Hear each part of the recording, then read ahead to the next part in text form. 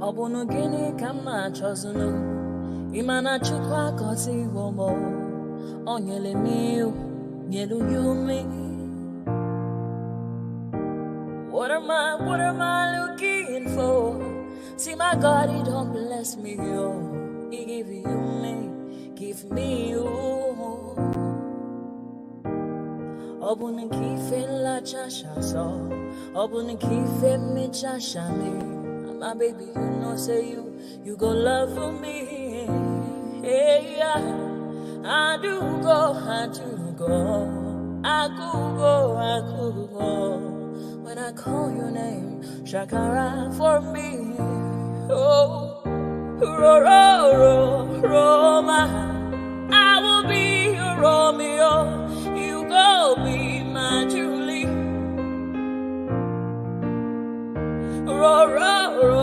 Roma, I will be your Romeo. You will be my Julia. Oh, give me your love and I'll go run away. Show me your love and I'll go use you play. Carry me, go me, I go follow you way. Follow you, they go. Maka Munagi, me and you. Okwa Munagi, my baby and me and you. Me and you, Aqua Monagi, my baby.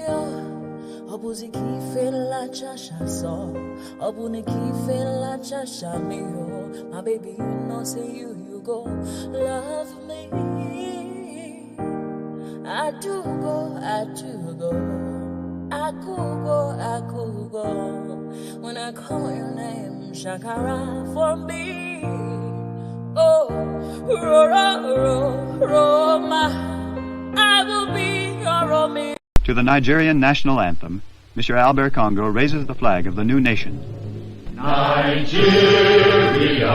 we hail thee, our own dear native land. Though tribe and tongue may differ, in brotherhood we stand. Nigerians old and proud to serve our sovereign fatherland.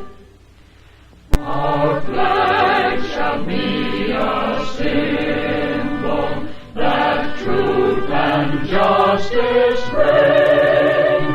In peace or battle honored, and this we count as gain. To hang on to our children a banner without stain. Oh God of all creation, grant this our one request. Help us to build a nation where no man is oppressed. And so with peace and plenty, Nigeria may be blessed.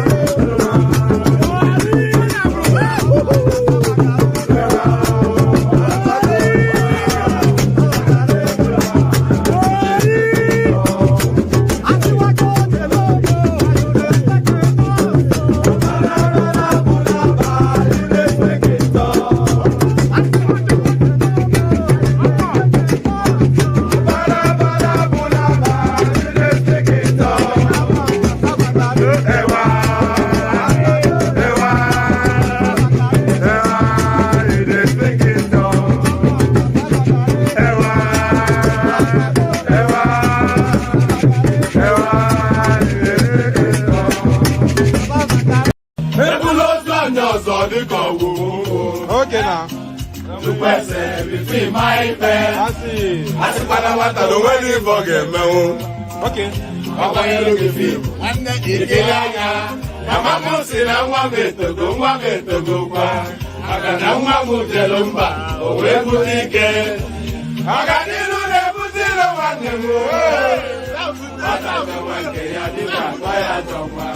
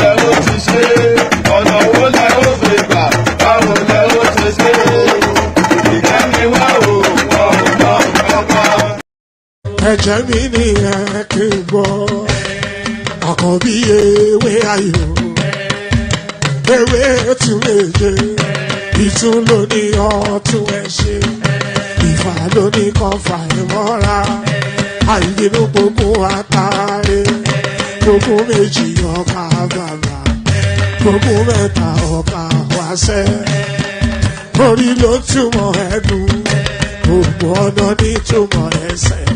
Akọni ìmọ̀ tú ìmọ̀ ọjọ́, ìmọ̀ èmi ni wọn kì í dálẹ̀.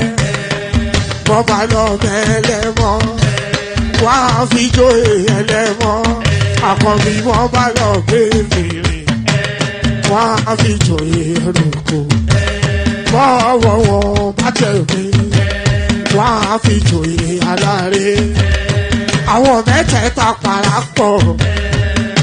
Wọ́n wá jọ ń pẹ́ mọ́, ẹ̀ẹ́mọ́ olóko jẹ. Wọ́n ń pa Akíntọ́lá, Akíntọ́lá ọmọ Ògún. Wọ́n ń pàdé ìyọ̀dà, ọmọ àtàlàbọ̀bà. Àkọ́bí wọ́n ń pàdé ṣàtàdàdẹ, ọmọ ọba Ìjẹ̀bú Mèrè. Aṣíwájú odò gbólùkẹrẹ, ajagun lólòdì ọ̀run. Tó o bá ṣe pé tìyẹ, tó o bá ṣe pé tìyẹ, náà bá ń darí jọ wí. Àpérò mi kún gbọ́wọ́, ọ̀gọ́ ti ṣìgìdì máa gbé, àgétì ló máa ń gbé, àyàn ti ìlàyàn ewúrẹ́.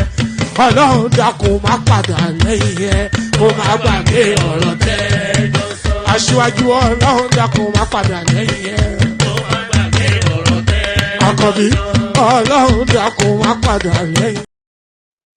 And there it is right there. So there it is right there. So here I am right where I am. I'm in Dartford, Kent. It's in the outskirts of London. It's just a train station and away from London. It's a train stop away from London. So I'm in a place called Dartford, which is in a borough called Kent, which is just a train stop outside London. So here I am where I am. There you are, wherever it is in the world that you are. And what does that make? That makes here we are. So here we are as a collective. We go through it again. We hustle through it. Who knows where it's going to land? You know, these sessions have a life of their own. You know, I open up the space in the crossed fingers that it goes the way it should go, and often instances, if not most times, if not all of the time, it does go. Whichever way it goes, it always lands up lands in the right place. So all of that, click on like just as soon as you're coming in. We ask every day, so we should really be seeing an improvement. You know, we average about 1,400, 1,500 collectively as an overall watching of every single stream. But then when you look at the like button, it's always a derisory 50 thereabout, which nothing at all. So nothing at all in relation to the numbers of people watching. So if you're watching on watch back, you can still click on the like button. It's always available. If you're watching it 50 years from now, you can't still click on the like button. And if you're not adverse to it, if it doesn't charge you, if it doesn't jar you, if it doesn't take away from your life, then it adds to the progression of the platform. So click on that bloody like button and get the numbers up. So click on the like button. And as you're doing that, the same argument and the same persuasion applies to the subscription button as well. So like and subscribe, that long-winded diatribe from me. So like and subscribe. So do that. And then, of course, the hyperlink that says StreamYard, that invites you into a studio space. My goodness me. I've not even started, and I'm already getting love kisses from our brothers from the east. So there it is right there. So that's the sort of commentaries that prevents the like buttons from going up. But so click on like, click on subscribe, and then click on the hyperlink that says StreamYard. That invites you into a studio space. Soon as I finish delivering, it's been a while since we had a new voice. So if you have the confidence to take it on, then we'll be gentle with you in your first instance. So that hyperlink right there that says StreamYard, that's the first line in the comment section. So click on that. It brings you into a studio space, as I said. As soon as I finish delivering the body of the talking points, I'll let you onto the screen, invite your thoughts. There's nothing complex, nothing complicated. It's as easy as wiping your behind. So that was actually not the metaphor I wanted to use. I was going to say it's as easy as ABC, but I just went funky as the thought was merging with the utterance. Yes, click on like, click on subscribe, click on the hyperlink that says StreamYard, and then the $ at the bottom of the YouTube space or whichever space you're watching us from, that invites you to super chat, super sticker, donate towards the platform. So as exemplified by the mighty man of prestige right there. So you see what you're seeing on your screen right there. That's a super chat right there. So what man of prestige did, he clicked on that $sign and then super chatted towards the platform. We have the anticipation of a minimum of 5 super chats in the course of any session. Man of prestige has super chatted twice, but that counts as 1 because it's just the one person. So 4 more to go. So all of that, click on like, click on subscribe, click on the hyperlink that says StreamYard, and click on the super chat to follow the example that's been said by Man of Prestige. So do all those nice and funky things. Play that funky music for me, white boy. So play that funky music for me, white boy. Let's launch into it. It's going to be somewhat of a Biafra leaning day today. Only really because today, the 30th, commemorates, I think, the ending of the Biafran War. And the drum beat coming out of the East is to say that the day should be declared as a national day of commemoration. So that you will say is an argument, but how that argument is being presented is in a manner that is only really unique and peculiar to that space. You know how they get over there, they've gotten like that over there again. So they've gotten like that over there again. So we launch straight into it. A lot of this session will be wrapped around the Twitter space. A lot of tweets coming in regarding that space. So let's just get straight into it. And yes, we do want to, and we'll be getting to Trump as well, who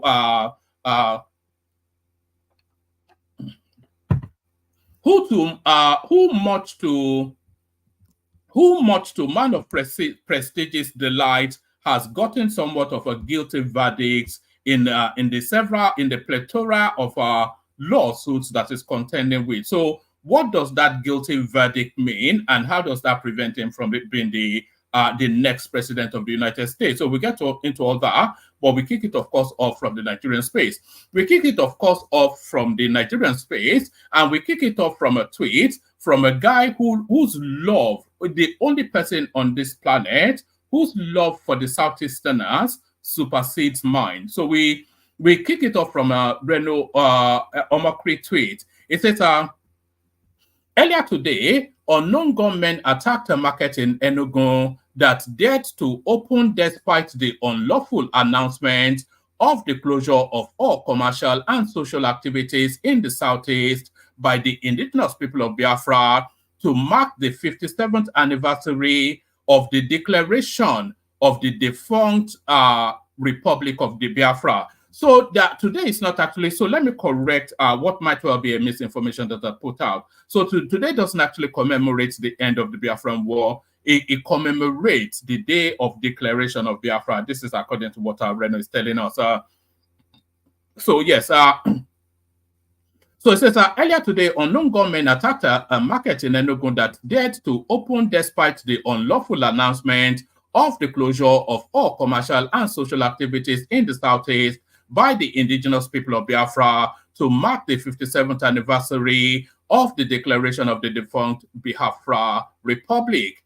A teenage boy was reportedly pied and many people injured, and goods worth millions of naira were destroyed. Yet, Toby has not said anything because this happened in Igbo land. You all know Peter Obi. If this had happened in the north or southwest, Peter Obi would have released a bombastic statement within 2 seconds of the incident occurring, condemning Tinubu, the market in Nigeria, and denouncing the state of insecurity in Arewa or Yoruba land. But as it happened in the southeast, this tribal leader has decided to pretend it never happened. Sadly, this is a pattern with Peter Obi. Last month, Peter Obi mocked Nigerians who died in a road accident in Kogi State. That did not even involve bad roads as being roasted alive. He then blamed the federal government, despite an official report from the FRSC that the crash was caused by reckless overtaking. 2 weeks later, a worse incident occurred in Enugu, killing 16 Nigerians, and Peter Obi has nothing to say till date. Last year in Onitsha, where Obi lives, 2 brothers, Chinedu and Omama, were truly roasted alive, to use Peter Obi's words, by a mob in full view of cameras showing their faces. Until today, Peter Obi has not condemned the incident because, of course, it happened in the southeast. But it took him 2 seconds to denounce the burning of Deborah Samuel because that happened in Sokoto. May Nigeria never have an ethnic iridescent as her leader. So there is a Reno mockery, giving the flogging as ever to the and by the way, the Reno mockery flogging is specifically to Peter Obi and not to the wideness of the excellent Southeast. So this is Obi, of course. He says IPOB members are not terrorists. I live with them. So I think those are words that will come back to haunt him. But we're still staying with that narrative, and we're still staying somewhat with our Reno mockery.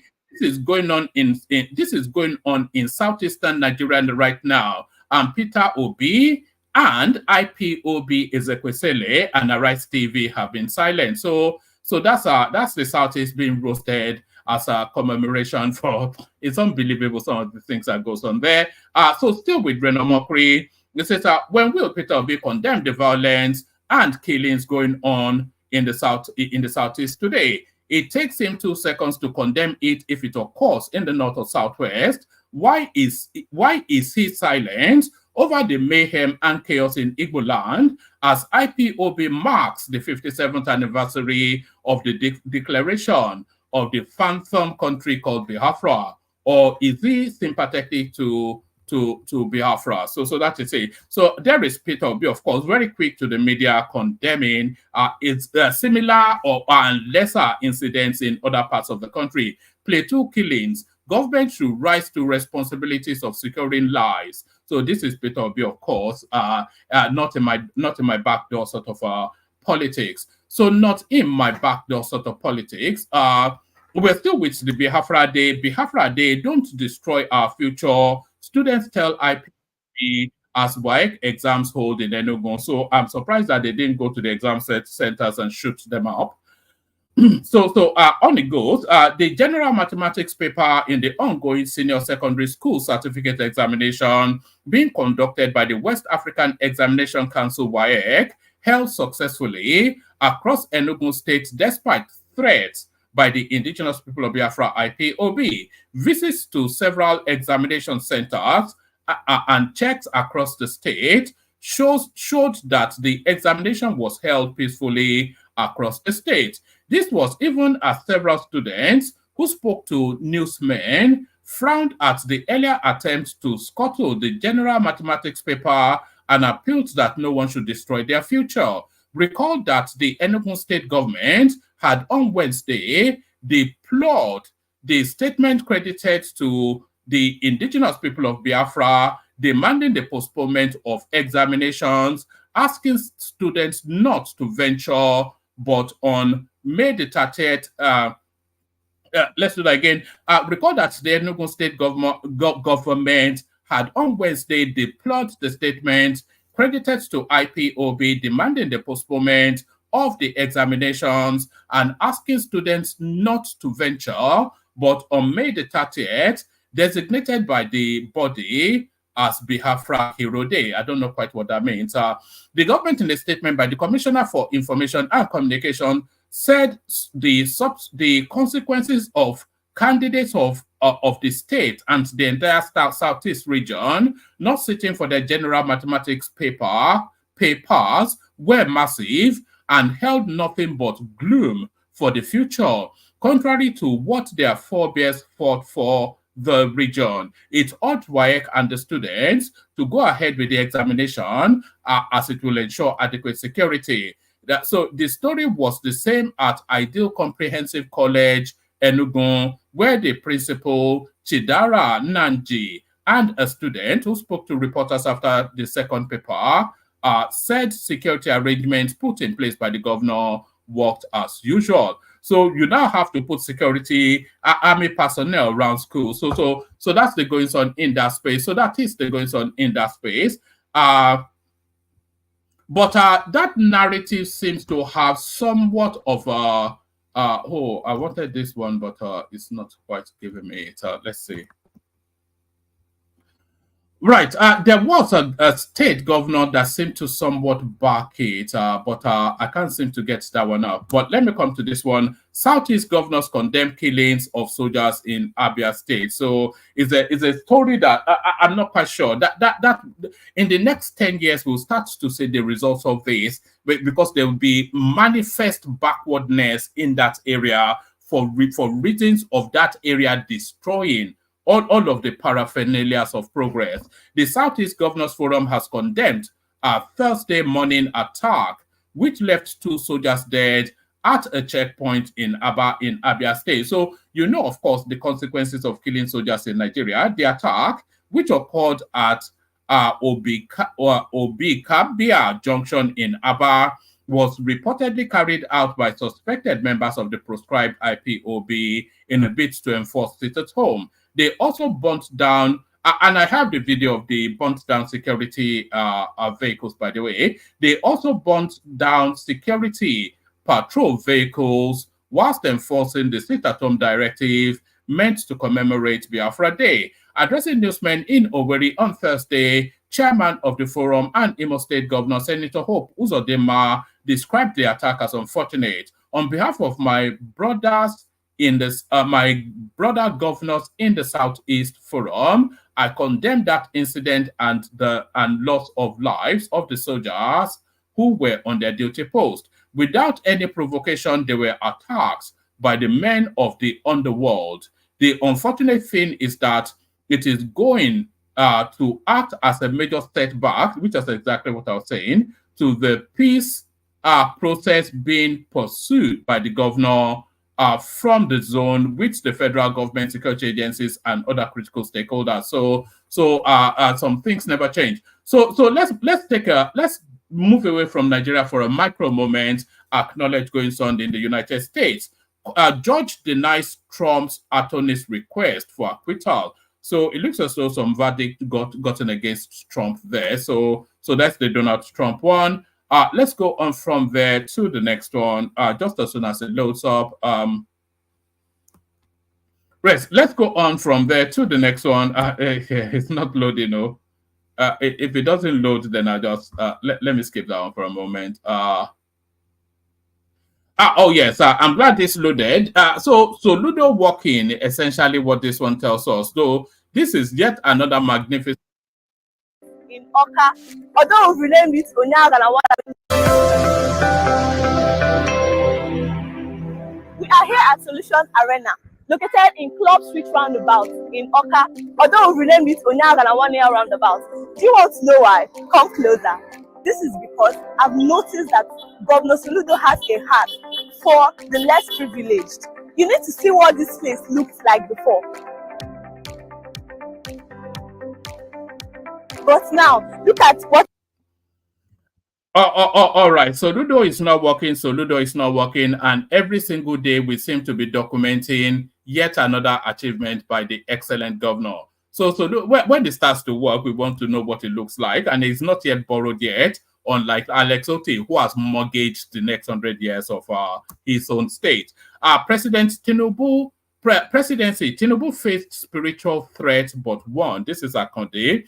So we saw that it was being fortified somewhat by the Ooni of Ife in the build-up to that election. A former national chairman of the ruling All Progressive Congress, APC, Chief Bisi Akonde, has said there were serious spiritual threats to stop the inauguration of Asiwaju Bola Tinubu as Nigeria's president. Speaking in Kaduna, where he chaired a one-day lecture organized by Arewa think tank to celebrate 1 year of achievement of the administration of President Bola Tinubu, the elder statesman said the tension and threats generated in the country by the opposition with the view to deny Tinubu the presidential victory in the presidential election were not surprising. Chief Akonde said this was because the opposition had, even before independence, never wanted a united country, pointing out that since 1953, when a motion of independence was first moved in parliament by Chief Tony Enahoro, our polity had been moving from tensions of one threat to another, that Nigeria must not be allowed to continue as one and united country. According to Akode, towards the last election, the prophecy was thick that Tinubu would not become the APC candidate. He did become. Religious clerics of one belief and other became sleepless for him not to win the presidential election he won. Thereafter, spiritual threats and political maneuverings began that he would not be inaugurated as Nigerian president. He assumed the presidency. The battle then shifted to the judicial sword crossing that he should be removed from the presidency. His presidency was upheld. Other predictions were that he would have no health to manage the office, but he remains divinely healthy. Then the agitation that Nigeria would not survive his political agenda. Nigeria has been waxing stronger and stronger as one and united country. One Nigeria is a major part of what we are celebrating now. I was the pioneer national chairman of the APC, the great political party that produced President Bola Ahmed Tinubu, whose 1 year's administrative anniversary was being officially celebrated for over a week up to yesterday. So I'm not quite sure. It's not quite specific on the spiritual threat. I thought there was a bit of specificity to that, but there's a particular website. It belongs to Ruben Abati. It never loads up. It just always goes to. Let me show you what it's showing. This is Ruben Abati's, and there was a particular news that I wanted to bring you from there, but should I? All right. Let me leave that there. Let me go on to another one. Tax Reform Committee proposes 800 naira to the dollar as customs import duty rate. So yes, there should be somewhat of a stability to that. If the country takes a loss, it takes a loss. If it makes a gain, it makes a gain. But there should be consistency so that businesses can so that businesses can, that's not on the screen anymore, so that businesses can permutate around a known value. So let me take you to this one. Students' loan application open to state-owned institutions in 3 weeks. So I'm really bringing you this because of the conversation from Baba and Ajanle Koko yesterday, when they were between each other, tossing it back and forth, if the students' loan will extend to state-owned universities or not. Our Tax Reforms Committee proposes 800 naira to the dollar as customs import duty rates. Let me just give you, yes, it's not a long read, so let me just give you this. Pardon me. The Presidential Committee on Fiscal Policy and Tax Reforms, let's do that again.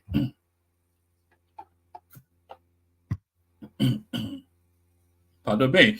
The Presidential Committee on Fiscal Policy and Tax Reforms says it has asked the federal government to adopt an exchange rate of 800 naira to the dollar for custom import duties. Taiwo Oyedele, chairman of the committee, spoke on Thursday whilst engaging journalists on the activities of the tax panel in Lagos. Whilst presenting some recommendations of the committee, the tax expert expressed concern over the import duty rate, which constantly changes due to the volatility of the foreign exchange market. This, Oyedele said, does not allow for exactly what I just said, adequate planning for businesses. When we did the budget, we said naira to the dollar was 800. Now it is 1,000. Something people need to plan. So now we are saying, dear government, can you please sign an order that says, for the purpose of paying import duty, we shall use 800 for the rest of the year till December. So we have proposed 800.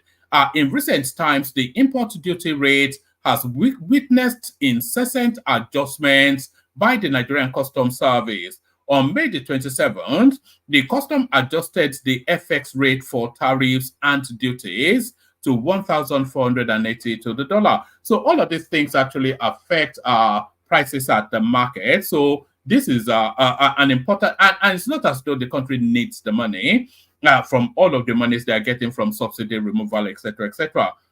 Pardon me. Customs typically adopt FX rates. Customs typically adopt foreign exchange rates recommended by the Central Bank of Nigeria, CBN, for import duties based on trading activities in the official FX market. On May the 16th, Muda Yusuf, the Director General of the Center for Promotion of Private Enterprise, said the customs should set a quarterly exchange rate between 800 and 1,000 naira for import duty assessment. So that I agree with in totality. There must be consistency in pricing so that people can plan. You know, it's just I still can't get to any of these Abati pages, so that's another one right there. Let me take you on to a different one. The room needs populating, by the way. So if anybody wants to jump on. If the link can be sent to the comment section, anybody that wants to hop on.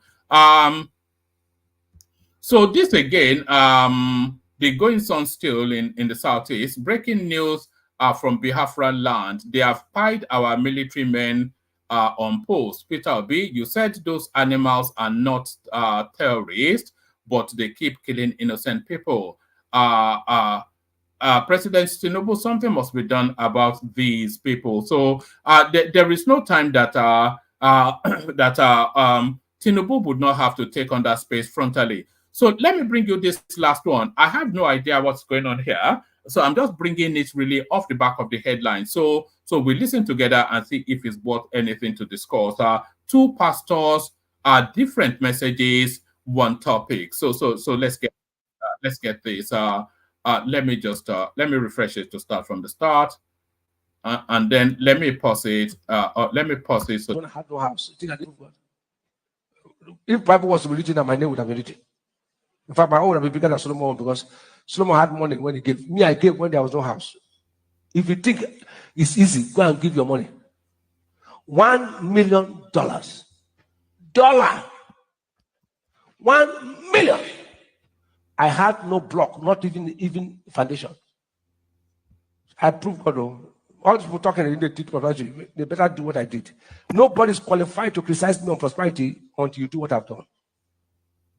How many of them are training people who are talking on social media, bush people? Well, I proved I gave $1 million when I had no building of my own. Come on, sir, here. If that was written, my name would have been written first, before even David and the rest. But that is 860 million, 62. That's because 862 now. Nigeria, God help us. That is 1 million. Today equivalent is 862 million naira. Boy, in one Sunday, say here. God said, boy, you will never be broke. I'm one of the wealthiest preachers on earth. I proved God. It doesn't come by luck. It doesn't come by until you prove God. God said, you want to see me, prove me. Elon Musk is back to being the richest man on the planet, even after spending 44 billion to buy Twitter, an app, a computer app. I just got that news today, that within a few hours, he made $1.6 trillion. Within a few hours.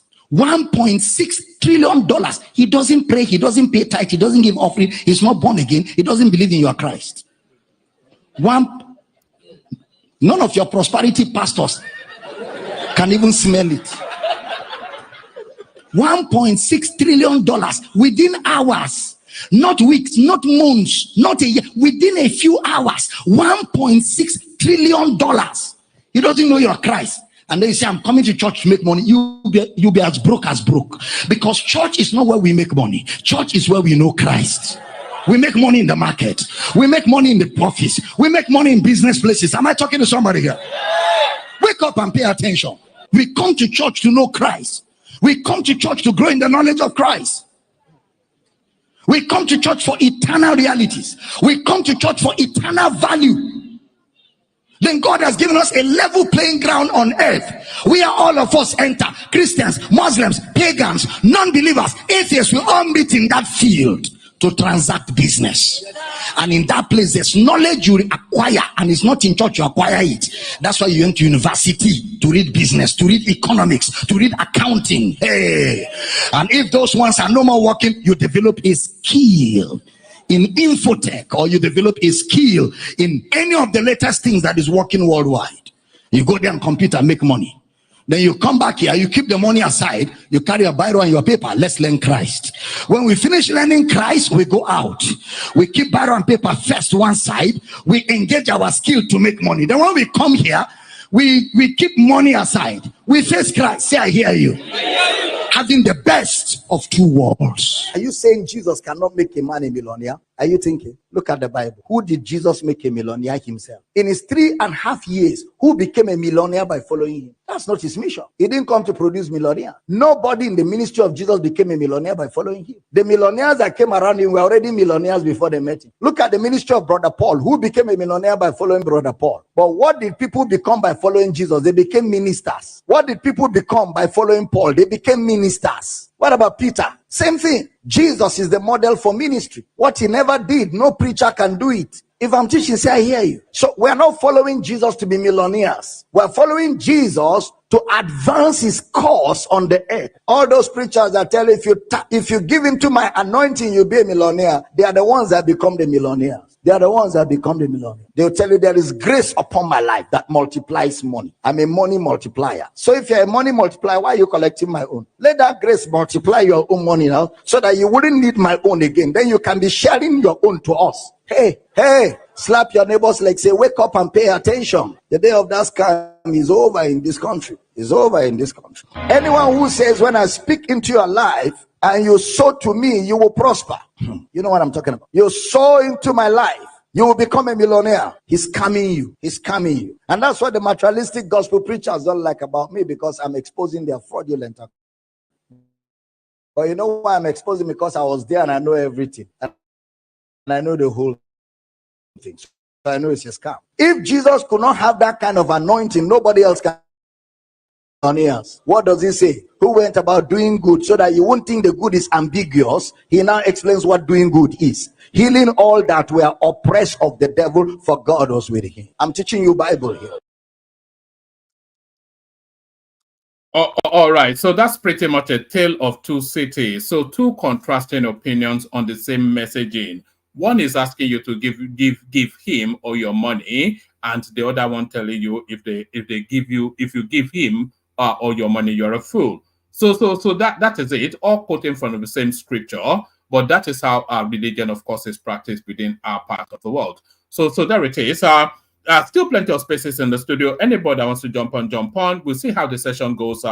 You know, it is a participatory sport.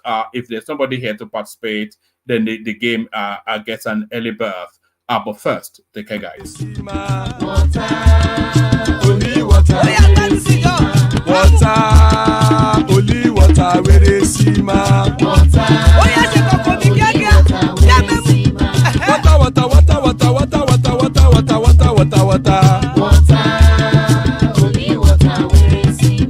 Hapa o naido.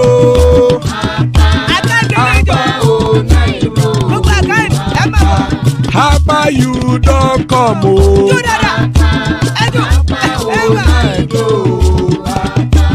Hapa o naido.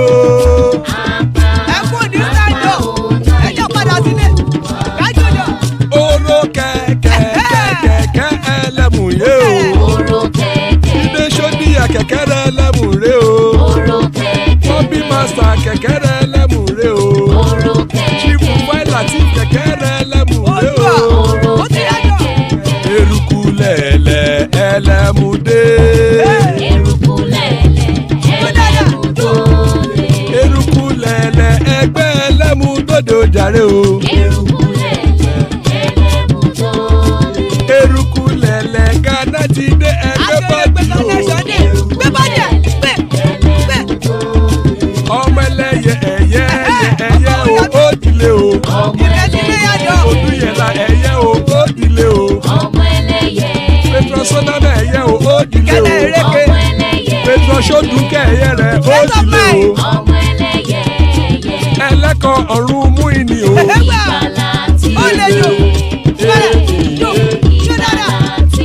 Àkùkọ ọ̀run mẹ́kọ̀.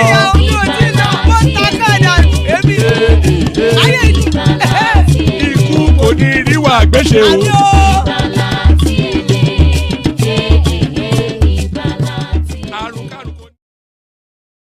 And that is right there. Death have nothing to do with us. So amen to that on behalf of myself and you, my friends. Joining us are General Thomas, Jan Lekoko in the house as well. So that's the conversation. We kick it off. Should we kick it off with Jan Lekoko or Thomas? Whoever is ready, let's kick it off. All right, one man. What's up? All right, Bilan. Good to have you, Jan Lekoko. This seems to be the custom now, a slow start. But there it is. The room populates at its own speed.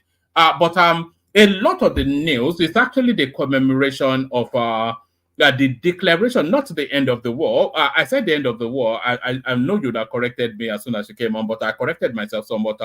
But this day marks the commemoration of the declaration of a phantom country called Biafra, and they've put the whole of the Southeast on shutdown. 2 policemen killed, a young boy killed, etc., etc. So let's start it from there before we get to this radio silence. One man, sorry. Good evening. Do you saw some videos, one man? It's not something you can share here. Yes, I saw a lot of them. It was too graphic for us to bring It down. was too graphic, one man. Yeah. What is going on? Ajali Koko. Ekale. About Thomas. Greetings to our listeners around the world. Click on the like button, share and subscribe if you haven't done so. One man, this is what is happening in the Southeast, and particularly the pie of people in commemoration of Biafra declaration. I think it's not good. We should all condemn it. I don't see anything wrong in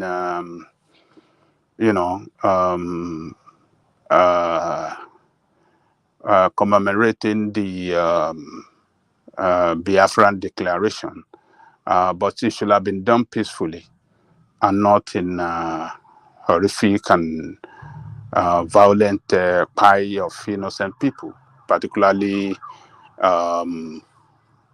people in uniform, the military, people that are meant to protect us. Why should we go after them? Well, what did they do? They didn't go after anybody. They didn't commit any crime against anybody. These people, they have their own family, and they wearing the uniform, to protect us. So why should they be high by some criminals? And those criminals that killed them have disappeared. They don't know where they don't know those that are responsible for this. I think political leaders in the Southeast, it is time for them to come together as one family, as one people, to fight against this criminal in that part of the country. It's sad. It's sad that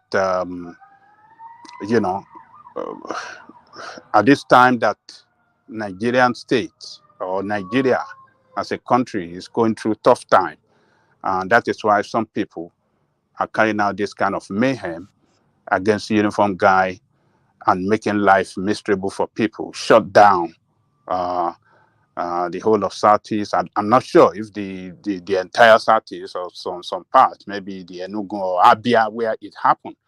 So this Abia state that,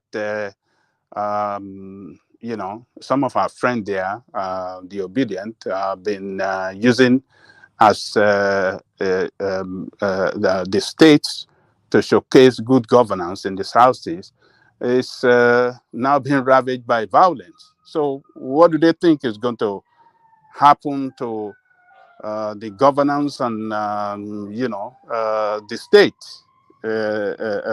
in particular? So they have invited, how do I describe it? They have invited trouble to that state because the military will know the way they act when some of their colleagues are violently murdered in this manner. The military will react violently.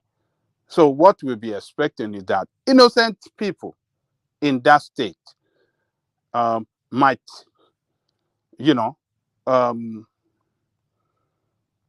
suffer the consequences of this action of this criminal, because the military will surely react. They'll be angry right now, and they will get to the street.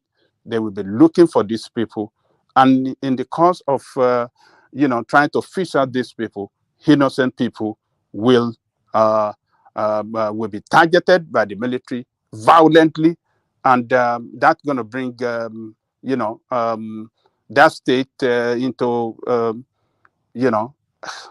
maybe a state of anarchy. I don't know what is going to happen in that state, but we know that wherever military are violently murdered in this manner, that place will not know no peace for some time. So people in Abia, particularly in that area, if they really love themselves, they need to vacate that area, because the military will come and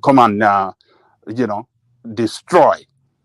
They will come and destroy places in that area that this gruesome murder of military officer was carried out by criminals among them. I mean, in their midst. Ajanle Koko, you said there is nothing wrong with commemorating Biafra Day, but what does Biafra Day actually mean? Because Biafra itself is an illegality, it is not known to the state. So what would be the basis of its commemoration? And there's a character, Sam Amadi, one of the seniors in that space, seems to share that thought with you. It says, sit at home, Southeastern governors should declare May the 30th Biafra Day But is that not a provocation to the Nigerian state, the declaration of a Biafran state? Let me tell you, one man. The Biafran issue is something that is so dear to the heart of average Igbo person. Nigerian state doesn't care about Biafra, but average Igbo man right there, average Igbo person right there, Biafra means a lot to them. And the declaration of Biafran state that was later, resulted to war between Biafra and Nigeria, that particular day that declaration was made, symbolizes an identity of people, because that name Biafra clearly defines who the people in that particular side of the country, who they are. A lot of them see themselves as Biafra today, not Nigerian. You understand what I'm saying? So, except we want to continue to deceive ourselves, the spirit. Is that not an... Sorry, go on, Thomas. Is that not illusion? Look, yes, that is the way it looks to you. But let me tell you, to an average Igbo man, I am telling you, that name Biafra is an identity. They might not want to come out to say, we want Biafran state or this. But that name Biafra, I don't think there's an Igbo man that will say, I don't want to be called Biafra. Though they are in Nigerian state, that part of the country is part of Nigerian state, but they are still proud of that name Biafra, because that is the name that really defines them as people in a particular geographical area. Does it define them as a people, or does it define the subversiveness of their inner desires? Because to commemorate Biafra Day, that is the declaration, the day that Biafra was, because the 30th, of course, was the day of May, was the day that Biafra was declared. That is different from commemorating the day that the Biafran War ended, which a lot of people would rally behind. But does it not then make is that not somewhat not marching on the graves of the Nigerian soldiers that died to preserve that country as one entity, if we are commemorating a day that birthed that war? Yeah, you see, one man, what Biafra means to Nigerian state is illegality. But to an average Igbo man, like I said, it means an identity. The people who we are, an identity. This is who we are in that part of the region. And I must tell you, the Biafra issue can never go away. That spirit, a lot of people in that part of that country, I'm talking about ordinary people. I'm not talking about the people in the political class or the people outside. I'm not talking of Igbo people outside that Igbo land that live in other parts of Nigeria, that are making their fortune in other parts of Nigeria. But the core people that live there,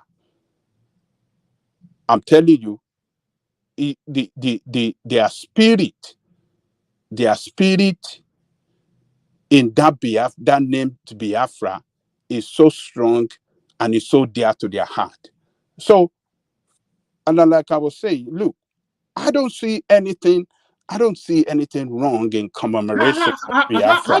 How do you think the Nigerian state should be positioned on this? You see, Nigerian state have to handle this thing carefully. Carefully in the sense that not this particular incident, but the narrative of this commemoration. Are you saying the Nigerian state should endorse it? No. I'm not saying Nigerian state. It can never be endorsed. So who should endorse it? Who should endorse it? Well, there's no government. Even those in charge of those states of that part of the country that will ever endorse Biafra. But the people, the real people that to them, Nigeria means injustice. To them, Nigerian is an oppressive state against them. Nigeria is a country or a state that discriminates against them. So Biafra, yeah, but that seems to be the hope. What you are painting, Duajanle Koko, are narratives of subversiveness and rebellion. What you're saying now, those instincts that you're describing, they are instincts of subversiveness and rebellion. So the state should crack down quite heavily against it. And they're not moving heavily enough, I would say. But look, let me tell you, woman, the state, as long as they are not carrying arms, they are not violent, the state... they are both. Are they capable of anything peaceful? They've killed several of their own, these people, including uniformed men. Yeah, there's no such thing as a peaceful agitation over there, as you know. What I'm saying, these people that kill military officer, everything should be done to fish them out. Every Nigerian to deploy resources, whatever they can do. The governor of that state must be on top of it. He has to show, that political will in fishing out, going after these people with the support of the federal government. These people that eliminated military officer should be fished out, and people that are connected to them should be fished out and be prosecuted. Because look, when military officer did not carry out any violence against people, it is wrong for us as civilians to buy them. It is very, very wrong. So what these people did, I'm not in support of it. It is totally wrong. And the state governor must show that leadership in going after these people and call for support in whatsoever form from the federal government to do this thing together. These people must be fished out. But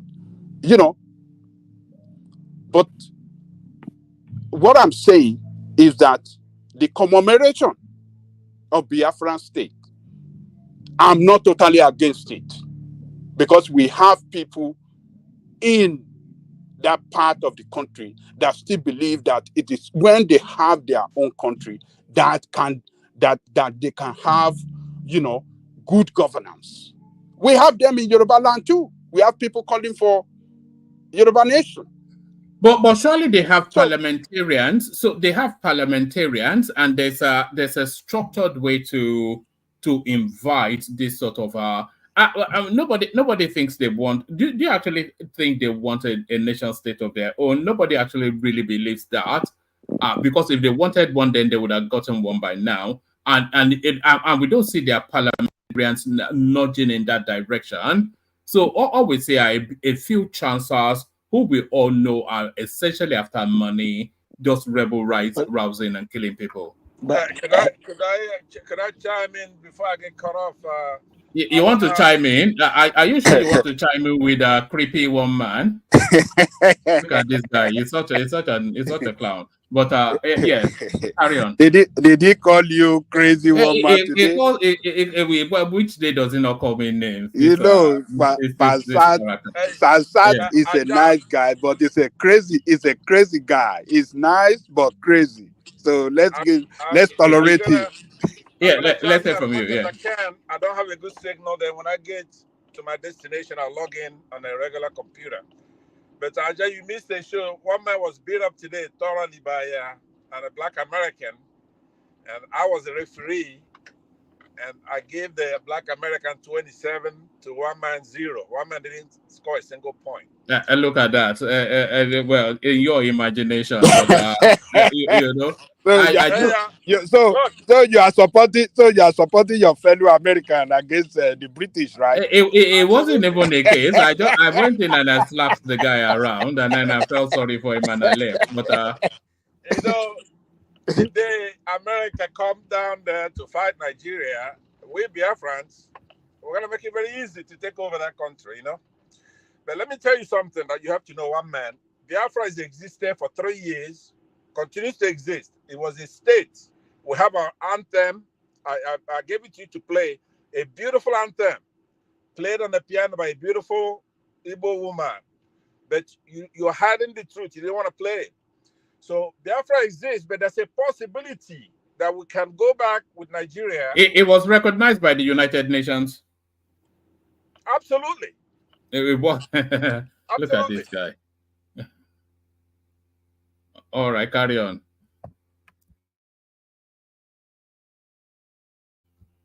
Am I still here? I think it's still. I think it's frozen. Yeah, carry on. And thankfully it's frozen. Yeah, yes. Carry on, Ajale Coco. Yeah. Fellow Africans. Oh, okay. He's back. We are in brotherhood with Ghana, with Yoruba, with Hausa, with every African country. Just having your own country doesn't mean everybody else is your enemy. If Nigeria works, who wants to go another place? They want to be in Nigeria. If West Africa works, we want to be one country. The whole Africa should be one country.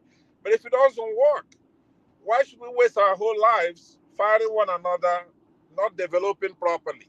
I don't know what's the big deal. It's not a big deal. As far as Biafra is concerned, for every Biafran, it's in our blood. We're Biafrans. We went to war. We're not playing. Now, there's been a shift lately, which is some people who were on the fence. With the inception of this particular administration and the last one, they're going to come back and join. If Nigeria messes with Biafra this time, Biafra will take over that country easily. We're going to free the Yorubas and give them their country. Biafra can always defeat Nigeria in a war. The last war, we were fighting Britain. It wasn't Nigerians. When we shot down aircrafts, they were manned by Egyptians and Brits. There was no Nigerian pilot. So now Nigeria is weaker. You see them going back to a national anthem that was crafted by colonialists. Nigeria doesn't have any money. They have 30-something% inflation. Just the Igbos in diaspora can fund a war. We have the manpower. We manufacture. We make tanks for Nigeria. We can manufacture tanks. It's easy for NOS to turn that over. If we command him, turn it over and make tanks, and he will do it. Do the Nigerians make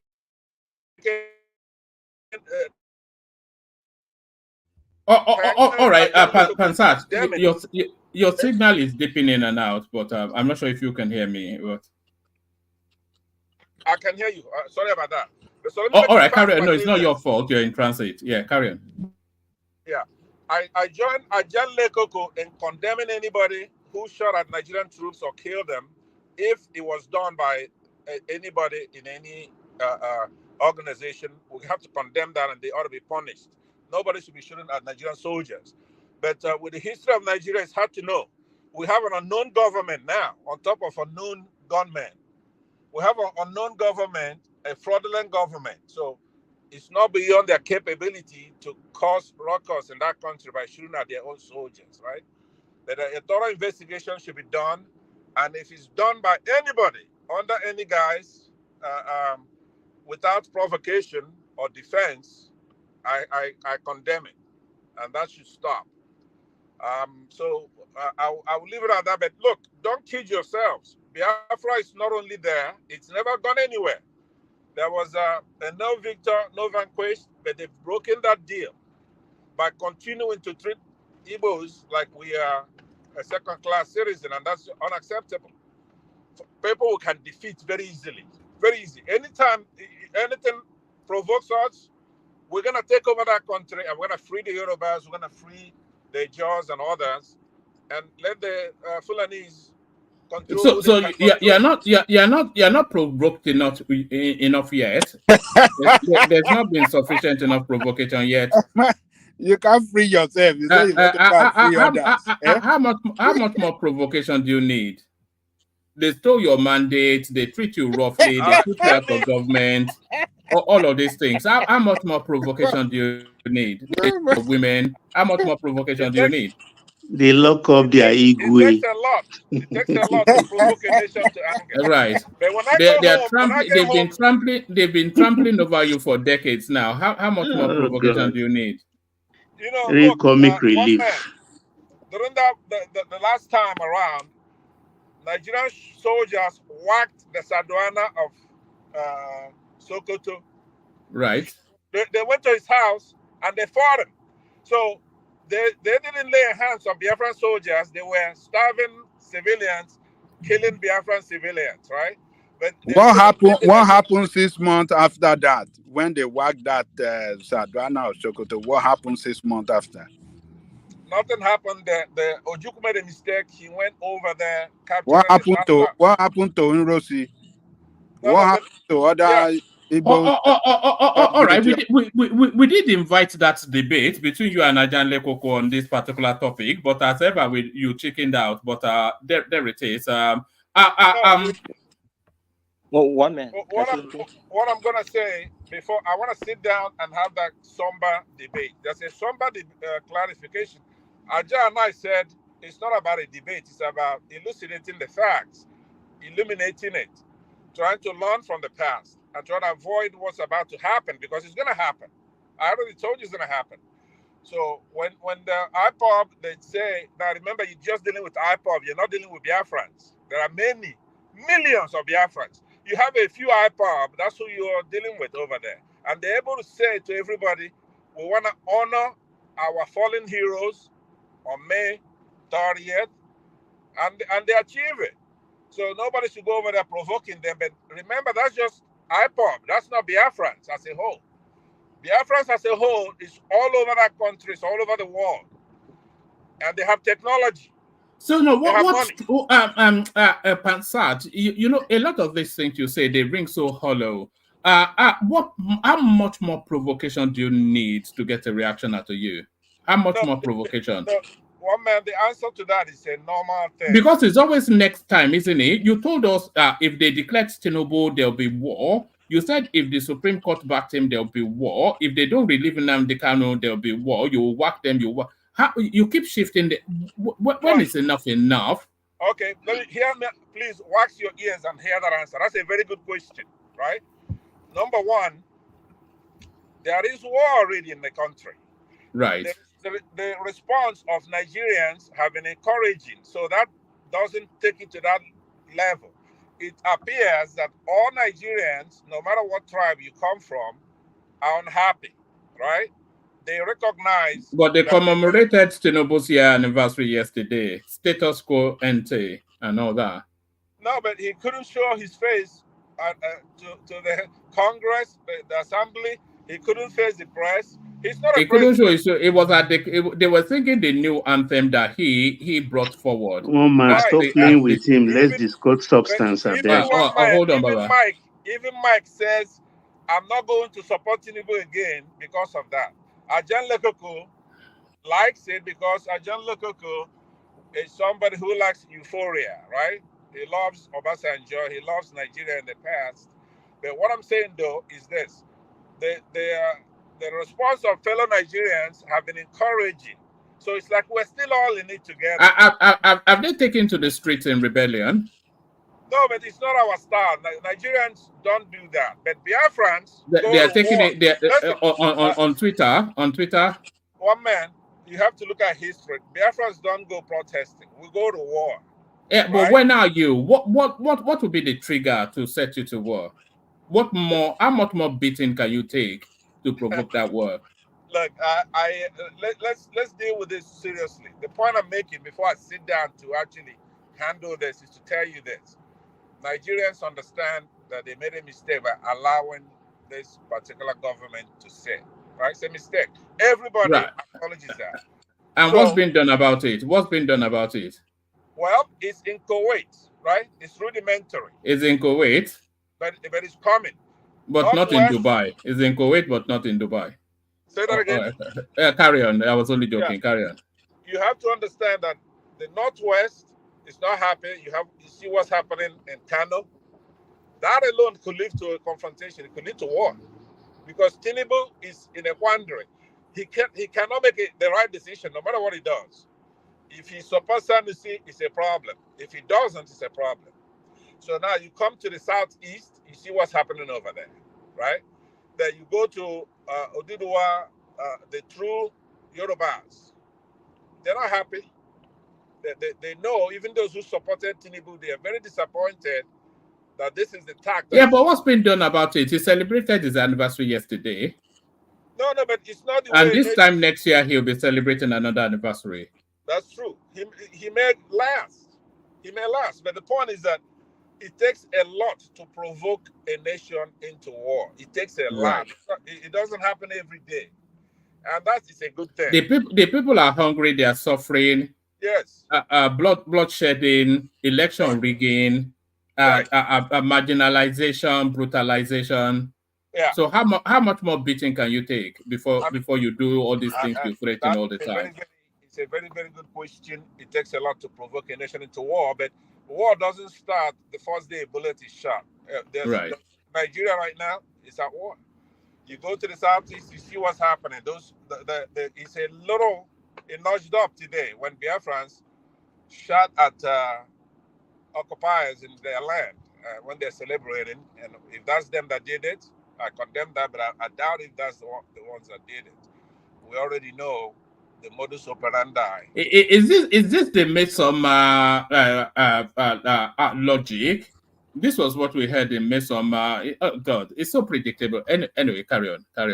Let me not interrupt you. You're playing a devil's advocate with a very dangerous thing, and that's okay. All you have to know is that even if you poll everybody on your panel right now, they will tell you that something is wrong in the country. We don't have what we bought, right? We don't have what we bought. It's not working. We have a high inflation. We don't have anybody to even come in and say, you know, guys, I'm the president. I take responsibility. The buck stops at my desk. I'm going to get it right. Give me some more time. I feel your pain. I'm going to go back to work. I'm going to change my cabinet. But he says that all the time now. It speaks to the current situation. Do you want me to bring you clips? No, but in all seriousness, if you had an ounce of Nigeria in you wouldn't be talking like this. See, the problem we have is you're over there in Britain, you have a funny accent, you're not really a Nigerian, you don't care, but we're here crying. But you're fighting the good fight. One man with funny accent. Your capacity for bullshit. Hold on. You are fighting the good fight in Umuahia, where you are. Are you fighting the good fight in Umuahia? I am. I sent quite a lot of dough back there. I have a lot of yes. I have a lot of businesses back home, and you know how many people I employ in Nigeria? Take a guess. Well, zero, I suspect, because you don't sound like somebody that employs anybody. But yeah. All right. Well, like I said, though, it's beyond that. It's not one man effort. It's all of us, right? But at least do things by true or false. That's what I'm asking since I've been coming to you. Don't hide good things. If you don't benefit from it, just let it all there so we know. Condemn and vote. We have a government that doesn't care. We want unity. If Tinubu at least started off that way and say, you know what, to himself in a soliloquy, and say, you know what, I wasn't elected, but at least what I'm going to achieve, I'm going to unify the country. Releasing Nnamdi Kanu since he's already been acquitted by the courts. Do something. Travel around the country. Go to the people. See how they're living. See what's going on with them. You don't really have to do much, but that. Bring in that kind of empathy, right? Don't play games. You are nothing without your people. If he's even doing that, then some of us we're gonna criticize him, but at least we can understand. But you cannot take over from the most horrible government and then try to outdo them in evil. He's over there doing a lot of things now. I don't want to hit him very hard because you're gonna cut my time short. You don't want to hear the truth. So I'm pleading with you now. Stop messing with Biafrans because we can take over the country. We have the manpower. We have the knowledge. We've done it before. We were in charge of that country when it was good. We were in charge of that country when it got independence. We were in charge of that country when what is holding you back? Is you've still not answered. What's holding you back? I answered it. The answer is this: it takes your tolerance level endures the level of vestation that's been vested upon you. No, listen to the answer. It takes a lot to provoke any nation to war. It takes a lot, and then we don't believe that Nigeria. So you've not reached the threshold yet, is what you're saying? No, not yet. Now I have. So you can take a lot more beating. It's not a. Is it until they beat you to death? Is that what it is? Is that what you will take? They can never at any point do that. Even after the war, they couldn't. But they stifle the life out of you. Now they cage you to your region. They surround you with guns. They keep you out of governance. They starve you of funds.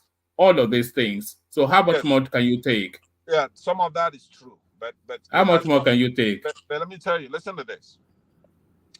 If you look at it, the protagonist of the war is General Gowon. It's all vacuous noise, isn't it?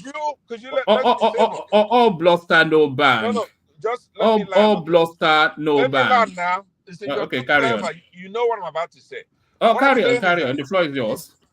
If you look at the war, 67 to 70, the protagonist of the war is General Yakubu Gowon, right? So now his people are in IDP camps and they're getting slaughtered a score a day, 144 or more a day, right? And he's crying. There are people are crying. There's nothing like that in the Southeast at any time. They could never do anything like that. They try to provoke us, but then they stop. When they know the line, there's a red line. You don't cross that red line, right? So all they do is what you do here, which is to taunt us. See, like me, you're taunting me now. And you're playing. So that's where Nigerians look at it. I mean, Biafrans look at Nigeria. In the 1960s, Nigeria was way ahead. I mean, Biafrans were way ahead of other Nigerians. They didn't know what we're complaining about. We said they're trying to Islamize us. They've Islamized Hausas 100%. They've Islamized Yorubas 50%. Guess how much they've Islamized Biafrans? 0. They can't. They thought that their Saduana is untouchable. He's not untouchable.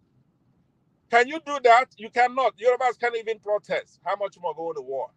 The Yorubas, we are the ones who are gonna free you. Because we are the light of the country. We're not gonna get Islamized. Not even one. Not one family. Any Igbo. You are going to free the Yorubas from governing the country and essentially owning the country. Is that what you're freeing them from? We don't mind. A free Yoruba that's governing the country is good. One man, I think this interjection is getting to. Yes. I got it. Aja, do you want the time back or do you want me to continue? It's up to you. He's asking, is there he wants to take it back? But so that's Kwazat, of course, who has come to spend time with the creepy one man.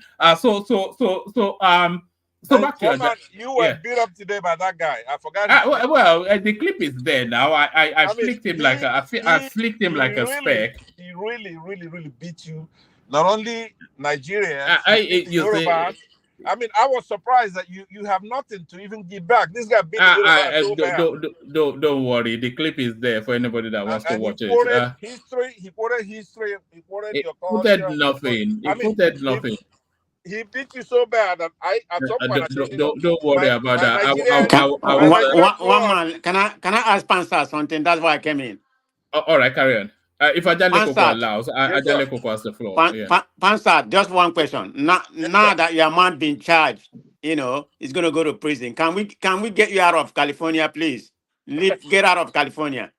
We're coming to that. Or the no, I'm talking to Pansa before he leave. We don't want him in California. I just want to let him know. Yeah, I'm going to be on a computer very soon. I'll come back in. So let me just say something briefly on that, just in case I get a date and I decide to go out. What I'm saying is that you don't have a wife. It's a wife. What sort of a man would marry Pansa? Can you imagine that? But carry on. I've been that. Here's what I'm saying. It's a travesty of justice. What happened today? How can a jury of 12 people go in there within hours, find the former president of the United States guilty on all counts, 34 counts, right? After they had some questions, for the judge, so it has to be in that jury instructions. That's what I'm thinking. It's sad. This country is gonna go to hell when they let what happens in third world countries creep in here, whereby you try to prosecute your predecessor. That's a third world stuff. So, but let's watch it. As far as I'm concerned, it's not proper for the state to do this because it's gonna open a Pandora's box. Right now, some of these red states could charge Obama with something, for example, or Biden. It's unconscionable. So I hope the higher courts will be able to correct the ship. I know they will. This is like the saucer. These states are like the cops. Pansa, do you know American politics? This is a state law. The Supreme Court has no jurisdiction over that. Yes, they do. Yes, I thought you've been in this country for a while. You don't even know the law here. Yeah. Well, listen to me. The Supreme Court is the apex court of the land. No, this is a state law. You don't know how this country functions. Anyway, make it go sleep. Go sleep, man. Make your point and then stay quiet, okay? So what I'm saying to you is that the Supreme Court is the apex court. They are the only not on this case. Now, will you be quiet? No, because you don't know what you're talking about. Well, mute that boy, okay? Because it's very irritating. I don't like his voice, for one thing. Please mute him. He's from Owerri, where his governor is APC governor who didn't win anything. And these Owerri people, they're very hard of hearing. So what I'm saying is that the courts, the federal system, at some point, if they do something that's unconstitutional, there's only one body that determines what that constitution says. And then, more importantly, what it doesn't say. You have to understand that, man of prestige. When you're coming to me, when I tell you something, that's what it is. Every time that you disagree with me, you should check yourself that you don't know what the hell you're talking about. I used to teach politics and law. One man, let's move on, okay? Because this dude doesn't know a jack. He doesn't know nothing. We wanted to doesn't know move the on. difference between state and federal law. You held us there. We wanted to move on. Let the audience judge you and I, who should know better. Do you think the audience are stupid? In that comment section, you have smart people like Oga, for example. They don't show up, probably because he has a war face or something like that. But he's smart. Wow. He won't show up on the. What did the boo Oga? Yeah. But we're gonna deal with this American politics, because what we just observed is an absurdity. It's not just absurd; it's bizarre. I don't know one man, let that man go, man. All right. Goodbye, man of prestige. See you later. Okay. All right. So that was Thank you. Pansat, of course, the Yeah, mighty Pansat. So that yeah, was back to you, Ajale Koko. that was very entertaining from Pansat. So look, one man, as I was saying, Biafra Nigerian war is part of our history. We cannot wish away Biafran war or the name Biafra. There's no way we can kill that name. It's part of our history. And we have to smartly manage anything that has to do with Biafra. Look, America have their civil war too. We have the what do they call them? The Confederate flag. It still exists in America today. In my own part of America, in the South, a lot of people will, have that flag on their roof. The state never go after them, molest them, humiliate them, or do anything, or carry out brutality against them. The way you see Nigerian state doing against people that are wearing Biafran colored dresses or Biafran flag or stuff like that. We should gorgeously manage anything that has to do with Biafra, and the way people talk about it, the way people, try to celebrate it. We should manage it. We should not use brutality against people that are not violent. People that are violent against the state or the agent of the state, like the police or the military, in the cause of, celebrating or commemorating anything Biafra, those are enemy of the state. You understand what I'm saying? So we cannot wish away, the Biafran issue in that country. It's part of our country. It's part of our history, and we have to manage it, gorgeously manage it, in such a way that,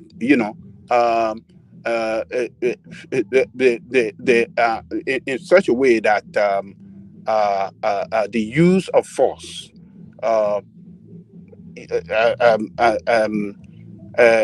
the use of force should not be deployed, or rather, what do I say? The use of force should not be used, against anything Biafra. We have to manage it well. So those people that are commemorating Biafran declaration of Biafra peacefully, I don't see anything wrong with it. Nigerian state should not be scared about it.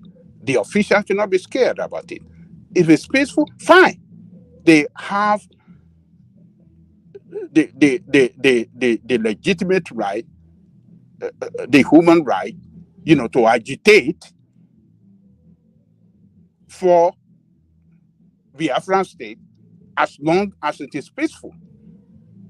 Nigerian sign is a signatory to international charter in that respect, that in a country where some section of the country are, agitating for their own separate country out of that particular country, it's legitimate. Nigeria is a signatory to that.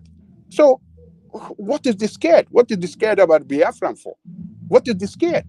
We should be scared if they are not violent. Only when they are violent, then that is totally against international law.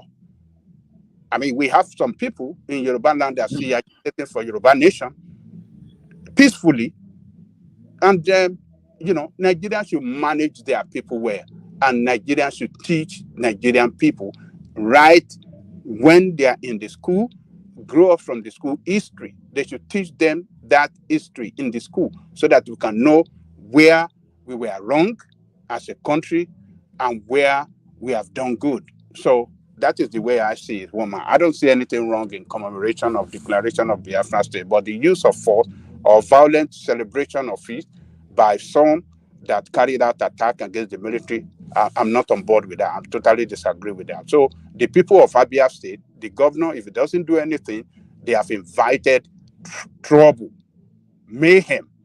The military will unleash mayhem in that part of that state where that brutality was carried out against the military.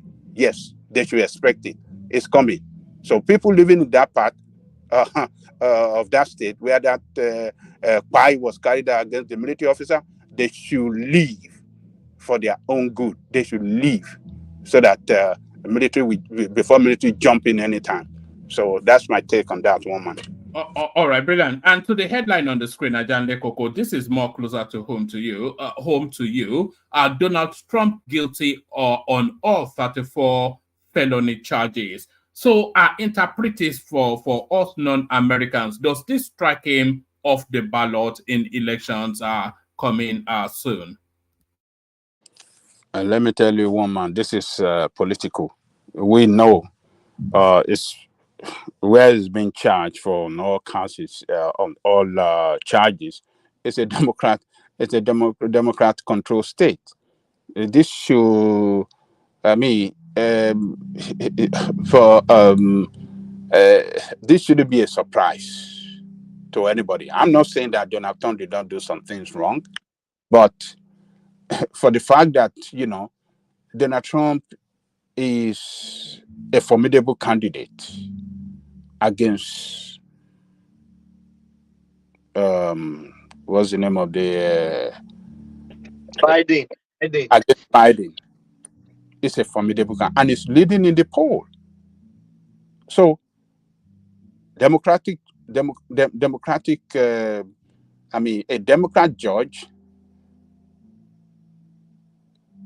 Democrats. Wait a minute, Ajali, let me intervene. I need to stop you there because you are spooning a lot of things that you don't have any fact to back up what you're saying. All right. So just give me a minute. You begin your summation by saying it's a democratic state. Yes, it's a democratic state, but the jury doesn't know about state. The 12 juries were well embedded, they were embedded in there, most of their background was checked. There's Republican there, there's Democrat there. And Trump sanctioned the 12 jury. He was able to do his investigation. There are some Trump supporters in there. But when the result, the guilty is overwhelming, there's nothing you can do but to find him guilty. So don't come here and paint that narrative about being a Democrat. The guy is guilty, is good, is fine by. He was adjudicated by by the peer juries, which found him guilty. There's nothing like any biasness, whether Democrat or not Democrat state. This is ordinary people like you and I. There's some Republicans. Yeah, go and look at the jury pool. And Trump saw everything. He was very glad about it. There's no biasness. So go ahead with that topic, but don't be spooning what you don't know, my brother. Well, you could be right, but we know. I know I'm right. Hold on. I said you could be right, but we know the way politicians, we know the way they play politics, particularly when it comes to, hunting down their opposition. Trump, I will agree with you, he did a lot of things wrong, and those charges against him, I'm not saying that, yes, Trump is not guilty of some of the charges, but what I'm telling you that this is election season. Trump played into their trap with everything that he did. You understand? And they have every, they are using the instrumentation of the law to get him. Can you say it is illegal what they have said, what they have done? I will say no, it's not illegal. But politics, the way it is played, politician can do anything to carry out, stop other Coca, politicians. what does this have to do with the politician? Yeah, it may be political motivated. The person that the attorney that brought this case is a Democrat. New York is a Democratic state. We know that, but they don't decide what happened. It's the common people. This is what make American justice different from Nigerian justice, where the judge will stay there and adjudicate and make a decision. It doesn't happen that way in America. You and I, you know that. I know that. This is is the whatever the jury decided. They are ordinary people, and everybody Prestige. that presided over that. Wait a minute, they Prestige. have I well-informed want to ask people. you a They question. have 2 lawyers. They have bankers. It's not like it's not like illiterate. They pull off the street. These are well-educated people. They have Republican there. It's where it's well composed before they come out. So don't make this a political. The narrative. Answer this, Prestige. Does this strike him off the ballot? Having he now be a felon, and No, does he can be in jail and they still vote for No. him. That's the law. Yeah. And it's not a felon yet until he's sentenced in July Wait a 11. minute, he's a felon. He's been found guilty. He's going to be sentenced. He's a felon. Even I thought they sentenced him Until probation. the judge pronounced it July 11. He's guilty today. Wait a minute. What are you talking about? He's a felon already. It doesn't matter. Can you just listen to me? It's a procedure. No, you listen to me because you don't know what you're talking about. I know what the I'm jury talking already about find now. him guilty. He's a felon. The judge can say, okay, I'm not going to sentence you, but he's still a felon. I'm going to give you a probation. It doesn't take away that word felon away. Nobody can take that away, even the Supreme Court. So you need to start from that angle. Then we can talk. Okay, you see, people will interpret this judgment in many ways according to the political side they lean to. That is what will drive the interpretation of this how do I describe it? This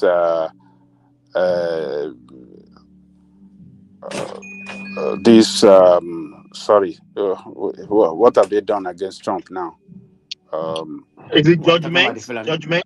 No, it's not judgment. It's declaration. Okay. No, it's not declaration. This how do I describe it? The headline. One man, did you see what I just sent to you? Just look at the key points. It's on the screen, Baba. Yeah. Okay, very good. This conviction of Trump. So it depends on the political leaning that you are that will, form the interpretation of it. A Republican will say, look, this is unjust. This is a former president. This is a leading candidate. This is a nominee of another party. This is a nominee that is, by opinion poll, is leading, and they want to stop him. So, what? Adande Koko, is this the conviction? Does it come with a jail sentence? And if it comes with a jail sentence, how does Secret Service handle that? Prisoner cell blockade, cordoned off. Yes, it comes with a jail sentence, a maximum of 4 months. So you want sentence now? How does the Secret Service? I'm sorry, maximum of 4 years. Sorry for that. Years. I mean to say years. Yeah, but how does the Secret Service handle that? Because he's still under their protection, is he not?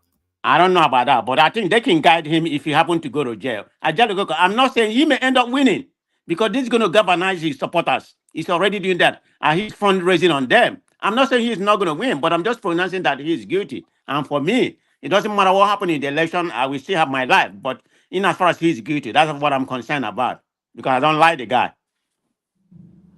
Well, what is going to happen? One man, once the judge pronounce that Trump is guilty and sentence him to 4 years jail, I think he's going to lose that protection by the state. Because by that judgment, he will automatically be pronounced as a criminal. So why? Yes. He won't lose the protection till he died. Secret Service will continue to guide It's him. forever. Yeah, I was Even thinking Even that in the prison. but I don't have any fact to back that up. You may be No, right. even in the prison, they will be with him anywhere, any day till he dies. Okay, maybe that's the law. I'm not so sure, but This is a stale jail felony, not federal offense. This is a state Thank you, Adewale. That's what I was trying to offense. explain to them. okay. So let's wait and see what is going to happen to Trump.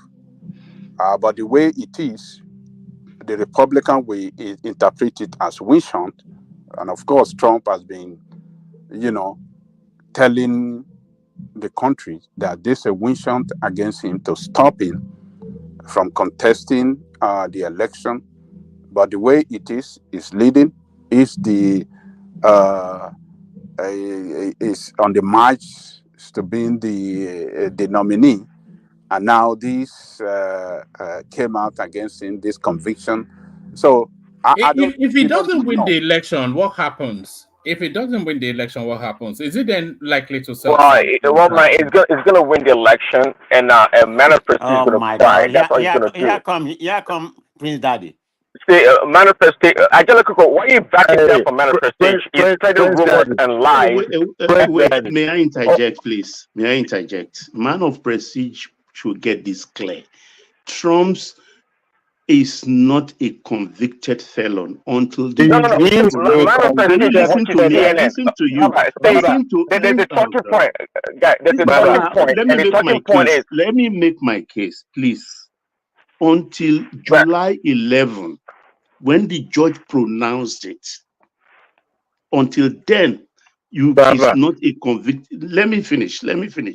Convicted felon, and peradventure, the judge pronounced sentencing, let's say 1 year.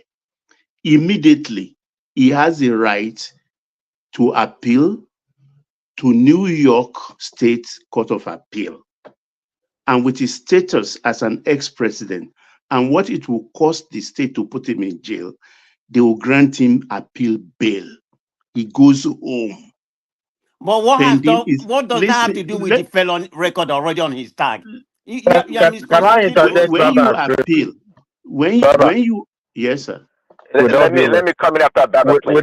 Before you come in, Prince Daddy, with all due respect, sir, I would like to correct, not an elder, but just to correct what you just said. Okay. Once the court found you guilty, you are convicted. Sentencing is just part of the court process. Once the jury found you guilty, you are a convicted felon. Thank you. Wait. Sentencing. You say whether you're going to put you on probation or you're going to go to jail. Can you read the screen? One man put up this thing and go to. No, hold on now. We are educating ourselves here. No, you don't know. No, go to the key points. People here who are very vast in American politics and law. Okay, look at that point too, Adewale. The judge must affirm it. The judge must affirm it. No, Wale, these are journalists. This is CNBC. Look at the screen. Forget about what the media says. I work in a criminal justice as well. Once the court pronounces you guilty, you are a convicted felon. That's what I'm trying to tell you. I put people in jail. Let me just say that straight. So once the court says, the jury of your peers says, we got that. So what does that relate to? Hold on. Let me come in. Yeah, come in, Prince, but not according to CNBC. They don't agree with you, but Prince, come in. What is the CNBC said? I'll read it after Prince. Prince, come in. Say, one man. By the way, guys, don't let Man of Prestige bamboozle you guys or trying to provide false information. There's a talking point here, and I think what these people, this fake jury and this criminal judge try to do, I think they've won. And it doesn't really matter if Trump has a criminal record on his record. It's irrelevant. What they've been trying to achieve, I think they've done it, and that is fine. And we all know from the onset this criminal case against Trump, or this felony case was bogus. It was bogus because we know that we're talking about top lawyer in this Prince country. Daddy, If you stop, heard stop about crying. one second, Stop please. crying. If you heard about Prince Daddy. Alan Dershowitz, Alan Dershowitz is an Harvard law professor, and he will never vote for Trump. He's a Democrat, and he called this case a sham. And we all know that. We have somebody like in the name of Jonathan Turley. Jonathan Turley is a conservative lawyer, and he also said it's junk. Okay, Prince Daddy, hold on. This is Adewale, hold on. In the court, he was charged with 34 felony counts. Okay. All these things stems from campaign fund, right? No, you don't know. No. You don't. I don't stop right there. You don't know what you're talking about. See, that's the problem. You are right, man. You don't know what you're talking about. Hold on. No. Justification of I don't listen to you because you got to keep spreading lies. Hold on. One voice. One Prince, man. carry on. Ask them. It doesn't matter. Doesn't matter whether it's free blast or it's not free blast. What matters is what is the about campaign funds. I thought the only reason why, in fact, they said that they were making the argument that look, if Trump had taken the money from the campaign fund, that would have been a different scenario to the whole case. But guess what? The money did not come from a campaign fund. You know that. It came from the company that was orchestrated by the attorney. Each state have their own election process, right? Let me talk. MAGA Trump supporters, guys, listen. This is just what we call. This is just a bait or you won't let us stop. It doesn't matter. You want to dominate. Listen. It doesn't matter. We're not breaking any sweat. Not even sweating it at all. So the goal here is to convict Trump of a criminal conviction, and they may have had their way. It doesn't matter. We all know from the onset with the shenanigans. Do you want me to send you a campaign? Hold on, Prestige. Let me insert this, and then you pick it up after. So this is from CNBC. This is what Baba sent in. It says, Trump has been convicted. Here is what happens next. The key points. It says, a New York jury has found Donald Trump guilty of falsifying business records in an effort to conceal a hush money payment to a porn star ahead of the 2016 presidential election. So that's the first point. Second point, Trump's guilty verdict does not make him a convicted felon. However, this label will not be accurate until after he has been sentenced in July. And then number three, Trump's verdict will likewise not prevent him from running for president. So that's what that's okay. Can I you see that court line that you read? It's all further for people like manifesting. All the things don't make it doesn't do nothing for nobody. I'm telling you. Do you know who anchored the CNBC? It makes people like you say. Do you know who anchored the CNBC? A woman, there's a disease in America. There's a disease in America called the CBS. CNBC business woman, there's a disease in America called CBS. Do you know what that is? Trump supporters. That's why they're bending a little bit. Hold on, Prestige. There's a disease in America called CDS. Man, stop all this thing. You are not making sense of this. You are not analyzing it. You are just generalizing the whole thing. We look at the details. Trump's arrangement syndrome. That's what Adewale and Prestige has. That's what they have. No.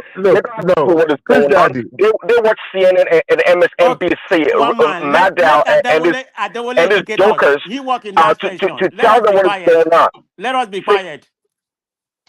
Well, Prince Daddy, I know you are a Trump supporter, and you know that I don't like Trump. That is aside. But let us analyze this thing step by step. Okay.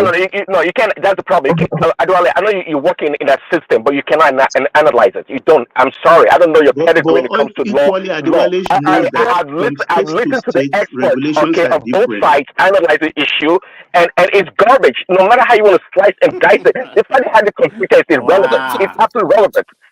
Okay, I keep Why are you being like obedient naming tonight? names. Why would you Hold want on. to analyze Can you see what the audience are saying? Look at what the audience are saying. So carry on. Yeah, I mean, he's getting so emotional. It's not even funny. No, look, even if tomorrow Biden is convicted, I will not react the way you are reacting. Because human being is capable of committing crime. And we must not vouch for one human being. No crime committed. Hold on. Why don't you try that? Hold on. On this case alone, his lawyer, personal lawyer, was convicted, sentenced. His finance director of his organization was convicted. One of the witnesses actually have a plea deal with the authority, and it was His given name is immunity. Dave Parker, a friend of Trump. I'm coming.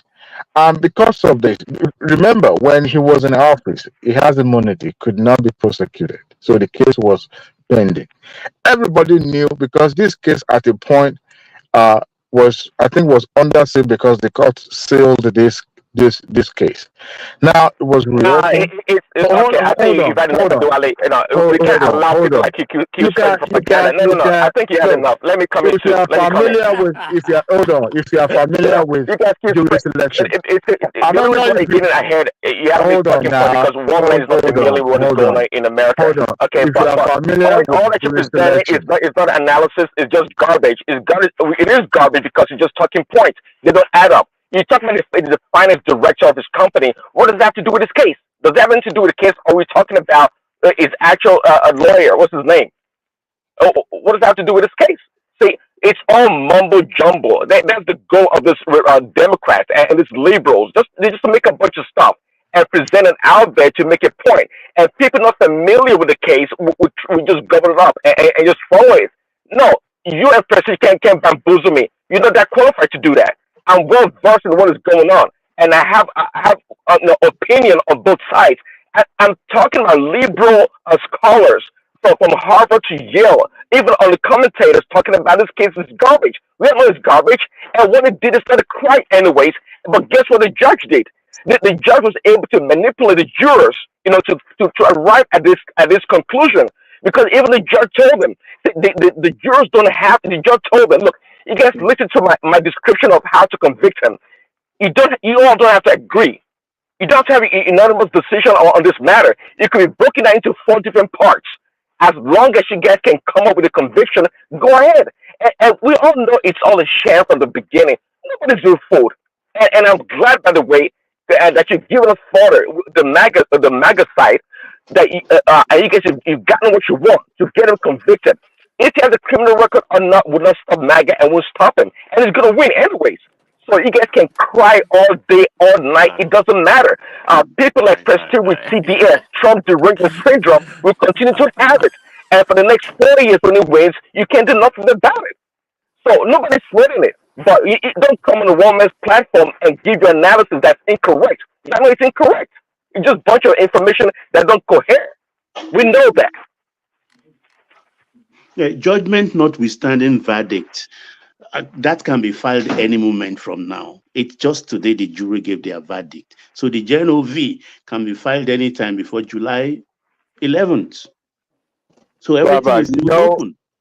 Baba, No, Wale, before you go ahead, just let me put it that you realize that each state has their own peculiar administrative jurisprudence, or what do they call it? I'm not a lawyer.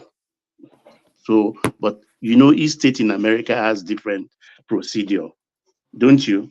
Wale, go ahead, please. Baba, if this were to be criminal charges, he would have been arrested right there on the spot, that I'm put in the custody, right? Yeah. But because it is civil, he has to go home, right? And before now, even the judge actually was. You mean this Trump case? It's a felony.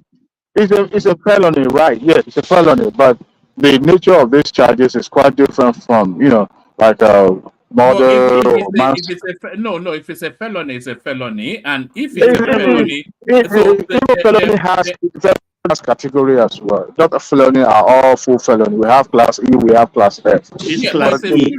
it's Class a E. In serious, this it's a case, Class it E. No, is class E. Adewale, this is a felony criminal charge. It's not a civil it's a case. serious charge. It's a But it's a serious It's a class charge. E felony. I'm not felony. saying Felony. you know, in each state, they all have category of their felony. There are some felonies that are I've read mainly it for several state times. skill, It's a and criminal some that are felony. going to prison based felony. However, for this one, the court was magnanimous enough to give him that respect and not being arrested. So it's going to come back for sentencing. What you have, Prince Daddy, displays Dude, just I like don't. raw I wish emotion. he had been arrested. Actually, I You know wish Trump had what been arrested. Actually, what NBC put out there. They have no idea what they wrote about. Once the jury, They don't have lawyers. They don't have lawyers to the know jury. the. I don't know if the Prince Daddy is familiar with jury selection. Most I'm of in a those noisy journalists are place. lawyers. So Baba, those TV jury talkers. selection. Jury selection is the most critical part of the case. Once either of the parties is not comfortable with any of the jury selected, they will object to the selection of that no, jury. BS. I do. The trial was not in Let me Manhattan. excuse Hold myself. on, I'll wasn't it in come back Manhattan? one man. Was it not in Let me excuse Manhattan? myself. What percentage of Manhattan voters voted Democrat? Tell me. So how can you comfortably say that that would be a fair selection of jurors to be on the case? You know that wasn't fair. There was no way he's going to get a fair trial anyways. And in fact, I'm not even blaming the jurors. But if we look at the conduct of this lawyer, rather the judge, was appalling, was beyond the pale. So we had any serious person, supporter of Trump, knew from the onset what the outcome was going to be. So the fact you think like someone like me, just like agitated about the outcome, it's not true at all. We knew from the onset. Okay, if the trial occurred in let's say in Florida, okay, Prince where Daddy, it don't let resides, us we can guarantee the case will be different. Hold the on. case here. Let me come in, The please. bottom line, One man. wait. The One bottom man. line, Forget Prince about Daddy. this rambling or some of this emotional sentiment. Go ahead and Google it. Don't believe what anybody said. As of today, right now, Trump is a convicted felony, waiting sentencing, and he's the first American, president to be able to be convicted. This is Okay, an uncharted big deal, territory. prestige. So let's get Nobody's it losing fact. sleep. One Nobody's man, go losing and sleep. Google it by yourself. Forget about this Nobody's losing rambling. sleep. Prestige. It What this doesn't matter. rambling It's where irrelevant. Prince It Dad is a is big Prince Dad is deal doing if it's here. the first Go and American Google it by yourself. presidency. Forget about what CNBC said. It's a Republican leaning business section. So Yeah, but prestige, and now you've gotten the conviction. Okay, he's a criminal president. Now, what is your what I do you don't care. gain? He can win. It No, don't no, make no. any difference to See, me. He can win. It's not gonna woman, take any. see, It's not gonna take food out of my. woman, let me It's tell not you gonna the take any food out dynamics of me. in American All I politics. want him to be When convicted. see, prestige falls into that category of liberals. Okay, they they have nothing to offer, just like their president, right? Just like the president. And the goal here from the onset, and that's why they have altogether about 91 charges against Trump. They were just throwing anything against the wall to stick, and finally they've gotten something to stick. Okay, but guess what? It doesn't matter. Trump is not going to go to jail. We all know that he's not going to go to jail. But they've gotten the label, or they've been able to ascribe that felony on No, his don't say record. that, Prince Daddy. If on the July 11, Mecham said, I sentence you to 12 months, what do you think will happen? He's not going to do that. None of them have the What do you balls mean to he's do not it. going to do that? He can't do it. Who can do it? Marchand, he can't do it. And if he did, Listen, Let me tell you, the discretion is on the judge. the judge The Marchand is judge just like have Prestige. from They don't have the probation. balls. They Hold can't do on. nothing. The judge have from Listen, probation to 4 years. He has that window, so he can do whatever well, he wants. He may not send him to jail. listen, He may say probation.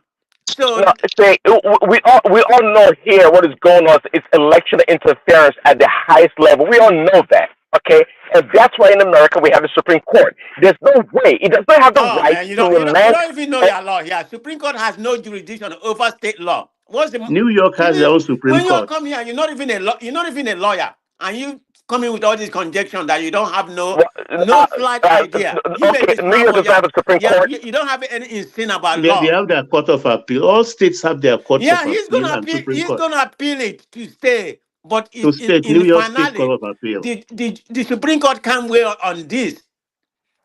It's not SCOTUS' job.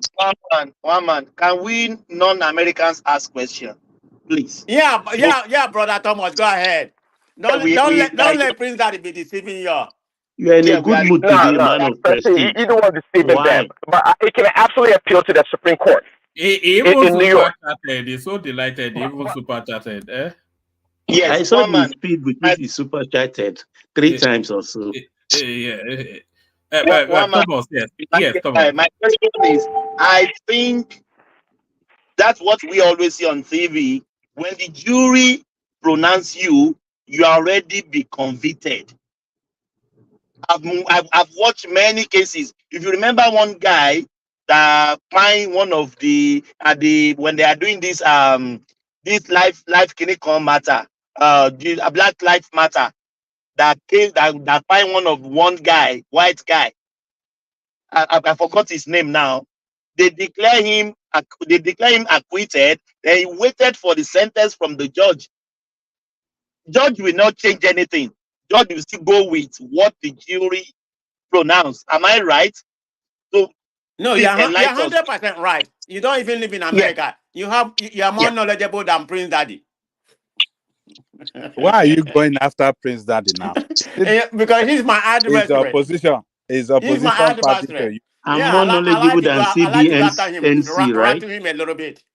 Yeah. So, one man, look, and to everybody, let us put our, sentiment aside. Let us look at it objectively. Okay.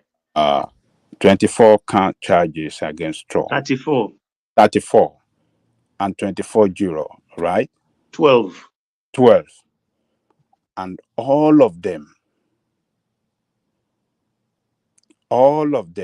After 2 days, ruled that Trump is guilty. If one among them had done otherwise, Trump would have been out. Trump would have escaped this conviction. Just only one. If one has ruled against other, the way this jury system works, if one has said no, Trump would have been out of this problem. But for all of them to say Trump is guilty, I think that is very heavy against Trump. Is that not telling you that it could be politically motivated? How come 12 jury, 12, even not one, not two, were with Trump? Look, It looks like for the hush money, I think Trump is guilty of that. That shouldn't have been filed. He should have claimed that on his. That makes you the 13th jury. Yes, on his tax return, he shouldn't have claimed it. He claimed it. So he knew about it. He knew what he was doing. He's trying to corner the state, and they caught him. So we have to look at Trump not from the political angle. Look at him as a citizen. Has he done anything wrong? If we really look at all these charges, particularly the hush money, it's wrong. Trump is guilty on that one. On other charges, I cannot say much about them, but on that hush money, we all know that he's guilty. The money, filing on the claiming it on your tax, that is a fraudulent act. We should lie to ourselves. So the question. No, but Angelico, I don't know. What do you mean? Every expense must be allocated to the right category. What should he have done? Just omit that expense off his record? What do you mean that was wrong? Okay. It was an expense. Hold on. That is how can you claim that on your tax? The money that you paid and that for what you did wrong, you know it's unlawful. What you did in the first place is unlawful. It would have. No, what he did was not unlawful. That is not true. Hold on. No. Say no. Hold on, Angelico. Pay the hush money was not no. That's not true. Hold on. Why did he pay that one? He paid that one to keep his mouth shut. And there is nothing, and there is absolutely nothing wrong with that. Absolutely nothing wrong with that. Why didn't he allow that woman, to speak up against? No. That what you're saying is just commonsensical. It's just common sense. That's not the way it works. Okay, you're a politician. You're a public figure. Okay, your goal is to protect your image. Okay, hold on. Your goal is to protect your image. And if it takes for you to pay off somebody to do that, it's not illegal. You need to go look at it. It's not illegal at all what it did. If it's illegal, but if you did it to win an election, it is illegal. If it's illegal, no, I don't think so. I don't in any way, shape, or form it's illegal. Now the only problem would have been if he had used his campaign funds to pay her off, right, and not report it accordingly. Okay, that would be the problem. Then why did they hide it? Why did they hide it? That is the question. Because say.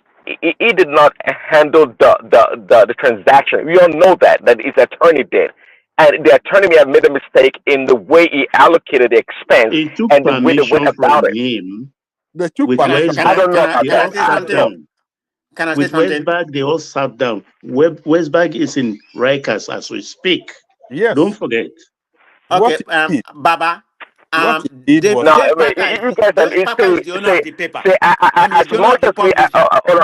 as the world and everybody respects Americans' jurisprudence, let me tell you, if American courts or DA wants to go after you for any damn reason, be rest assured that I'm telling you this is no different than Nigeria or any other third world country. I'm telling you for the record. What has that got to do with jury? In Nigeria, we don't have jury. You make it sound like because the Attorney General brought the court, he's going to bribe the judge. I mean, it doesn't work that way in America. The jury, common people decide. And this jury are well informed people. Your analysis is very simple. Software engineering, your analysis is simple. We all know that depending on your jurisdiction and the voting pattern of the people that reside there. No. That has nothing to do with that. The 12 juries were well embedded. Okay, it sounds like you just I don't know what to say about you. If you can talk in such a simple term. There are some Republicans there and some Democrats. Trump is not going to allow you're right. Only 7 men, 5 women. Prestige, only a fool believe what you're saying. Only a fool believe what you're saying. Oh, they had a freaking Republican there. And actually, there's one Republican, and she actually excluded herself. She came out. You guys know, she came out. She said she would not be able to. I can't remember the exact words that she used. She would not be able to. There's one Democrat that made the claim faithfully, pass a judgment, and she excluded herself. That was the only one Republican that came out. Is she the only one?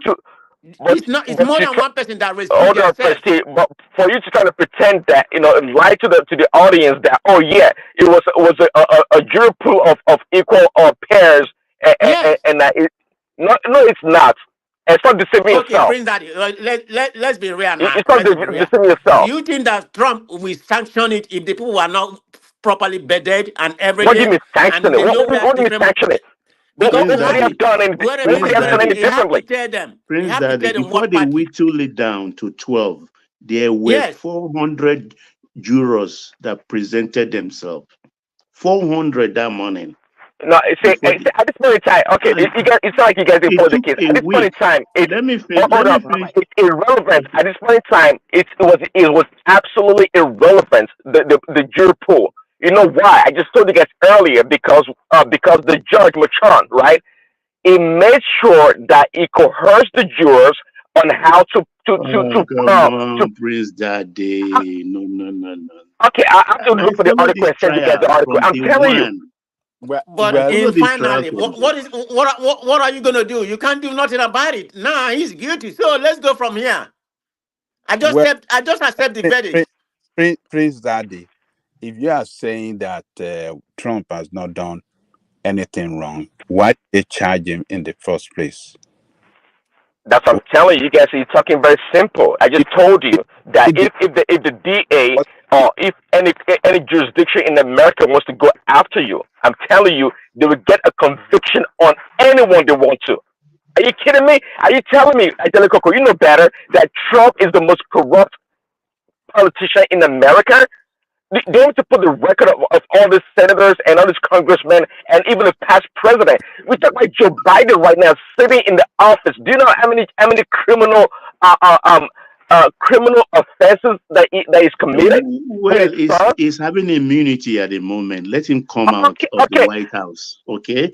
But this case, when you are defending, I'm glad you said that, and that's why I'm loving it Prince Daddy, wait. If not for Republicans, judges saving him so far, Trump will have been on trial in Georgia, in Florida, and Washington, even before November. So even this is the least case they thought it's not dangerous. Exactly. This is the least case. Yeah, it's a list of all the cases. Even the Georgia one, people, all the House, the Johnson, the House Speaker, and they are after that man woman. is 70-something years old right now. Prince Daddy, just hope that he win. If he doesn't win, the other cases will be coming up, and he's going to die in jail. No, Prestige, I know you're familiar with this term, blowback. It's mostly used by the CIA and the FBI. What is going on right now is a massive blowback to come. Because I'm telling you, when Trump comes back the second term, see people like yourself and Biden. And Biden, yeah, you're not gonna have a chance. I don't have any criminal records. We're gonna go back as far as Barack Obama and Hillary Clinton. Marked for destruction, right? Exactly. I'm telling you. See, you guys are setting yourself up. I can send you some champagne. What kind of drink? What do you drink? Hold on, Prince Daddy. Name the highest kind of drink you drink. I'll send it to you tomorrow. Hold on, Prince Daddy. Don't send him drink. He doesn't want your drink. Forget about that. I know you guys have a lot of drink in California. You're all drunk over there. So I mean, I want us to look at the other cases against Trump. Google, you have to answer my question. No, is he politically motivated, or 12 jury to find him guilty? I can answer you that. Originally, yes. The simple answer is yes, Thomas. Yes. Originally, it's political motivated, but that has nothing to do with the jury. You can say it's a democratic state that brought it. Yeah, you can say political coronation to that. You can't dispute that. That's a factor. But that does not decide in American politics. I mean, in American law. I mean, the evidence has to find their way in. It doesn't matter where it is. You can't tell the jury who to find guilty. That's the good part of American, judiciary. It's not like Nigeria, where it's political motivated, then, it's going to go that way. Yeah, initially, they brought it. I mean, the jury could have acquitted him or hung jury, just like Angelica, I think Angelica was said, or somebody said, just one person. That would have been a hung jury. So, I mean, the fact speaks for itself. I'm trying to let my brother to just accept what it is and let's move on. Yeah, I think you are right. You answered the question. You answered Thomas' question. It's political motivated, but they use the instrumentation of the law, to corner Trump, to hack him down. But we know what is responsible for these charges in the first place. Politics. They want to stop him from contesting for what he has done wrong, and they put it out against him. So, and the same thing has been done too against Biden's son too. Yeah, the trial is supposed to start. Biden. Is that next So, month or whatever? Yeah. yeah. But the question now that you guys said, I mean, according to NBC, what you just flashed up a little while ago, that this doesn't stop him from contesting the election. What of the other cases, the one in Georgia, if they find him guilty there, will he still contest the election? No, no. The other case is not going to go on trial because most of those cases have been truncated by Trump judge, so they are kind of delaying it. It's not that they Oh stop yeah, it, the so delay. Yeah, it's not going to happen until after the election. until That's after. why I said Oh yeah, after the yes, election, yes, if he yes, didn't win, he yes. is toast for So, life. Prince Daddy, don't allow this California guy to keep, you know, poking you and stressing you out. Your man will still contest the election, and it really look good for him. Uh, because the opinion poll is on his side. He favor Trump. Trump is leading them, and on the way forward to the election, I think maybe that gap might widen the way it's going because the inflation in America is high now. A lot of people, the cost of living and cost of living and the economic reality here is not good for a lot of people. So, uh, Prince Daddy, don't stress yourself out over this California man they call man of trustee. I think he brought this issue in attention. He jumped in because of this in order to rattle you and He even super chatted severally. he came in for Prince Daddy that yes, Prince Daddy man, they caught and, him. They Prince got him. Daddy brought himself. They got him. And actually they got Trump. We don't have to deceive ourselves. They got him. Trump played into Baba, their I was trying to poke the beer, and I into got the bubble. it.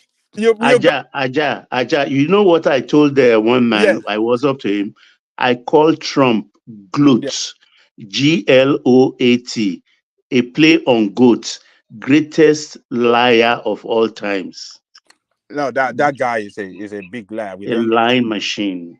tell her. I like him. You understand? I like him. But look, the bad side of him, we have to say it. Trump has a lot of bad side of him that you Aja, can't. do you know why a lot of people like him? Particularly ordinary people. When I use ordinary people, I don't mean to be condemned, to kind of disregard some people. It's just ordinary people like blue collar workers. Something like that. I think what's really happening in this American space, whatever Trump is doing right now, and he say he can get away with it. Everybody in this world, they feel like if I do something, I can get away with it. So that's what's drawing people. Say, man, this guy that just came in, that's telling us, that want to get away with this. If we can do this and get away with it, maybe this is our man. This is what drawing people to that. It's not because Trump is going to come and perform magic and everybody start making 100% what they used to make. I mean, he happened to inherit a good, a good economy. So we don't know what's going to happen if he win. I'm saying it right now. He stand a better chance of winning as of today. So let's call a spade a spade. But I don't really care about that. But I'm trying to state the fact. The man is a lying junk. So It's a lying machine, and like Baba said, nobody. I don't think Prince Daddy will do it too. To want to use Trump as a role model for their children. Trump is, you know, I don't know how to describe him, but it can be likable, by the way he talk. Sometimes the way you rattle the politician, a man that is not a practical politician, jump into politics, rattle all the politicians on both sides, destroy them, and made it to the presidency. Is a genius, whether you like it or not. He might be doing his own thing in the way that you don't like it, or in the way that you on the other side as a Democrat believe that this is not what America should showcase, but he did it anyway. Rattled all the politicians with all their big money, and he became the president of the United States. And today, he's been able to take over Republican Party. Whatever he says is what happened in Republican Party. And that it takes a genius to come from nowhere, from business into politics, and then take over a political machine as big as Republican Party. Look, we have to accept that. So that is one area where I respect him. And when he's campaigning, you think he's a politician. How be able to do it? You have to give it to me. It's a genius. But Yeah, Ajale Koka, you are right. This is a man, yes, this is a man who was bragging, with a vulgar term, before the election about kissing, groping, try to have sex with women. And it was caught on hot mic. Everybody know it. And this country still, voted for him. And the wife supported him, said, whatever happened there is nothing. He See, said, it's yeah, meant yeah, off. yeah. So, See, I mean, the look claim at all that those things. They see, still voted for him. So the they claim may still voted say for him again, matter even of with this prestige, conviction. your strongest point is that look, Trump was convicted by a jury of his peers. I was just listening to a commentary right now by Alan Dershowitz, and he was talking about This is a guy. This is a guy who Trump hire. He may have been a let Democrat. me Look, I finish. follow American Say, politics.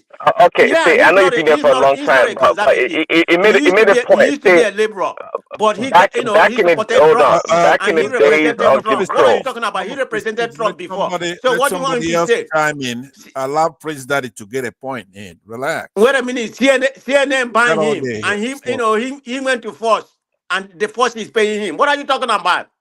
So what do you want him to come and say? Okay, so you've been around for a long time. So back in the days of Jim Crow, when a black person was convicted of a crime by a jury of all white people, even though the crime may have been or the conviction may have been bogus, what do you say, Prestige? Would you say that was a fair representation of that jury pool for the crime or the person convicted? Say, yeah, I'm saying that to make the point that your argument is lame. It's super lame. The fact that a jury convicted him is no grounds to substantiate that it was guilty at all. yeah, If Prince he did Daddy, anything wrong. hold on 1 second, Prince Daddy. Let's first bust man of prestige on something that he doesn't know. And he's talking about it, which is that it's if the court, the federal court, not just the Supreme Court, can one man I posted something for you on the private section. Yeah. Pansat, 1 minute. I will let you continue. Let me just make this. No, I just wanted one man to show. I posted. No, 1 minute. I will let you continue. I just want to make a comment. Okay.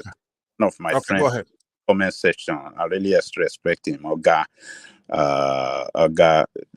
American president is never declared on the basis of popular vote, but by electoral vote.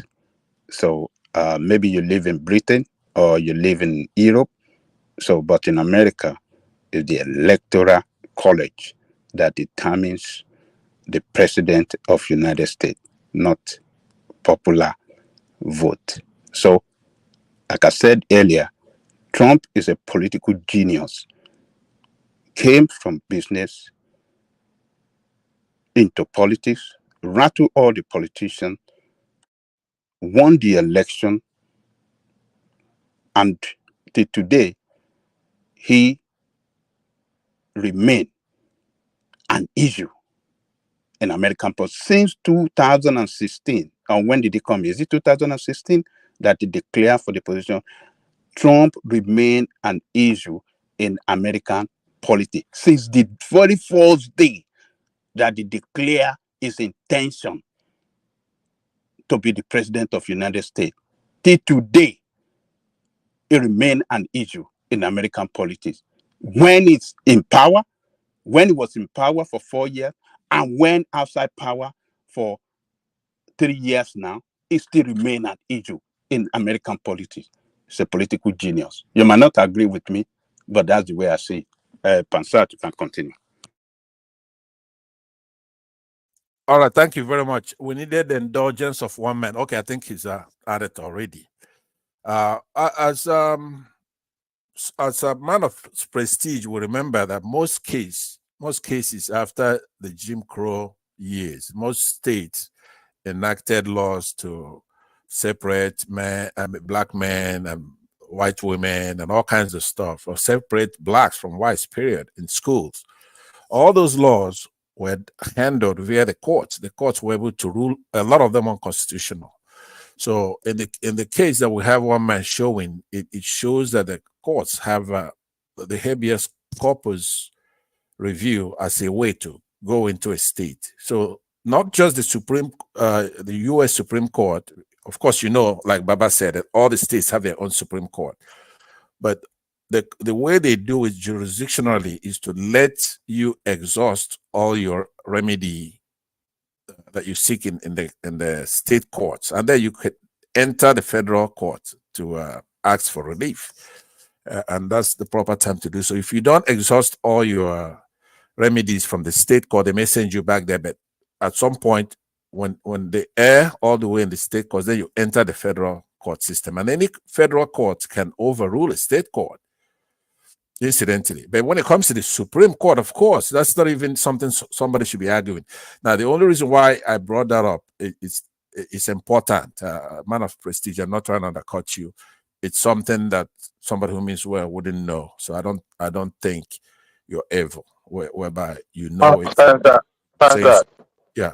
There are some charges that doesn't go to the federal court, but to the state Supreme Court. Say that again. I couldn't hear. There are some charges that doesn't go to the federal court, but goes to the state Supreme Court. D0WN, you have to invest in a headset. I think we're. I'm driving. That's why I'm driving. Know, but Pansat was driving earlier on and was lucid. But yeah. Okay, you can hear me, right? Yeah, I heard you. Let me I said there are some cases that doesn't go to the federal High Court or Supreme Court, but state Supreme Court. Yes, it can do that if there's no federal issue, right, involved, that most cases end up terminated at the state Supreme Court. That's a heavyweight as well. Even ordinary courts, ordinary state courts. But when there's a federal issue, it's up to the defendant or the loser. Even the state can lose the case and then appeal it upwards, right? So in this case, if there's a federal question, yes, of course. But now, under a much larger umbrella, they'll come in under this habeas corpus. Let's say they put them in jail.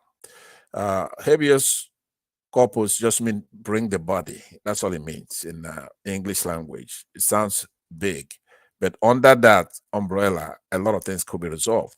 So the Supreme Court, on their own motion, could reach down and bring a case, advance it up.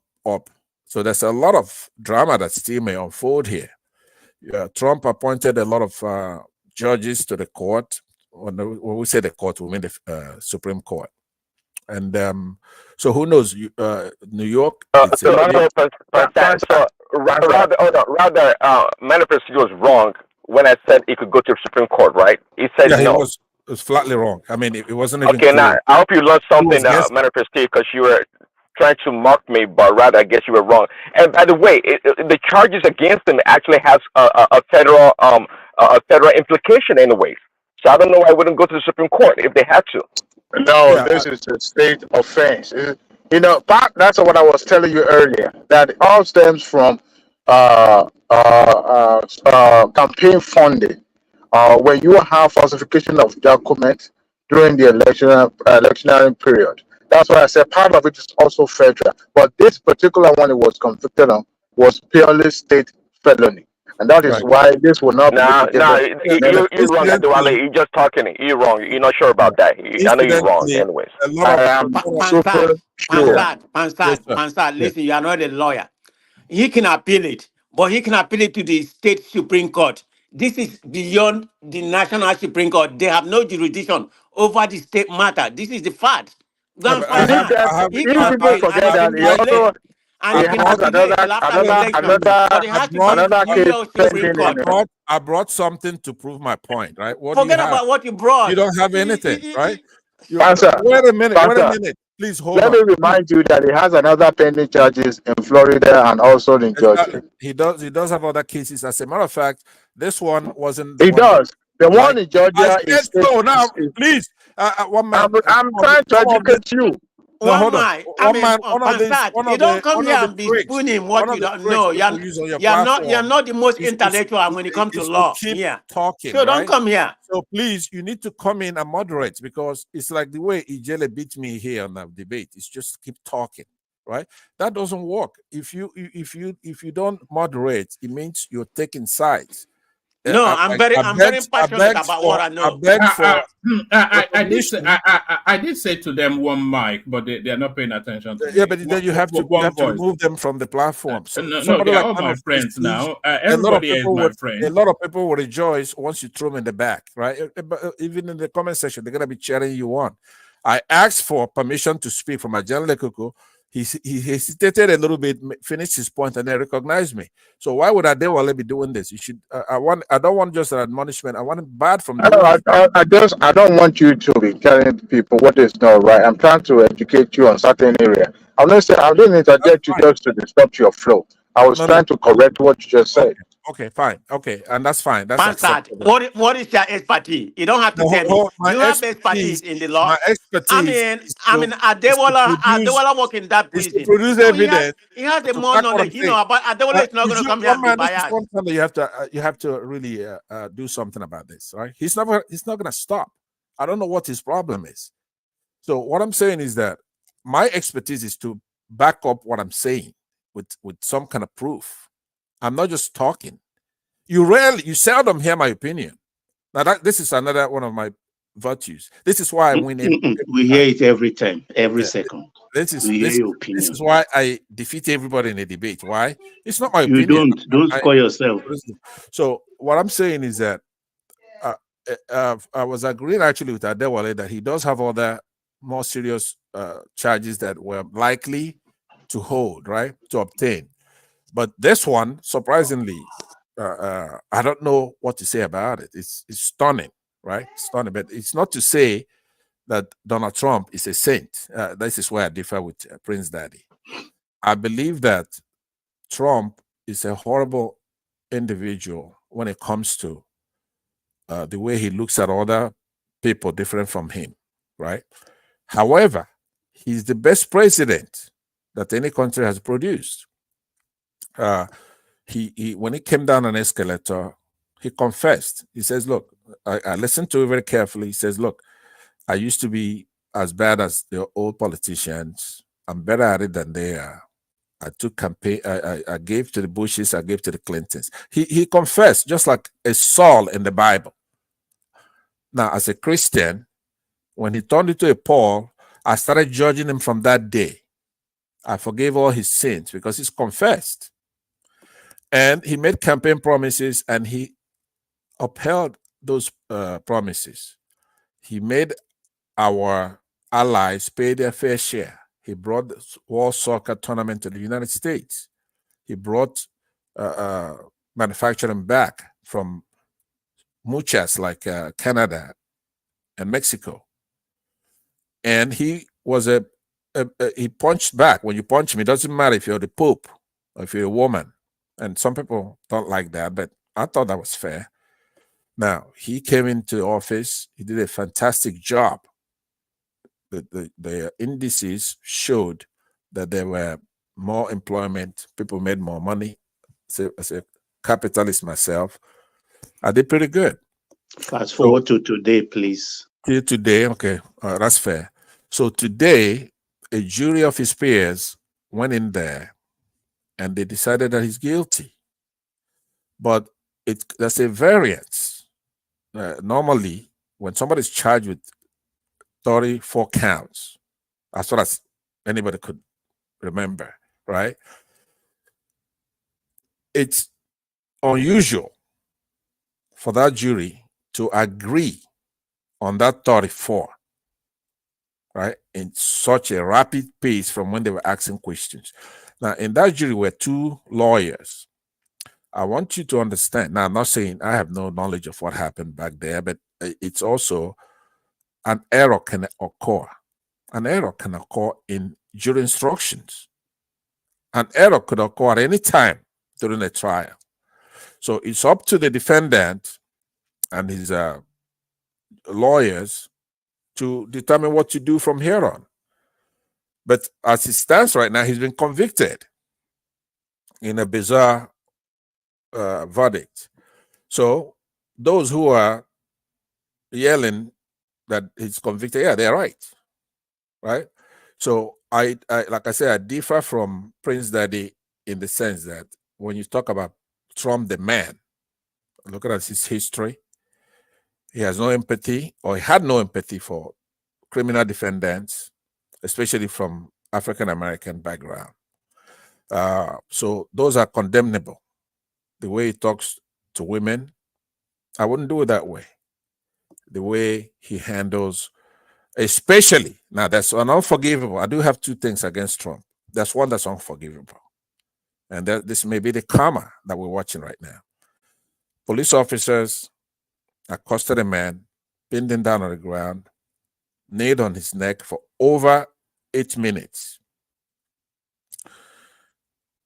And as president of the United States, he was not shocked and stunned by that evil. We've had presidents, there's things we know about the president of the United States. Please don't rewrite history. I can send a video where he actually condemned what happened to George Floyd, if that's what you're talking about. Yeah, so don't rewrite history. No, I'm not He condemned it from day one. Day one. And by the way, you said it's right. Let me make a quick correction. See, this is I told my brother when Trump was on the stage with the rest of the 19 candidates, and I asked my brother the question. I said, "Why is Trump any different than these other guys?" My point to that question is like, look, Trump is as bad as these other people you guys are trying to paint as angels. So Trump to me is not an angel at all. He's just a normal human being that we know is false. But these other people don't know much about him, and they are worse than Trump is. That's the point. So I don't think Trump is an angel. I don't think it's infallible. Not at all. I agree with your conclusion, okay? But I disagree with your premises telling me that he condemned George Floyd. Yeah, he said something that was okay. That act was evil. I don't care if you're a police officer, even yourself. He says that the cops, that the police are virtually infallible, basically. That's where he portrays them cumulatively, not just on that day, but if you listen to the dog whistle he was putting out there, he's for the cops. Now, a president of the United States would have just said, hey, look, we have good police officers. This is not a police officer. What I saw turned my stomach, and the weight of the law is going to get on that culprit. He didn't say anything like that. There is no human being. I mean, I saw cities that are purely white with no black person 100 miles of every direction of them, and they went on a riot because we're all human beings. That's something you don't do to a human being. That was beyond the pale. He couldn't survive that. As a matter of fact, that's why he lost that election. There is his utterances at that moment was inhumane and unforgivable, by the way. Now, Prince Daddy, you're not more of a Trump supporter than I am. I support Trump. He's a good president. But what happened was that when he came in and started his first term, he was neither Democrat nor Republican. He was neither left nor right. He wanted to do the right thing. He condemned the Bushes and he condemned the Clintons. And he wanted to unravel the deep state, which we have. They may be rejoicing today. So he then failed. right? He committed the unforgivable sin, the sin against the Holy Spirit. That's what he did there. And that was not acceptable at all. So I want you to be nuanced in the way you deal with these issues. This is the way I deal with every tough issue, including the fight between Israelis and Palestinians. I support the Israelis, but I try to do it episodically, because the trick is that they're both wrong. So what episode are we talking about? So that's the way Okay, you deal Pansa, with, can you give me a minute? Just a yes, minute, please. yes, please. It's Please I just can't don't go ahead. deviate from the main topic. Okay, we're not talking about Palestine and Israel. But having said that, let me give you some information. When Trump is sentenced on on July the 11th, whether probation or whatever, 4 years downwards, it doesn't matter. He has 30 days to appeal it. And the only place he's going to appeal it is called New York State Judicial Department, the appellate court. That's the place it's going to appeal it, not Supreme Court. I keep on telling you. No, Supreme that's Court what I has no said. jurisdiction. It can appeal it to No. New Don't York say Nah, that. highest you're court. not listening, Prestige. Of course, that should You be didn't hear the what I first said. point of the next stage of appeal. It's not going to Right. go to Supreme Court. We all know that. That's what I No, said. it's He not. has to After exhaust. that, Wait a minute. after Listen. the appellate court, there's going to be New York. There's going to be New York Supreme Court. Every state has their Supreme Court. Yes. This is the Yeah. first level. But Yes. before then, But listen. election may have passed. So if Listen. you win, Listen now. all this is nonsense. Nothing's going to happen. No, but listen. But See, I'm trying as a to matter of fact, I'm trying this to is tell what you you the do process. that's actually I don't like, which is you just keep shouting and talking. You made a I'm point. not shouting because Okay. when you All right. talk for an hour. It Okay, doesn't but allow hold on any now. other person to talk. You talk a lot. No, you're gonna okay, but listen to what I'm saying to you. I said he has to exhaust. I don't know if that's too big a word. I don't know. Maybe you didn't hear me audibly, or if you did hear it, then you don't know what it means. He has to exhaust remedies. Now they could also jump jurisdiction and go to a higher court. All right? No, you can't do that. Listen now. This is where you're using English that doesn't even make sense. No, Here no, when people listen to talk, me. you I can't could do also that. dig that out for you. And when I'm conversing with man of prestige, woman, I really do need your help, right? When he's being unreasonable, you're gonna have to mute him. We're not arguing things that we cannot. You can Google it. You can't jump, and it depends if you have a sufficient enough reason. My friend Pankart, yeah. my good friend, if you don't mind, can you give me just a minute of this your time? I promise. Prestige, but go ahead. I need to answer that question. I promise I would not. I won't exceed 1 minute. Okay, go ahead. Before I'm about to go into incognito mode now, so I just wanna elaborate on something. I'm not disputing what you're analyzing out there, but for some of us that are talking about these charges, I guess we should get familiar with the 34 count itself. First and foremost, 11 of it was stemmed from invoice from legal services. As a matter of fact, it was so apparent that the nail on the coffin for Trump is his lawyer, because he kept record, and the testimony from Cohen, and also the what is this guy called? The guy for the National Enquirer CEO testimony. Yes. So the testimony from these people actually, because the juror requested for the testimony again from the judge. So 11 of those counts stem from invoices for legal services. Now, 12 of it also from the ledger entry. So found guilty on invoice from Michael Cohen, entries in the detailed general ledger for the Donald Trump revocable trust. So the amount that he was supposed to be paying back to Cohen was structured in such a way that Trump's argument was that it was supposed to be illegal expenses. And the way he was paying Cohen before, Cohen was placed on salary, not a structural payment. So the way this payment was structured shows that it's more or less like a reimbursement. So the testimony of those that are familiar with the case from the beginning, and also remember, Trump lawyer was trying to attack Cohen as untrustworthy, who has been convicted and found to have been lying under oath. So 12 of it from ledger entry for legal expenses from Trump trust account, also from the ledger legal services, invoice for legal services. So for those who are arguing that it was killed against Trump, legal cases. Remember, this is not like a judge making a pronouncement. This is a jury system.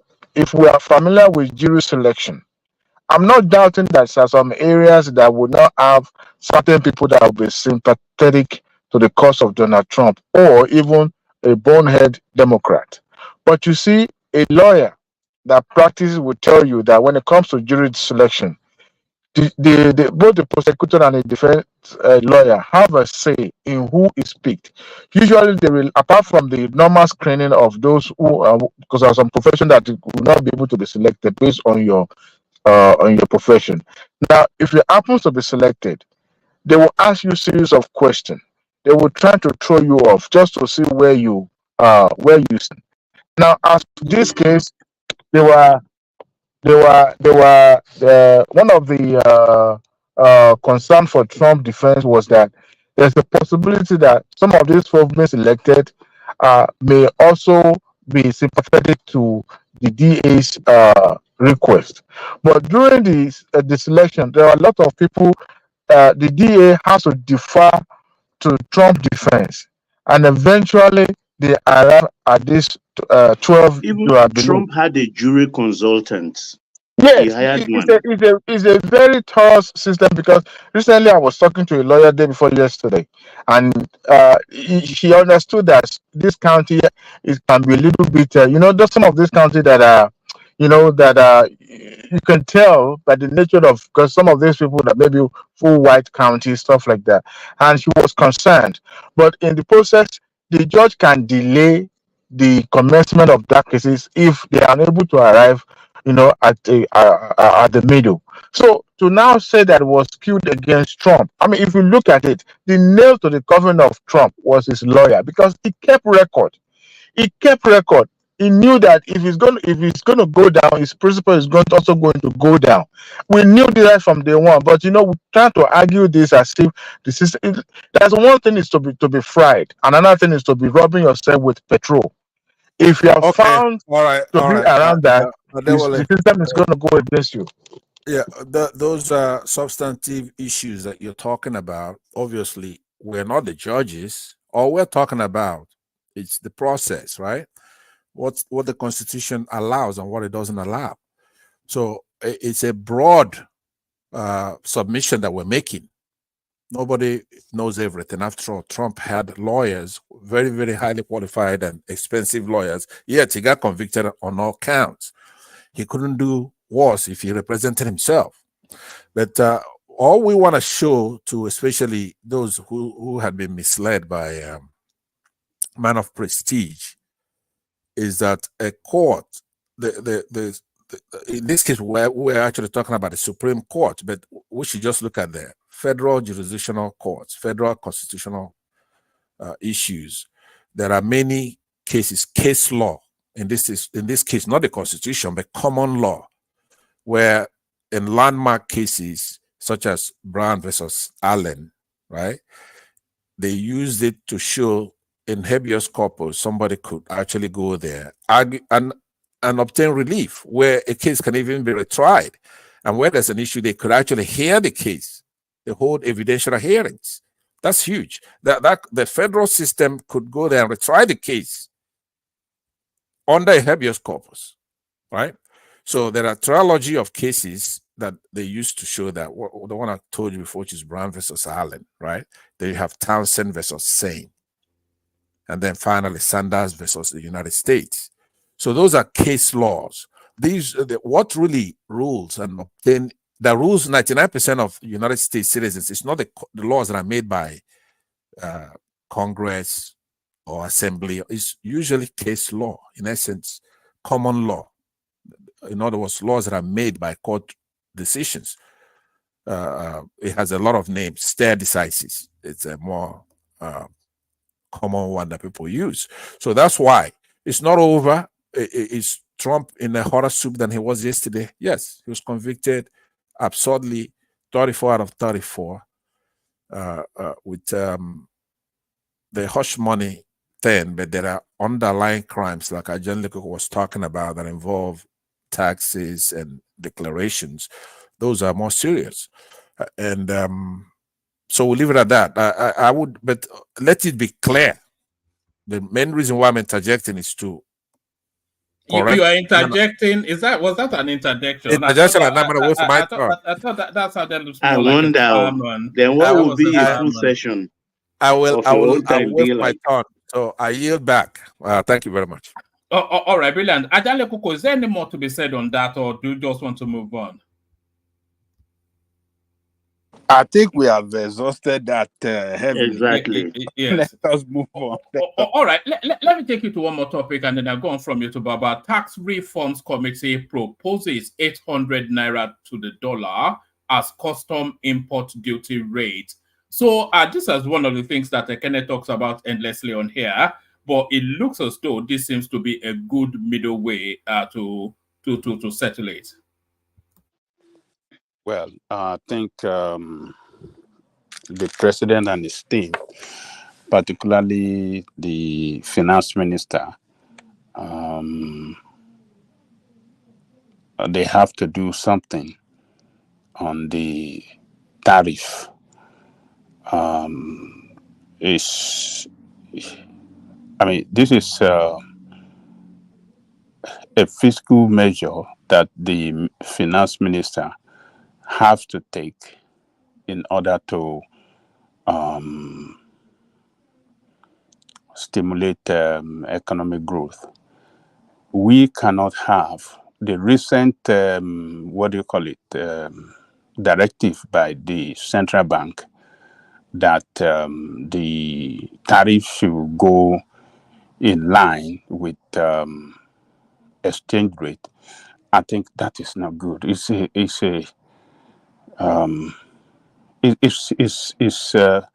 not good for business.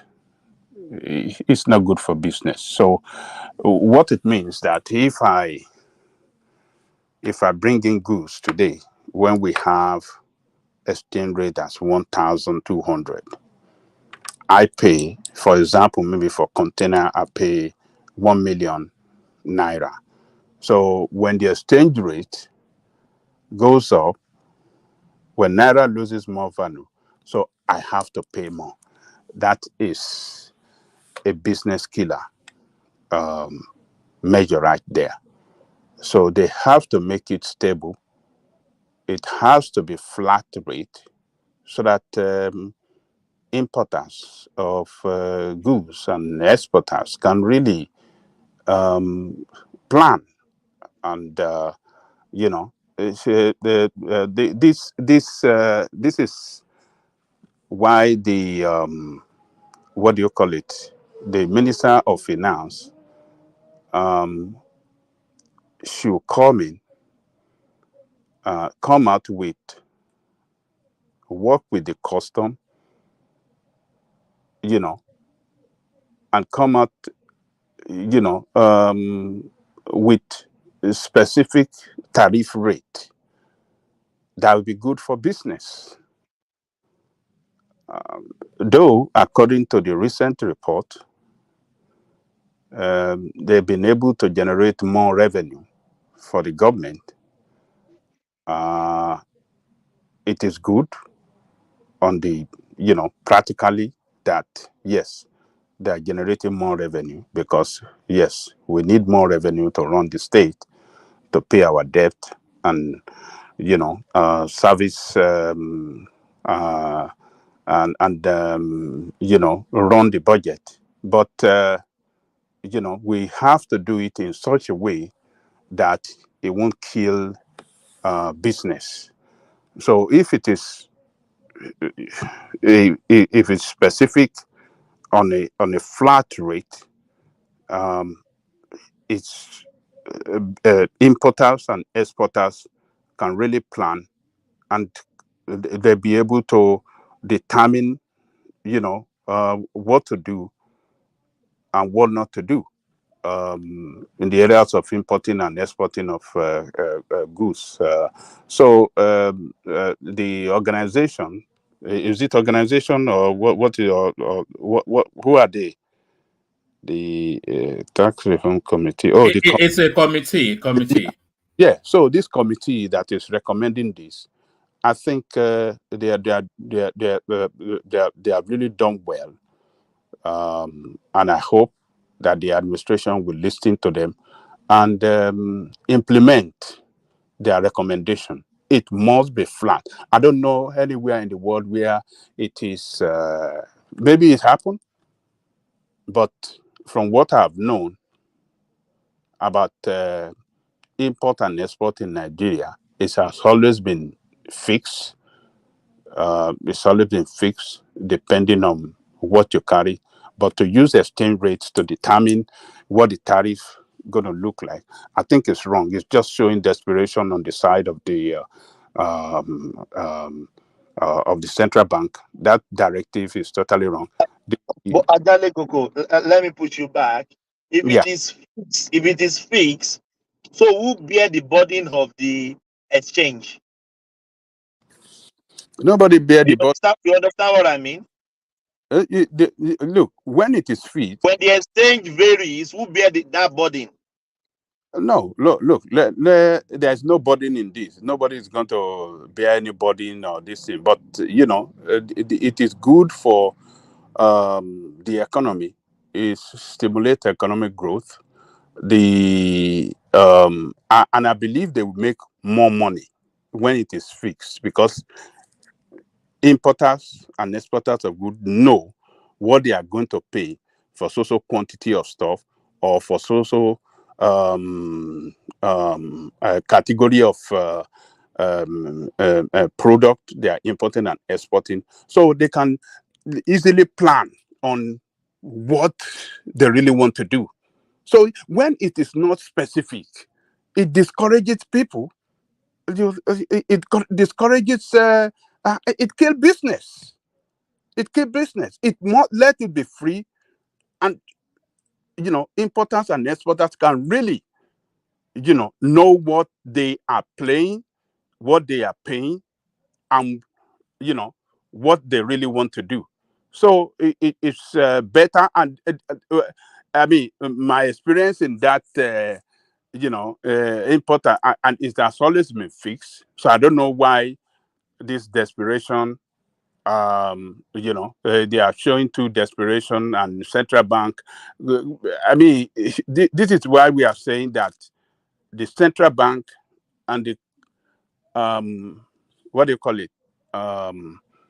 The fiscal side and the monetary side should be able to liaise with each other and do what is right, that can stimulate economic growth. So recommendation should be accepted, should be implemented, make it fixed, so that importer and exporter will plan on what they are doing on their business and whatsoever. So I'm totally in support of this recommendation. It should be accepted and implemented. 800, if they can bring it down, fine. Because look, this is the time that we are suffering. I mean, our production capacity is low now. I'm not saying it's bad, but we need to improve on it. So there are a lot of raw materials that we have to import into the country to help our manufacturing plant, to help some other sector to improve on their productivity. So if they can even lower it on some category of on category of items that category of items that are that we gear up productivity, manufacturing, I think it will be good. That we encourage,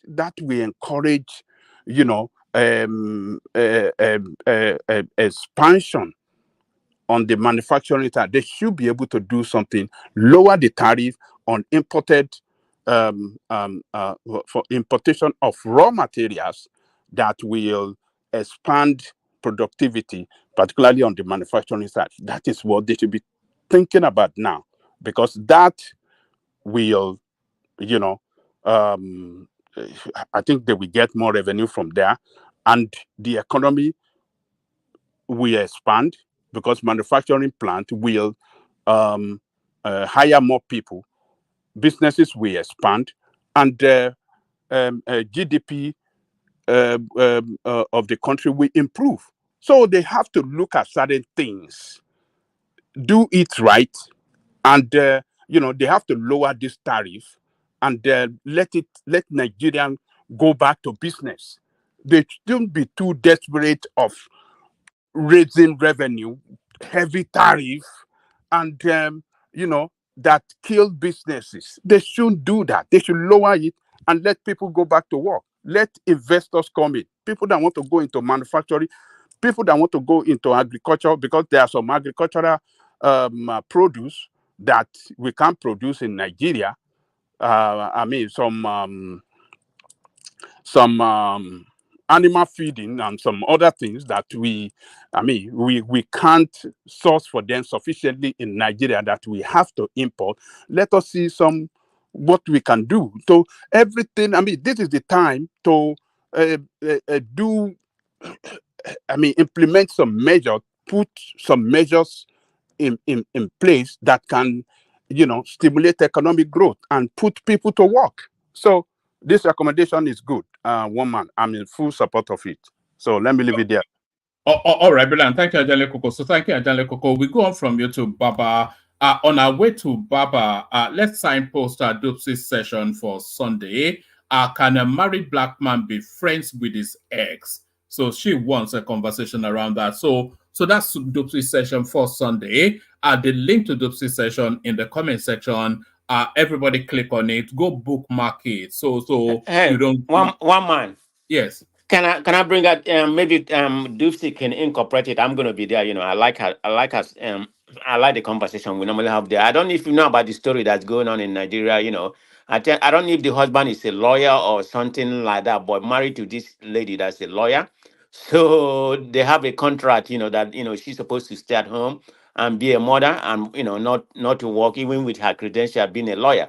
But what happened? The husband cheated at his job with somebody that worked over there. So the wife said, okay, if he cheated, that kind of validate our agreement. I'm going to go get a job. So she decided to go out there and apply for a job.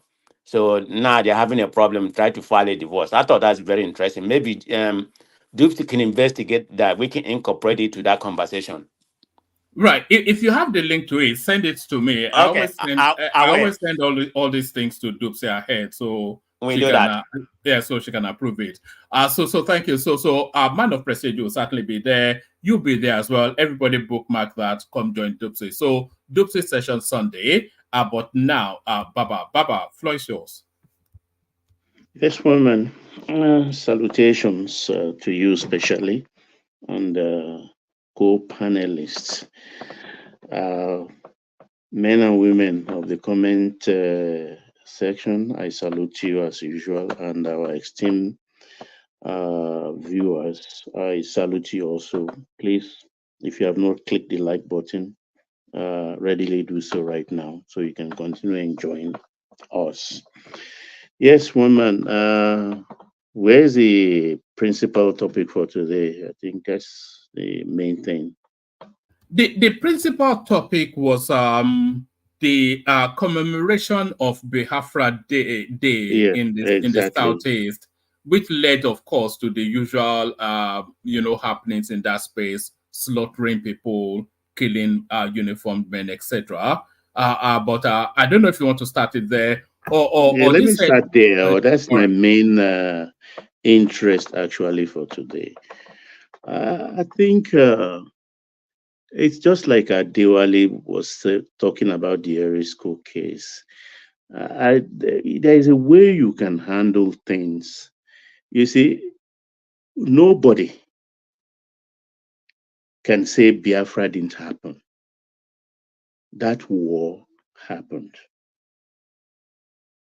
and it's gone. Biafra lives in the hearts of the Igbos. You can take that away. Like Chinua Achebe said. Baba, Kalesa. So Yeah, I welcome. may ask you, No, where were why? you when war? Say? Where were you? Where were you in the wartime? I just want to I, know. I was in school in Lagos. I grew up in Lagos throughout. I didn't go anywhere. Oh, yes, you are in Lagos then. Yeah, I was in Lagos. I saw everything. Even the day they came to bomb Lagos, I saw the aircraft burning, the bomber, small aircraft burning at Marine Beach. If you know where we call Marine Beach, very close to the naval base. I saw it live around 5 in the evening. So I saw it. I was a witness. I lost 2 uncles to the war, one in Abagana and the other one on the River Niger, crossing to Onitsha. I lost a brother. They lost his leg and then died from the amputation. So as I was saying, we can't deny that. But you see, commemoration of this thing is so easy. I don't know why they are making a mountain out of a molehill. I don't understand. You don't need to shut the states down, the Southeast down. All you have to say, I mean, they can even make money out of it. That poppy we wear for Remembrance Day, they can have their own purple mixed with red or things like that and say, look, everybody buy this, wear this badge on this commemoration day, and let's do a rally in the stadium, or let's call a colloquium to debate it and re-examine it. And things, it can be a fun thing generally without this hula baloo and noise being made about it. I don't understand. Nobody's going to query the Southeast for doing that, for commemorating a war in which they suffered. So I just don't get, except they are just being disruptive and disagreeable even amongst themselves. It's a very simple thing. Nobody can wish Biafra away or take it away. And if they want Biafra, I think it's settled in the mind of the entire Nigeria that whosoever wants to go, whether Yoruba, whether Hausa, whether this thing, after all, each and every one of the 3 main regions have threatened or thought about going one way or the other. The Hausa did it, Araba. The Yorubas are doing it. So the Igbos did it and are still doing it. So it's not a question, but the deceit I find there, you understand, is let's go back to 1914. In 1914, my Yoruba people, the Igbo people, the Hausa people, for convenience sake, for the sake of commerce, for a United African Company, UAC, which translated into British rule, said, okay, let's put these people together. This was 1914. Let's create a country out of these 3 tribal groups. Let's name, since the Niger is in the middle of these people, let's name the place Niger area. They did it. We signed onto it.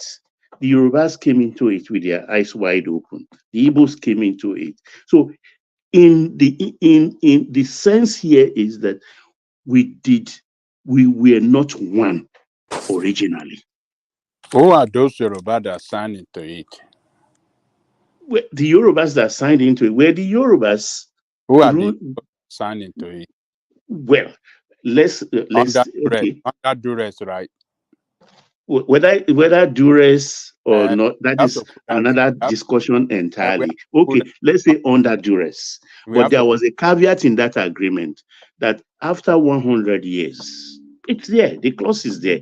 After 100 years, if you look retrospectively and find out that it is not working, everybody can say goodbye. But that 100 years passed in 2014. And to my surprise, nobody, with all our education, with all our know, with all our big English, with our status in Africa and the world, we didn't even know how to handle it. And that moment passed. We are in a democracy, but it passed, it didn't fizzle away. It is still there. But then the process that brought us in, there's a process. The process that will take one out or take the three apart is also there in the system. So why did they sit and say we are doing agitation? Whether you are Yoruba nation or you are Biafra people or you want the northern, the Sahel states, go. We have representative in the system we are running at the moment. We have legislators there. All we have to do, any part, gather your legislators, let them raise a motion in the National Assembly and call for it. But nobody is doing this. Baba, nobody wants. How do you want people that are enjoying Nigeria in position of power now to want to fight or want to move motion for Nigeria to break up? I mean, where is that done? Okay, these people you are talking about, I want to assume. Particularly signed, so they are signed. Yeah, I want to assume you are talking about the politicians. Yes. Right? Yes. Okay. We voted them, didn't we? Didn't they campaign? When they already signed an undertaking that they will never do that. Because that's the first undertaking that they will sign when they get to parliament.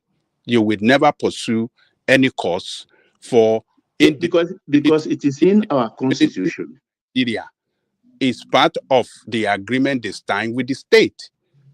And No. What happened is it's in our constitution that our unity cannot be negotiated or wished away. The one the military bestowed on us. Which constitution say? I said the one the military, the constitution we are operating at the moment. Yes. Said our unity is not negotiable. Like it is settled law that Nigeria cannot be negotiated away. I can't quote the section of that constitution, but it is there. If I have time, I will Google it. But I'm talking now, so I cannot. So that is what the politicians will tell us to say, oh, I can't do it because this is what the constitution says. We can't go against the constitution. That is what I call a deceit, the fallacy of our existence. You can't hold a man to a marriage he's not interested in. You can't hold a man to a marriage he's not interested in. So this is why I say. Let me ask you this. That's 2014. If Yorubas, Igbos, Hausas would have come together that time, that let's go our separate ways, do you think it's going to happen? Can the politician make it happen? Thank you, sir. Why not? Why not? It will happen. It will happen. That is why the Easterners today, they are talking about this Biafra agitation. I don't get it. Unfortunately for them too, the Biafra they are talking today is not the Biafra of 1966. The Biafra of 1966, apart from today's Edo and today's Delta, apart from today's Edo, today's Delta, apart from River, all of them, today's Delta and the whole of South minus Edo, all Biafra. Then, all Biafra. But can they lay claim to? No, today Edo is not Biafra. Today, No, I say minus today's Edo. Oh, okay. I say it's only today's Edo that is not part of the other Biafra. So, but today, that's not possible. So Yeah, they are land. Could I say something for a minute? I won't let you be more than a minute. I'm timing it. Okay. Carry on. I appreciate your generosity in talking about Biafra, and you're saying things positive. But don't forget, first of all, you don't determine what our boundaries. You have your opinion, but more importantly, the United Nations. By the way, our freedom as Biafrans comes from God. But let's bring it down to earth here. United Nations has defined a broad range of internationally accepted rights. That includes civil, cultural, economic, political, and social rights. We have that as Biafrans. It's not given to us by Nigeria or people who were elected by people from the southeast into that National Assembly under this shambolic constitution as a fraud. It doesn't come from the people. However, we're civilized people. We have committee, and we're trying to get along and see how we could forge, just like the Yorubas, just like the Hausas. We're all hanging in there. The constitution is a fraud. It doesn't mean we should jump into wars and start fighting it out. But you, Baba, do not determine our rights, cultural, economic boundaries, all that stuff. It's none of your business.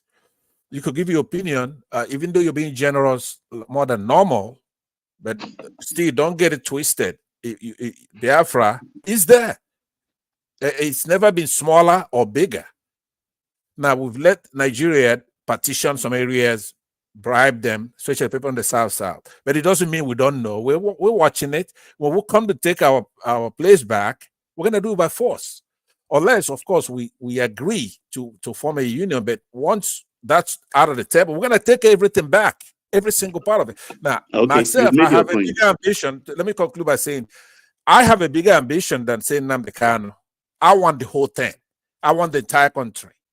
Because we got independence. That's what I'm basing that on. I want the entire country, and then we're going to go up north to Chad, drain the swamp that's coming. Okay. I get it.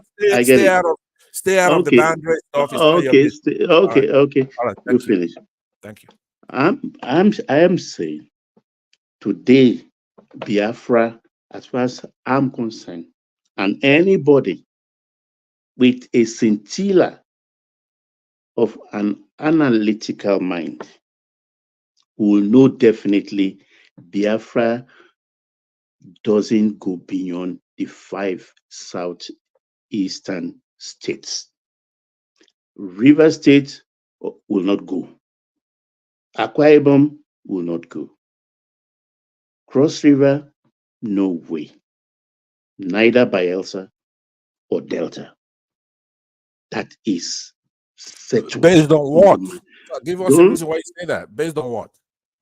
Ordinarily, the Jaws will not go, even during the last war. Listen, look, that's for another day, because we would go into a different realm. So let's deviate. Let me leave that. The day you and Aja will debate, we will be there watching and interjecting. So let me continue peacefully.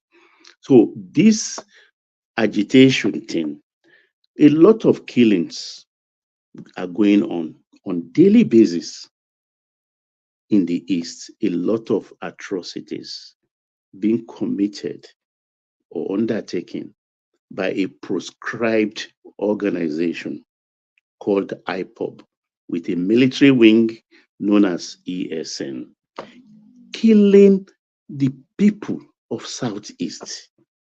My problem here is the leaders of Southeast are not saying anything. I know they do not support it, but why are they acting out of fear and not speaking out? It's really what beats me. Because they are not speaking out. I know they are not armed. Like Azikiwe said, it's only a madman that will argue with a man carrying a gun. But then what is happening is not good. Igbos killing Igbos every day. That we are not there physically doesn't mean we don't know. That they are not talking about it doesn't mean we do not know. And because they are very quick, their leaders are very quick to condemn what is happening in Plateau, in Kaduna, in Ekiti, in Zamfara. But when it comes to the issue of the killings that's going on, the kidnappings that is going on, they keep quiet. And I'm saying that, look, this thing they are condoning will eventually swallow them up. I'm glad that those children that were to sit for their mathematics paper today really rose up to the occasion and said, no, we will go. If you want to kill us, but you cannot stop our future. We have a future. We will go and sit for that exam. And what I know is this. There is a guy in Finland who is orchestrating this. I know Nnamdi Kanu is not involved in these killings. And by virtue of what I know, Kanu. Sir, can I please ask this, please? Yeah. The last time I checked, they said Nnamdi Kanu declared that they should stop sit at home. So what brought about this sit at home again? It is the ECPA. It is the ECPA guy. Oh, yeah, that's all right. It is the ECPA guy. And people in diaspora, the warmongers, the Igbos who are the warmongers in diaspora, are the one sponsoring him. And because of lack of job, he takes small money of that. Just $1,000 today is 1 million in Nigeria. A lot of people will kill for 1 million naira, even 100,000.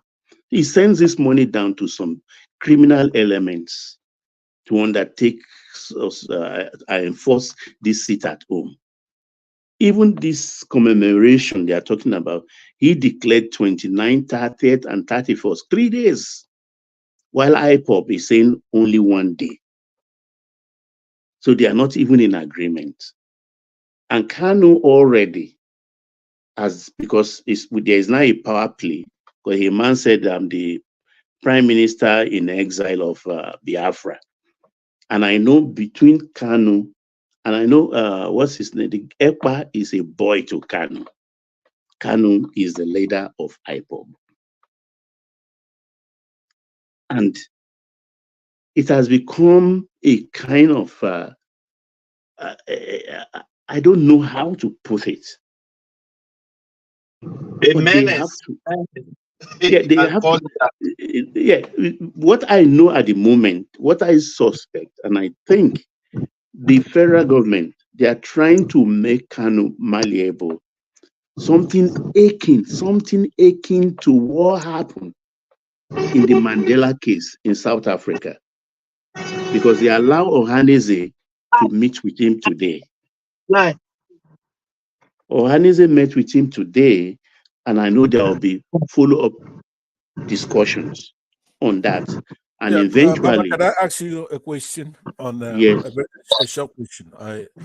I don't disagree with some of your beliefs, what we call opinion, judgment, thoughts, point of view, your viewpoints.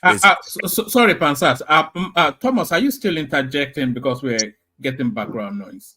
Sorry, I'm very sorry. Yeah. All right. Yeah. Okay. And when is it my turn, by the way? Because if I'm next, then I'll just keep my questions and you come after Baba. So yeah, okay. So hold your fire. Thank you. Let me just borrow like a minute. I'll give it back to you when I'm talking. You could ask me a question and I'll do the same. A reciprocal thing there. So what I'm saying is that when you're giving your opinion and you're pointing out all the time Biafrans, right? Are you of the opinion that other regions have similar situation as Biafrans? There are other regions that are complaining.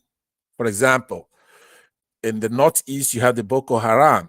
even though it's not spelled out what is their grievance. I believe Nigerians should go and find out what is their grievance to stop that carnage over there in the Yoruba land. Not everybody's happy. They may not be acting exactly, but it's similar. So are you of the opinion that the Southeast is not unique? You know, they're just bigger, they're more louder. Do you understand what I'm saying? I'll tell you the difference. Okay. Few weeks ago, when those rascals, the Yoruba Nation Adele group, stormed Makinde's office in Oyo State, and we discussed it here. A few days later, when Professor, the Yoruba Nation leader, what's his name now? Can anybody remind me? Huh? Akintoye wrote to the National Assembly and wrote to the president and copied the National Assembly and said he has to entertain the Yoruba Nation issue. I think Ayana Janle Koko said it here. He was in support. He thought Akintoye was on point, and I vehemently said, well, not in my name. I'm a Yoruba man, and I said, not in my name. He has to ask me first. And how will he ask me? By a referendum. Let the Yoruba people put it to vote. I will say no. Someone else will say yes. Let majority carry the day.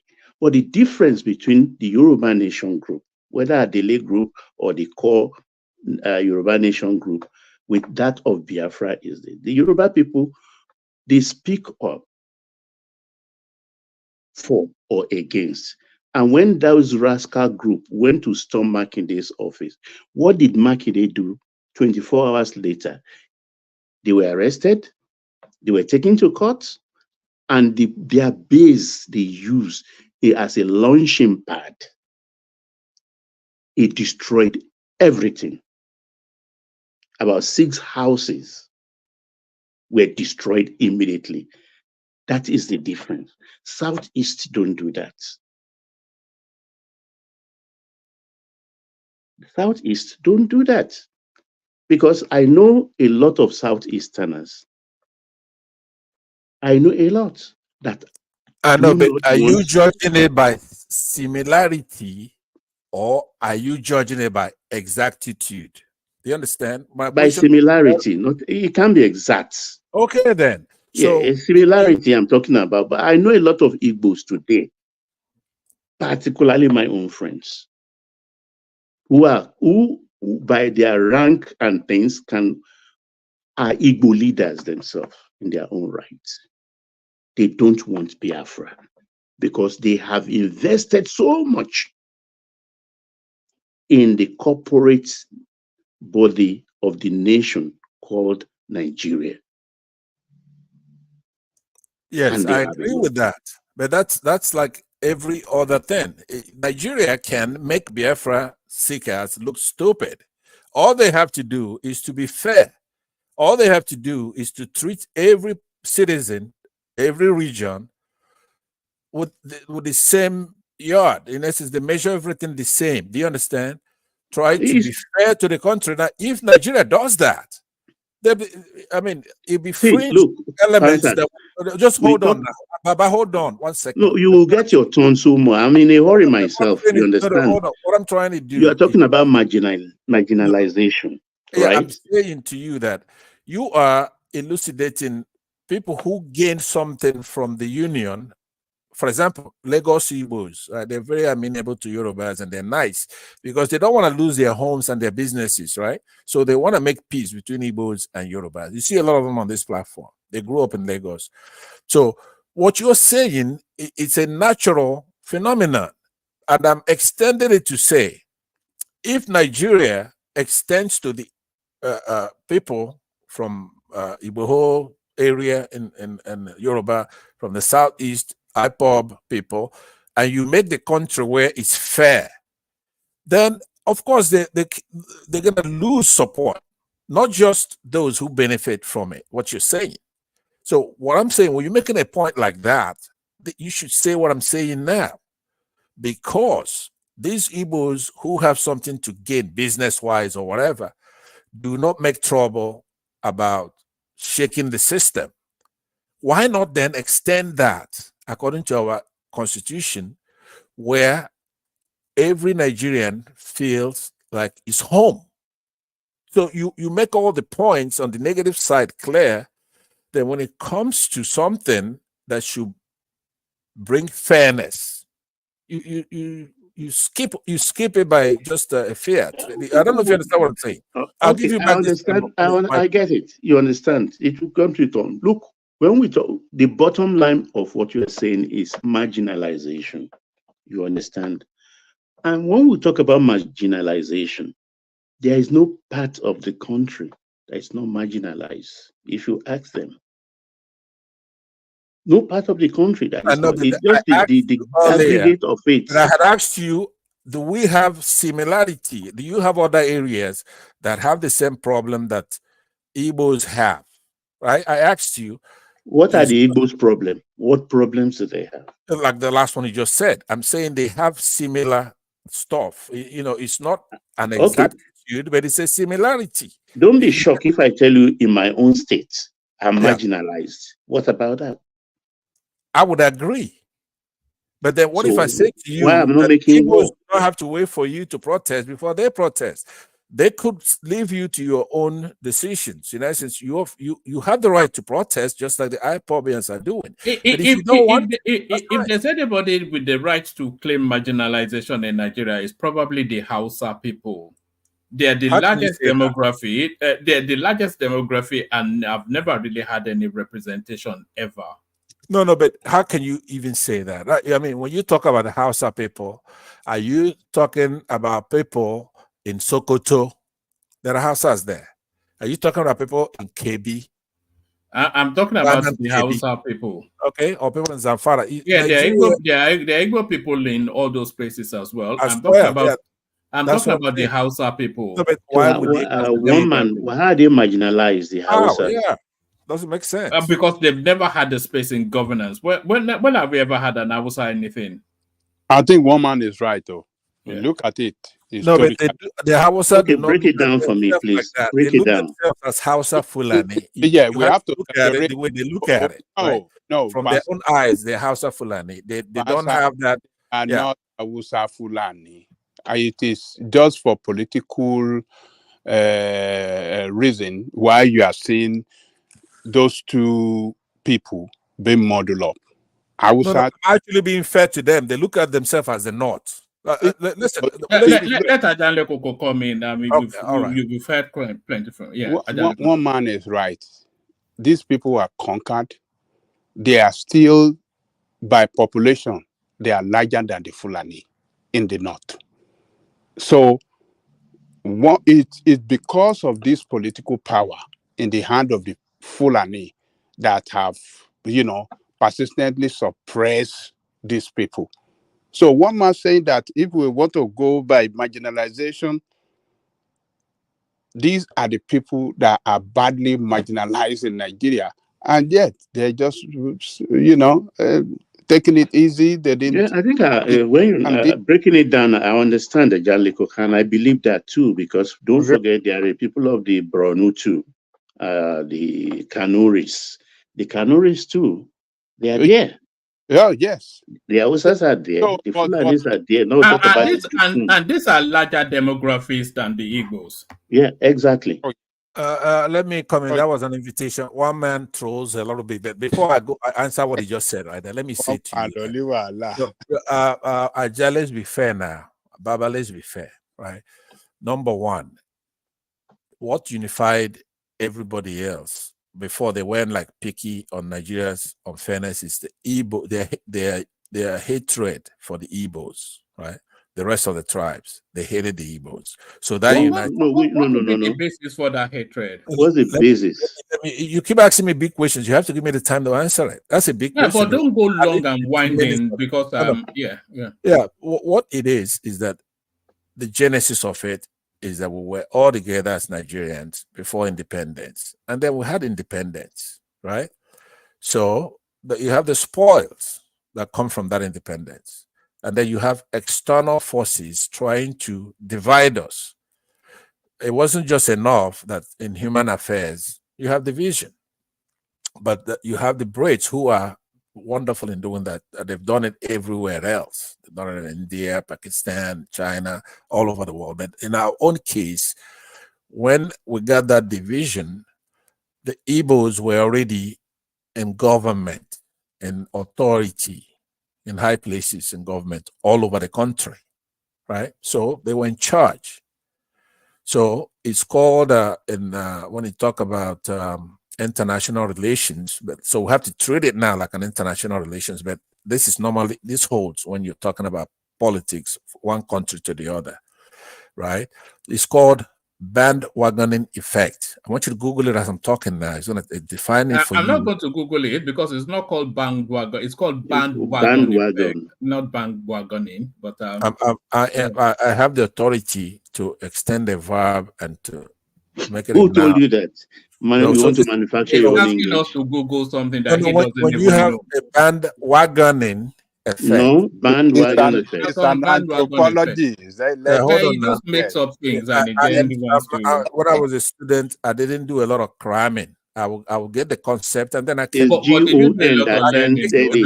Let's not squabble on semantics. Since you know what it is, it's when in the international arena, weak states, they band together so that they can attack the strong state. Like right now, the United States is a hegemon, right? So you have a bunch of Russia, Brazil trying to do the break stand and stuff like that. So that's what's happened in Nigeria. The Igbos were far advanced. They were all over the country in high places. They got independence. So these other cruder tribes like the Yorubas and the Hausas, and they just didn't like it. And then when there was when the Igbos, Igbo Nigerian soldiers. Now, when we talk about Igbo in those days, they could come from Kaduna, for example. Kaduna Nzog was born in Kaduna, right? You have others from the South now, what's known as South. Virtually none of them actually come from the real Igbo, like Baba described, the 5 states, right? But they were Igbos, and they did a coup. They were doing it for the country. They were eliminating people who were corrupt. Now, none of the Igbos were corrupt, incidentally. But then that's not true. Let me land. You don't have. No, I own the floor, so I won't allow you to go far. I said, is it a thing for? Can I just put? I can't even ask you permission. Let me talk. Okay. Can I land? In 1966, before the coup, Mbadiwe was already sanctioned by a panel of inquiry, and he was supposed to be punished before that coup happened. He was our minister for what, sir? I've forgotten the portfolio he held. Mbadiwe was already gone.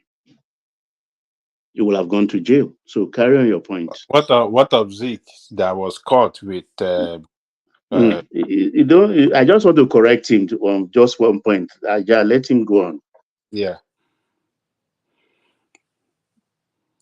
And now he's silent. I'm here. So let me say, I appreciate you returning this thing back to me. I'm saying that what caused that is basically in you guys' word, bandwagon effect. That then led to the wars and everything that happened after that. So it then carried over because then the Fulanis, who are just as clever when it comes to colonization, and they tried it in Guinea, they were thrown out in Guinea, they tried it in other African countries, right? They do not consider themselves, by the way, to be indigenous. Even the Hausa Fulani themselves, not the Fulani now, because normally Fulani, if you see them, they have European features to a degree, right? lighter skinned, the hair, their nose, their lips, right? But they have a mixed, violent group. Go now to that, the real points. We yeah, don't. but I this is don't. the real I point. will be So living in this another Hausa and 15 Fulani, minutes. they are primarily found in northern Nigeria, as we all know, and they speak variant Hausa language or Fula, right? They're not Semitic origins. They themselves will tell you that they're not Semitic. They're not indigenous. So they were able to manipulate a lot of people, like people in the North Central. These are Christians. They fought against their brothers in the Southeast, the Igbos, because we were more advanced, so we saw what their plans were, right? And we tried to tell the rest of the country, and they wouldn't listen. So Who were these cruder A tribes? woman, I think he will get his own turn. I just need about 10 minutes more. See, what he's saying is this. one man, we don't have time. Wait, let me finish. Let me finish my own Talking speech. forever, right? And One a lot of man, these points are But not you have to no. let him speak now. He said you want to leave in 10 minutes. You are still disrupting the let him speak. One man, Your own turn. you have played severally here the opinion of the Sadauna of Sokoto. And what he said there is not strange, because first it was Justice D0WN, the first World Court judge from Nigeria, who first told brazenly, said it is a question of time. This was, I think, about 1949. We've not even got independence. Said it was a matter of time before the Igbos will dominate Nigeria. In 1957, Zeke said exactly the same thing. He parroted Justice Dadi Onyema. That's the father of the guy who wrote Sex is a Nigger. You remember that book? Who went to Eton? So he said that. So the dominance has been there. So before and after independence, they were everywhere. The Yorubas did not had a foray into federal executive. They were played out.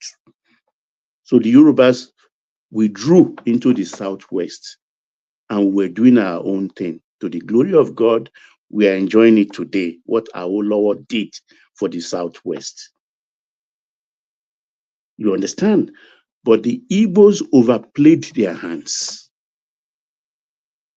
in the sense that even in the army, the officers' corps, the whole of officers' corps of Nigerian army, 66%, that is 2/3 of the officers' corps are all Igbo in that period. And that is how they planned and executed that 1966 coup. Though in retrospect, they are all spinning now and saying different stories about the origin of those people or anything. And here lies the problems of the Igbos. Though there is equalization, what I call equalization, after the dirtiness of that 1966 coup, what I call the equalization was when the North also avenged the death of their leaders. So apologies should not be made to either party, but there is heavy distrust. There is a trust deficit that's hurting that the North hold dear today, because what happened was Nzegu, for instance, Ife Ajuna, for instance, and Anikuru, or what did the other major, they were living. For example, Nzegu was born in Kaduna. He speaks Hausa fluently. He was staying in Kaduna, Sadauno's household. He eats there. He sleeps there. And that shocked them, that somebody, and Ife Ajuna was the one who killed Lagema. Lagema held Ife Ajuna like his own son. When he saw Ife Ajuna, he thought, oh, this man will save me. That was when the coup had rolled out. But Ife Ajuna shot him, point blank. Point blank. So they still, you can hear, was it Azan or that's let me finish. I will soon finish. You can take your turn. I'm putting history in its proper perspective. You understand? Let me finish. Let me finish. Let me finish. I'm not spinning anything. Ribadu or Hassan, if you listen to him well, because nothing misses me when I come on the platform. I remember everything. He said they will never forget. And they thank people like Danjuma till tomorrow for saving them, because they were the one who spearheaded the second coup. And that distrust is at the heart of everything today. If that thing is not addressed, if the North is not assured, reassured, and over-reassured, it's not going to be easy. There's nothing they can do. They've committed 4 or 5 coups after that. They're a bunch of hypocrites and liars. If a coup is your problem, soldiers committed coup. Since then, you've committed 4 or 5, 6 or 7 coups, and you're talking nonsense. What can they do? Nothing. They gotta get over it and build their country.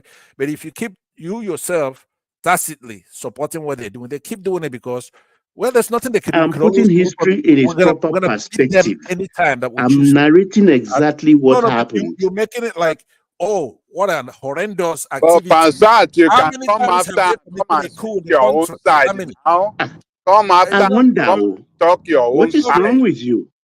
You have your down own, you have your everything own he's floor, saying, your own time. and then you can come after when you get to your own turn, and you tell us your own side of the historical Very well. Go ahead. perspective. It's try to end now, Baba. How long are you gonna talk? Don't railroad me, please. You've eaten up at least a minute to a minute and a half of my time. No, so let me sir. Yes. Pastor don't determine when you stop talking. He should stop interjecting you. Then you can conclude. Thank you. You understand? My friend, the Yorubas had never been in government. This is the first time. This is the first time. Obasanjo's government, you understand, was actually in its practicality was a national government. It was a compensation to the Yorubas for Abiola's death, because there was a national guilt that we've done the Yorubas dirty. So let us compensate them. We wanted Olufalaye, but the military felt, okay, the only person we can be safe with is Obasanjo, who speaks our language, who trained as an officer. We trained with him. If we can put him in. So because even Obasanjo was almost hounded out of Baba the Yorubas. But when the North said, okay, you can't do second term, their article was when the Yorubas came in and sided with Obasanjo and said, no, that we don't like him doesn't mean that he's not our son. You can't remove him. Is he entitled to 8 years? Yes, let him be. And they saw the Yorubas result. But you didn't vote for him. It doesn't matter. We retorted. It doesn't matter. So this is the first time I will say we have a Yoruba person who is ruling. We never had it before. It has always been on ad hoc basis like that. The Igbos never had it too, to be fair. But then we don't complain. Naturally, Yorubas don't complain because we don't talk, but we have too much self-belief in ourselves. During Jonathan, we were not in government. President, vice president, president of the Senate, House of Rep, Chief Justice, foreign minister, all those are the order of succession to power. If one dies over the order, nothing. We're not there. We went to talk to Jonathan. Our fathers went. Our royalty went. Our ex-military officers went. Our business moguls went. Our wives went. Jonathan only promised us. He was carried away because he was hijacked. We heard the naming Aziki Way, a naming Mizino Way, and things like that. We went back to the West. Did we make trouble? We did not make trouble.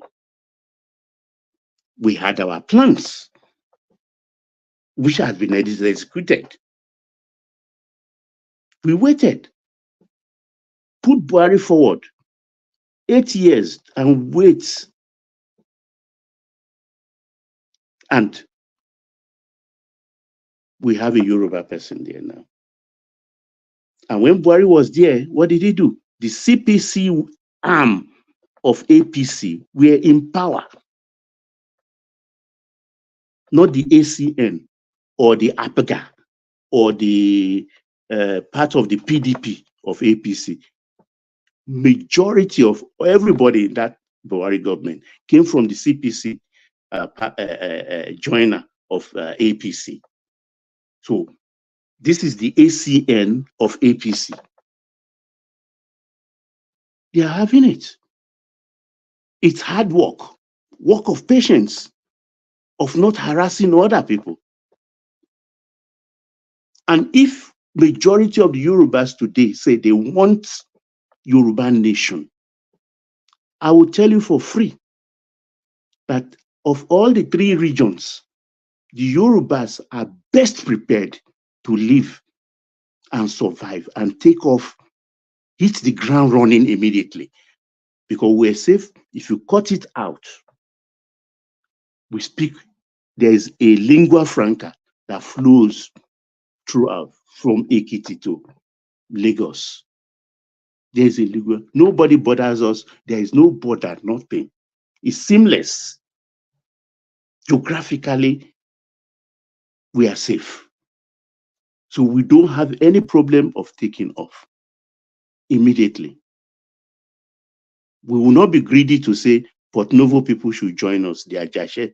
No, they are in Benin, they are in Benin. If of their own free will they want to join, fine. And Yorubas have been accommodating.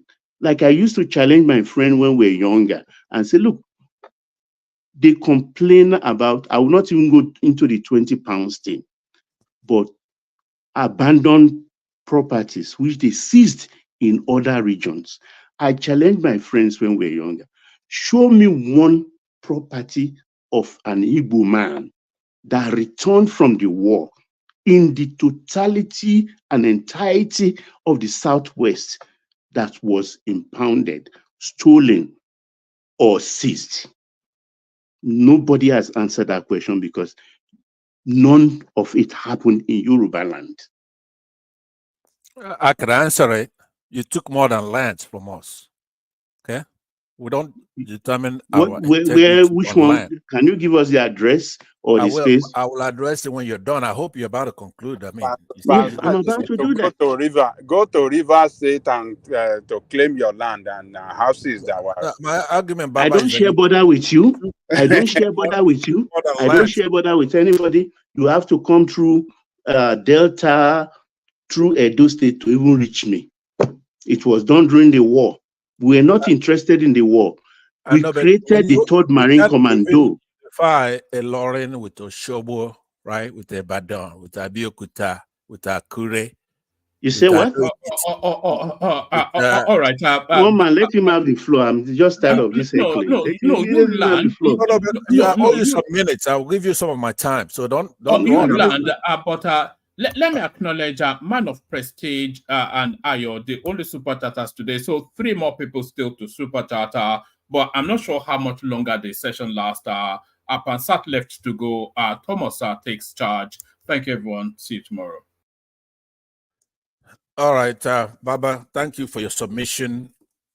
A lot of it is in order, but looking for Yorubas outside of Nigeria when you can't even get the ones that are in Nigeria to agree with you. Like I was saying, from a lorry, you can't get a lorry to go with you. It's in Kwara, Ado Ekiti in Ekiti State, Akure in Ondo State. Speak for yourself, please. Don't forget that one, okay? Now, for somebody, I haven't even get a word in. You're already interjecting me, and I believe it's friendly. I'm not gonna chase. No, I'm not, because I'm laughing, because all those words you are saying, they're just like. Try to use it wisely. Whenever they want to come in, you can. I'll pay you back some of that. But what I'm saying, concentrate on your state, Ibadan, or Shobo in Osun, Ado Ekiti, Akure in Ondo. Try to get back the ones you lost. We've not lost anything. I'm talking about Ilorin now, in Kwara. Look, there are 16 local governments constitutionally recognized in Kwara State. Hold on. 12 are Yoruba speaking. No, hold on. What I'm saying is that Ilorin is a very important part of Yoruba land.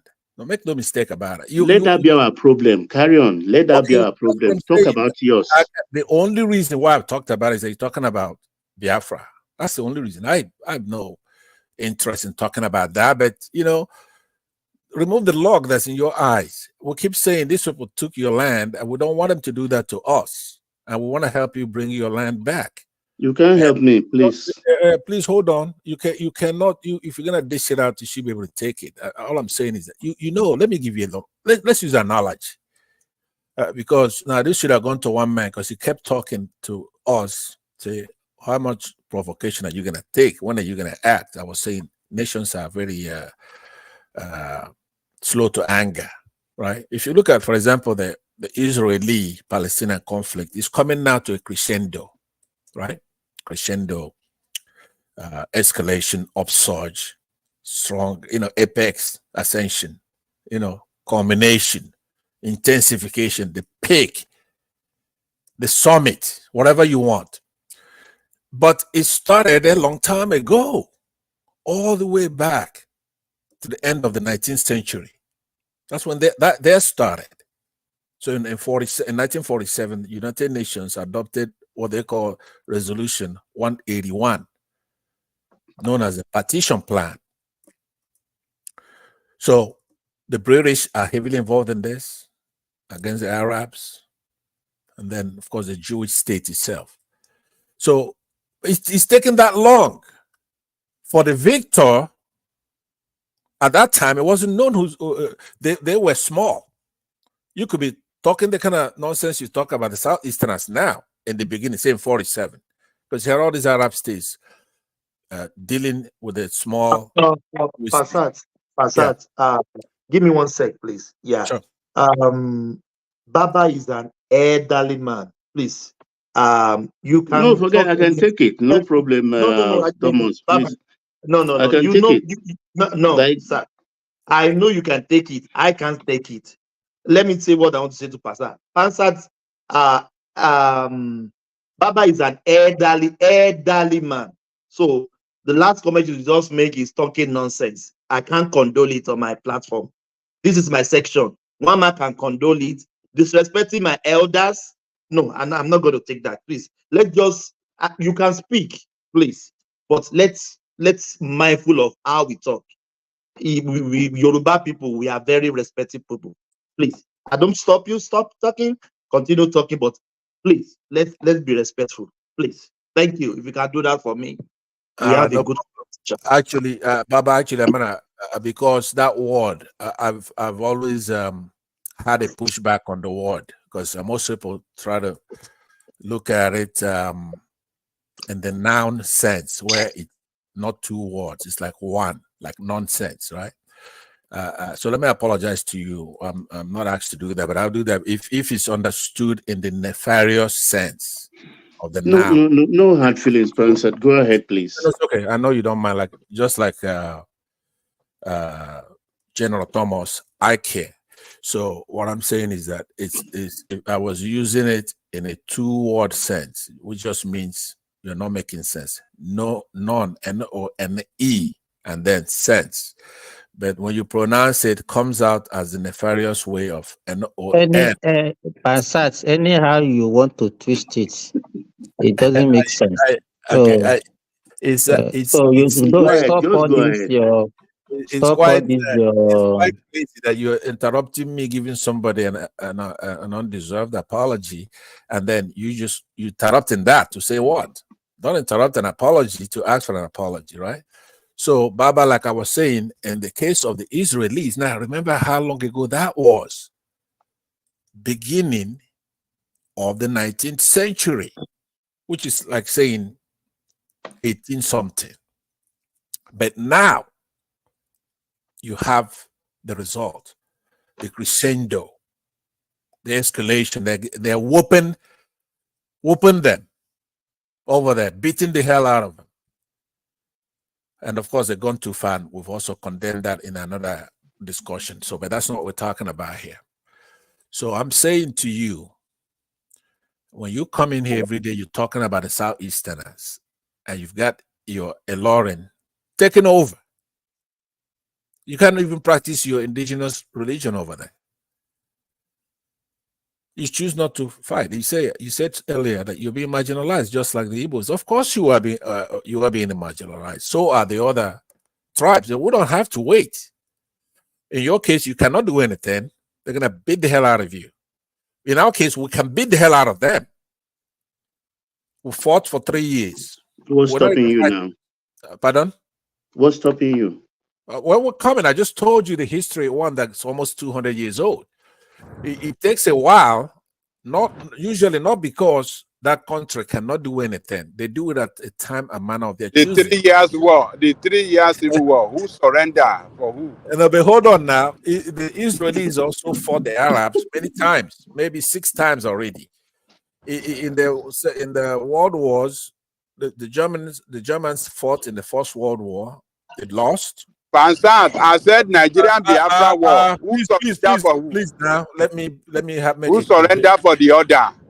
No, nobody. There's no surrender. The Calabar surrender for both. They're nice. The Calabar say, you know what? We're not, since we're a different tribe, for peace sake. The Calabars are not Biafra now. Hold on, I'm saying different tribe. They're not Biafra. Wonderful. Biafra is more than a tribe. You have to know that. Biafra is not just Igbos, but the Calabar is a different tribe. So Calabar was in charge of your land. You have to do what one man was doing when I was interjecting. They surrender on their behalf.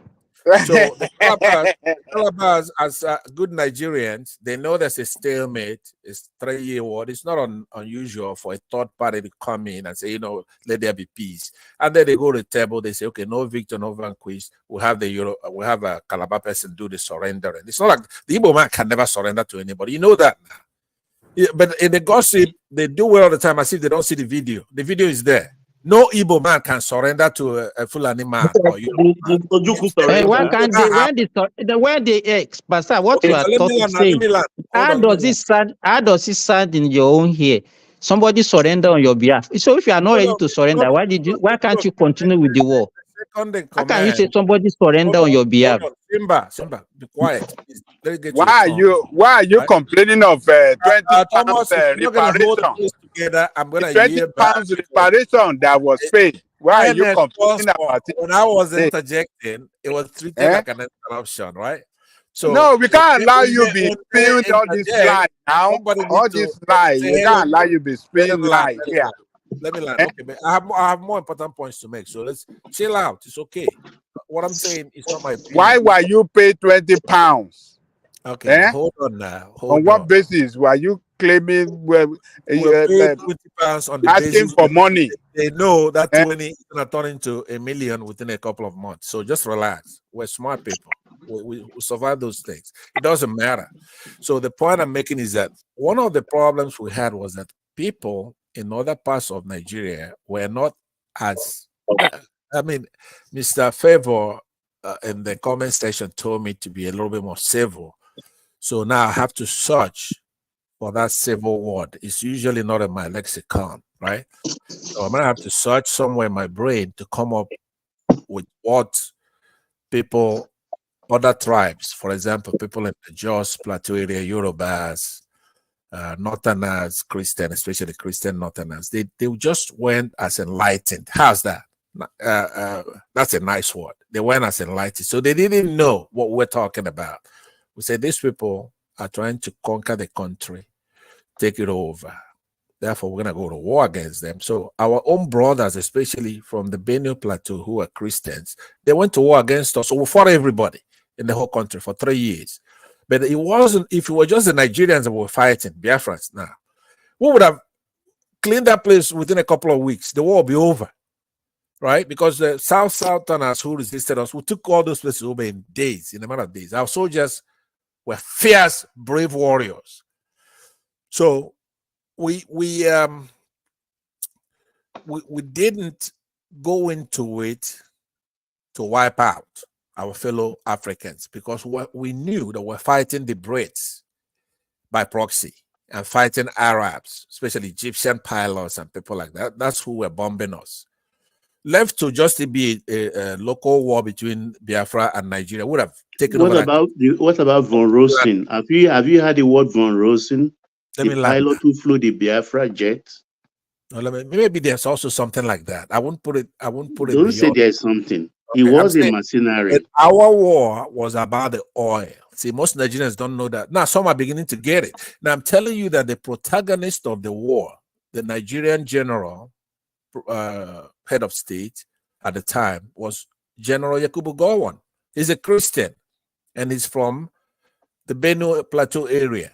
His people are in the IDP camps. So it's like they were tricked. You're never going to hear them come out and apologize. And we ourselves, we're not demanding it. I'm still one of the ones that are trying to find a way to stop that carnage over there. They lost the war. They've been taking over their lands. Their governor tells stories of him rushing home and barely making it home every day. Barely. They want to whack him. No Nigerian. You never seen Baba here say, hey, these our fellow citizens are in IDP camps. Never. Or how do we even stop this carnage? I'm still the only one who talks about it. I'm not saying we told you so. But aside from that, even the Yorubas, this token presidency, the illegal presidency they have with what's his name here? What's the guy's name that is a father to Sheyi? What's the guy's name? That tell me, I don't know. I used to be the governor of Lagos State. But anyway, what I'm saying is that you don't know the name of your president anymore now. Yeah, okay. I guess I can use that. He has failed an exam already. What I'm saying is that Awada, Keri Passat. You remember the name of the son, but you forgot the name of the family. You were saying it's chicken the tongue, kind of. I know. Okay, so Baba, so what I'm saying is that he's not a Yoruba man. We know a Yoruba man when we see one. The Yorubas were the first to talk about our democracy, wrestling our liberties away from the soldiers. We have valiant Yorubas with valor and common sense. This Tinubu is not a Yoruba man, and you could claim him. It's okay. There's nothing wrong with that. He's not a Yoruba man. So who is he? Where is he? No. You should ask him now. Where is he from? Listen to what I'm saying. He's an A1 manufactured human being, right? Humanoid. If you could figure out where Tinubu is from, you tell us. You should win it. If I knew, I don't know. Tell me. I will win a Nobel Prize if I could just figure that out. Us. When we are telling you are just being propaganda. And But look, you've heard it many times said, right? Nobody knows. Tell us now. We want to know. We don't know. Before you know where somebody's from, you have to know where they went to school, primary school. Tell us now where he's from. Now, hold on. I don't know. Okay, what are you saying? Why are you saying he's not a Yoruba man? There are rumors that he's from Guinea. Right? There are rumors. Boy, you need break. Can we have a good conversation? Let's go back to where we started from. Let's go back to where we started from. Why the silence from your part of the country about the going-ons, the people that are being killed every day? It's not an Hausa, the Hausas that are being killed. It's not the Yorubas. The Igbos are being killed. And that makes me very unhappy. Why? Okay. Why aren't you talking about it? Baba. Sorry, sir. I don't Yeah, like the way you are talking. I don't like the way you are talking. Why are you not happy?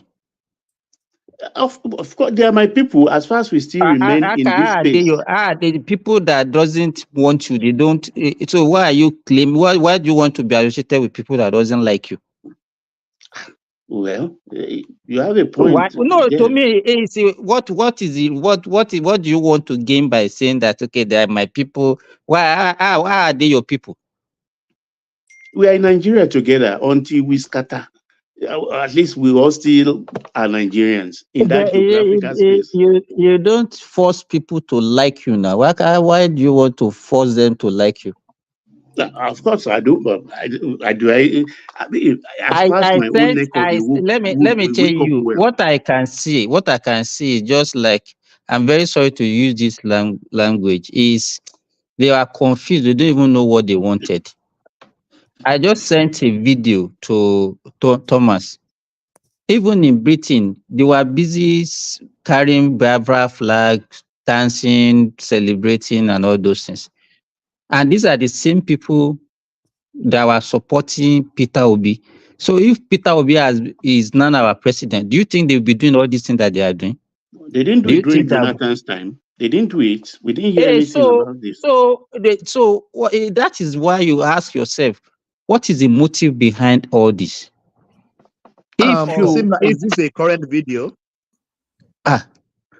They were at least I belong to a platform. There is even one Weibo woman that posted it. So, so they carry this shameless thing to London again. Is that not what they do? Is that not what they do every time? Every year. Okay, now let's get back into my gear. So, what I'm saying, the Igbos and I was just praising the Yorubas going back when they were praising. Can you see that? What he said, he was praising Yorubas. I know, but it's not when I just say one word, you start laughing and joking around. Hold your horses, please, until it's your turn. So what I'm saying is that the Yorubas in the 80s, including Ahmed, Tinubu, right? They fought for. Oh, now you remember the. Yeah. After I put it together, and I remember the name, right? So they fought in the 80s. Which fight did they fought in the 80s? In trying to bring us back into a democratic setting. In the 80s. In the 80s. Yeah, including the 80s. All right. Remember I can't remember. Any fight. Let me finish. And you cannot be saying something that is not true and will not tell you now. How can you? Thomas, please admonish Simba to hold his horses. When it's your turn, then you talk. It's okay. If I make a maybe mistake, trying to say the 90s, right? You do interject people now. He doesn't know what he's talking about, and he will just be talking and be talking. Right? We are trying to correct him, he doesn't want to listen to correction. To remain calm until his turn. If I say something wrong, then it's your turn. You poke holes in it. That's the right way to do it. So let me go back to what I was talking about. I said I was giving credit to those Yorubas who helped bring back a democratic setting. Thomas, please. Just a second, please. Pastor, hold on, please. Yeah. I'm actually getting to see the topic now. The topic is about why the silence from the Igbo people when they are killing their people in the southeast today. Why are they really not worried? Why is it that, for instance, we have the Vuvuzela man? He will be doing short everywhere. If it is in the north, he would have been speaking by now. Same as Obi Ezekwesili. Including Pansat now that is speaking. They are not worried that things are happening. Thomas, Kids are supposed. Hold on you're a not second. going to do what you're supposed to do, then I'm gonna just exit. I don't mind. You can exit. I have We're a not big going to dinner. miss you. It's interjecting. You still have the floor. Today is the 30th of May. Today is the 30th I will of go May. ahead and exit. It's okay. A well cannot be found in a pond. It doesn't really work, right? Today is 30th of the A month. well is not supposed to be. Kids are supposed to in be a writing pond, their right? WAEC, right? So They're supposed to have been writing WAEC. If you're not gonna control They're that not boy doing that. right now, then I'm gonna leave. That's So all. why are they? It's Why is interjecting. You I'm still not have the supposed to floor. be- Why are I'm not you supposed getting to angry? No, Pansat I'm getting angry because I is an feel elder. like a well Pansat that is an found elder. Why is he not itself speaking to what is the in carnage a that little is happening? pond, right? They Control killed military this men in character. the So southeast today. He's not speaking about that. Obi is not please, speaking. Obi please has been mute him. silent. Let me continue what I'm You saying. said you want to leave. We are I'll give waiting you for 1 you to minute leave. to do that. You say you want to leave. You can speak about what. Are you not worried about what is happening in the southeast? Why is Obi always concerned about what's happening in the north and the I just southwest? started, so you gotta let me. No, I'm just asking now. Don't you guys get worried? Kids are supposed to be writing. We're not their worried WAEC. about nothing. We're ready to kick some ass. There's nothing to worry about. No, you are not kicking some ass. They are kicking your ass. You should be worrying, not They are us. kicking We your don't ass have to worry because they about told you nothing. to stay at We home have and you nothing guys to are lose. home. You guys We have are nothing to home. lose. Okay, so mute him. I've answered him. You We're guys not worried. are home. That's They the are answer. kicking your ass. The We're governors are. Did you see what Alex Oti wrote today? Alex Could Oti is you scared mute this of guy IPOB. now? You are not I worried didn't look because at of IPOB. You are you an keep IPOB. quiet You are not worried. when there is You say you want to an leave. evil going on, You said right? you want to leave. You You said sit you want to there leave. and you Enigmatic. Just let him. Yeah, let him continue. Yeah. Yes. No, But you have to, so Thomas, you Stop can't have unlimited time. Give him time to talk because you just be flippanting around. He will not even you won't see any sense with whatever he's talking about. The question is, all right. is If Pansat I'm not not gonna worried be about paid now, kids? I'm not gonna talk Is anymore. Pansat I should be not paid worried to about talk to kids you. not writing their WAEC today? I should be paid to talk.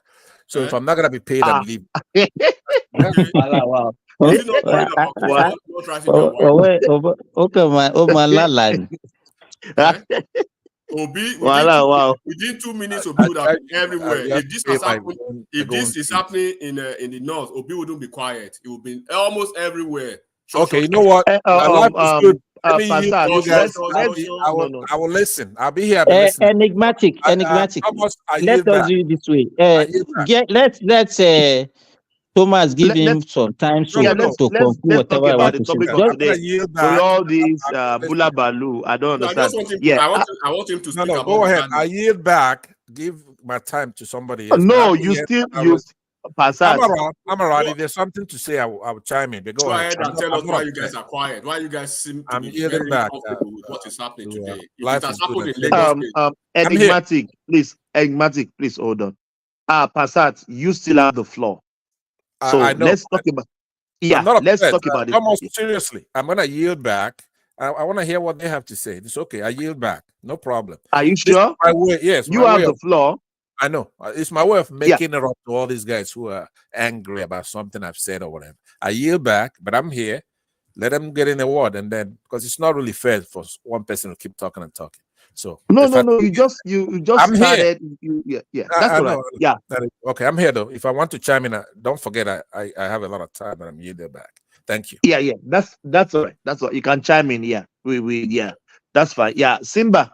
Thomas, let me just go, please. Passat, I'm not. It's still your flaw.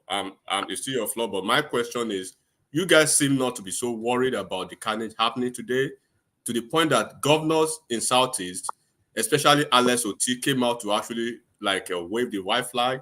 On Tuesday, you guys on Mondays, you guys cannot go anywhere. Now on the 30th of May, when other kids in other parts of the country are sitting for their WAEC, writing their mathematics today. That couldn't happen in Southeast. They killed military men in Southeast today. They killed one young boy too. One young boy was killed. We do have two dramatic personnel almost every time. Like Peter Obi, if this is happening in the north, he wouldn't be quiet. If this is happening in the southwest or south-south, he wouldn't be quiet. But each time, and this has become a recurring decimal, he is always quiet whenever things happen in the southeast. And he wants to be a leader. And then we have Obi Ezekwesili, who is always all over the place. And we have all the leaders. They're always speaking about other regions, but when their region is on fire, they are quiet. You are one of the leaders in that region. You are deflecting. You are not speaking about kids. You guys say you're worried about education, about kids. But kids are supposed to be writing WAEC today in the Southeast. They are kicked out of school. The governors, they are not doing anything. Ipob are taking over, and you guys feel so comfortable. Why are you guys so hypocritical? What is the Pansat, if you are hearing, that's a fair question from Enigmatic. I thought you would tackle that, but since you say you don't want to talk, I can't force you to talk. Yeah. So that's fine.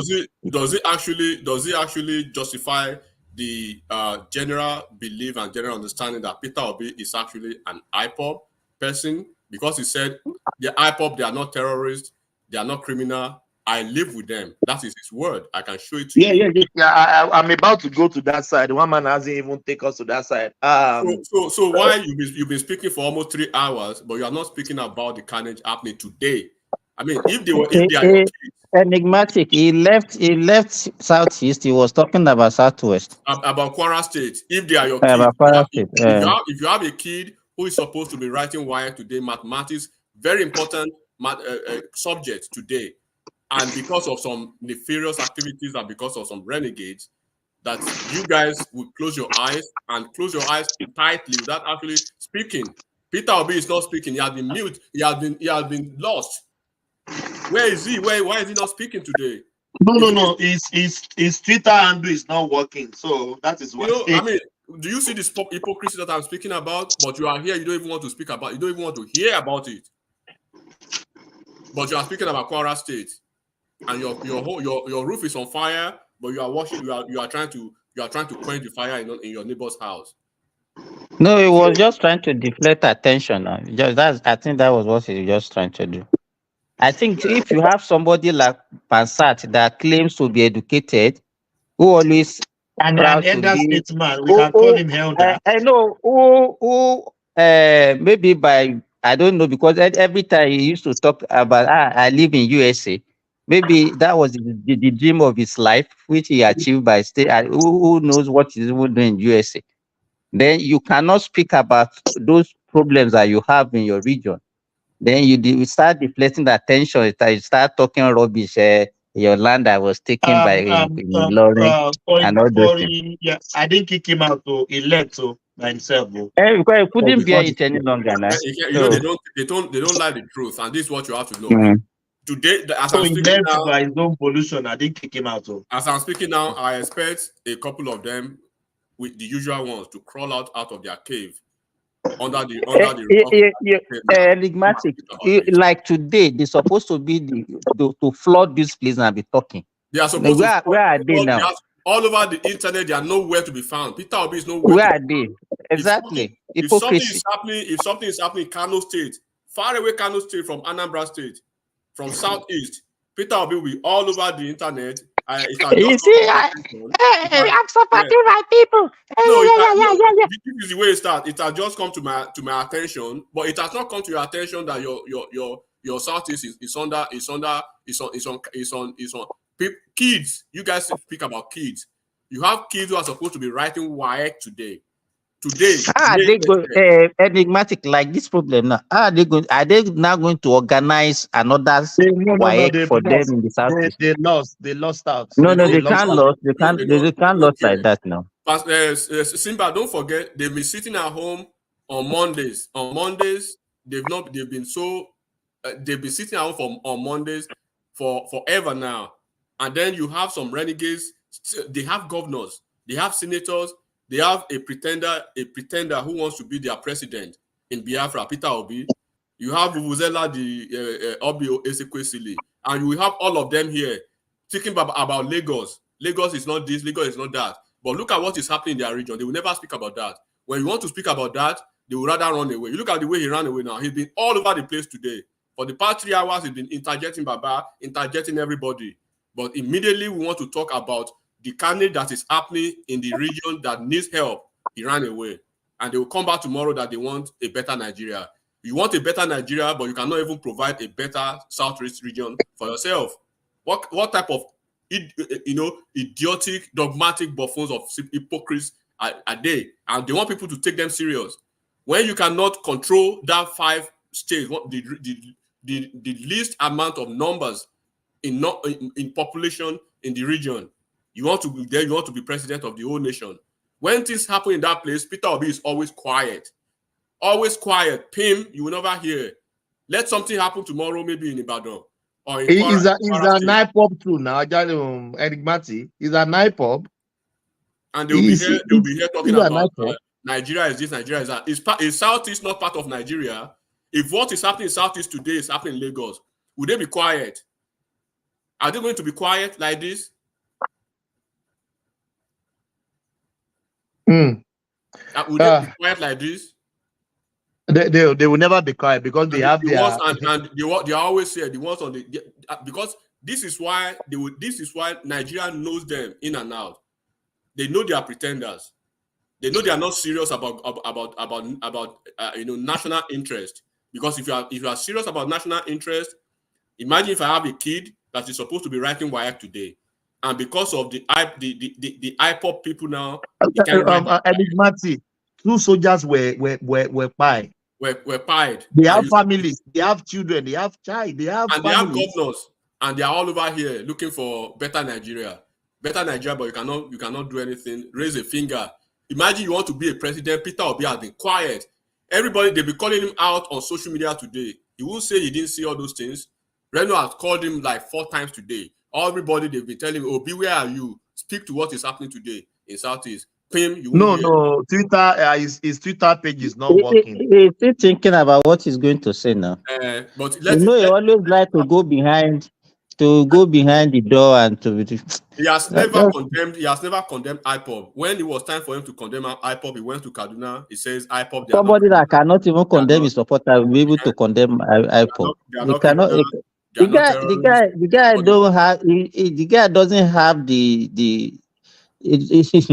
Forget about Peter Obi. They are not criminal. They are not terrorists. I live with them. When you live with them, but they killed. They buy Dora Akunyili's husband in broad daylight in the street of Onitsha. There, broad daylight, they buy that man, and you guys are here looking for. You want to rule Nigeria.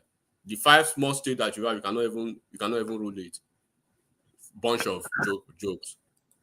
No, it's sometimes you just think what is going on here. If Peter Obi as a leader, anything that happens before 2 hours, 1 hour, you will see him on X. But let us be fair of Peter Obi. Even other Southeast leaders, how many of them are condemn what is going on in the Southeast? But he is a leader. He's a pronounced leader. The reason why people are calling Peter Obi out is because of the position he wants to assume. Because every time he wants to come to the social media to speak about every other thing. But when it happens in his region, it's always quiet. Always quiet. Are you going to tell me he's blind? That let it happen maybe in Port Harcourt, in Kwara, in Kano, in what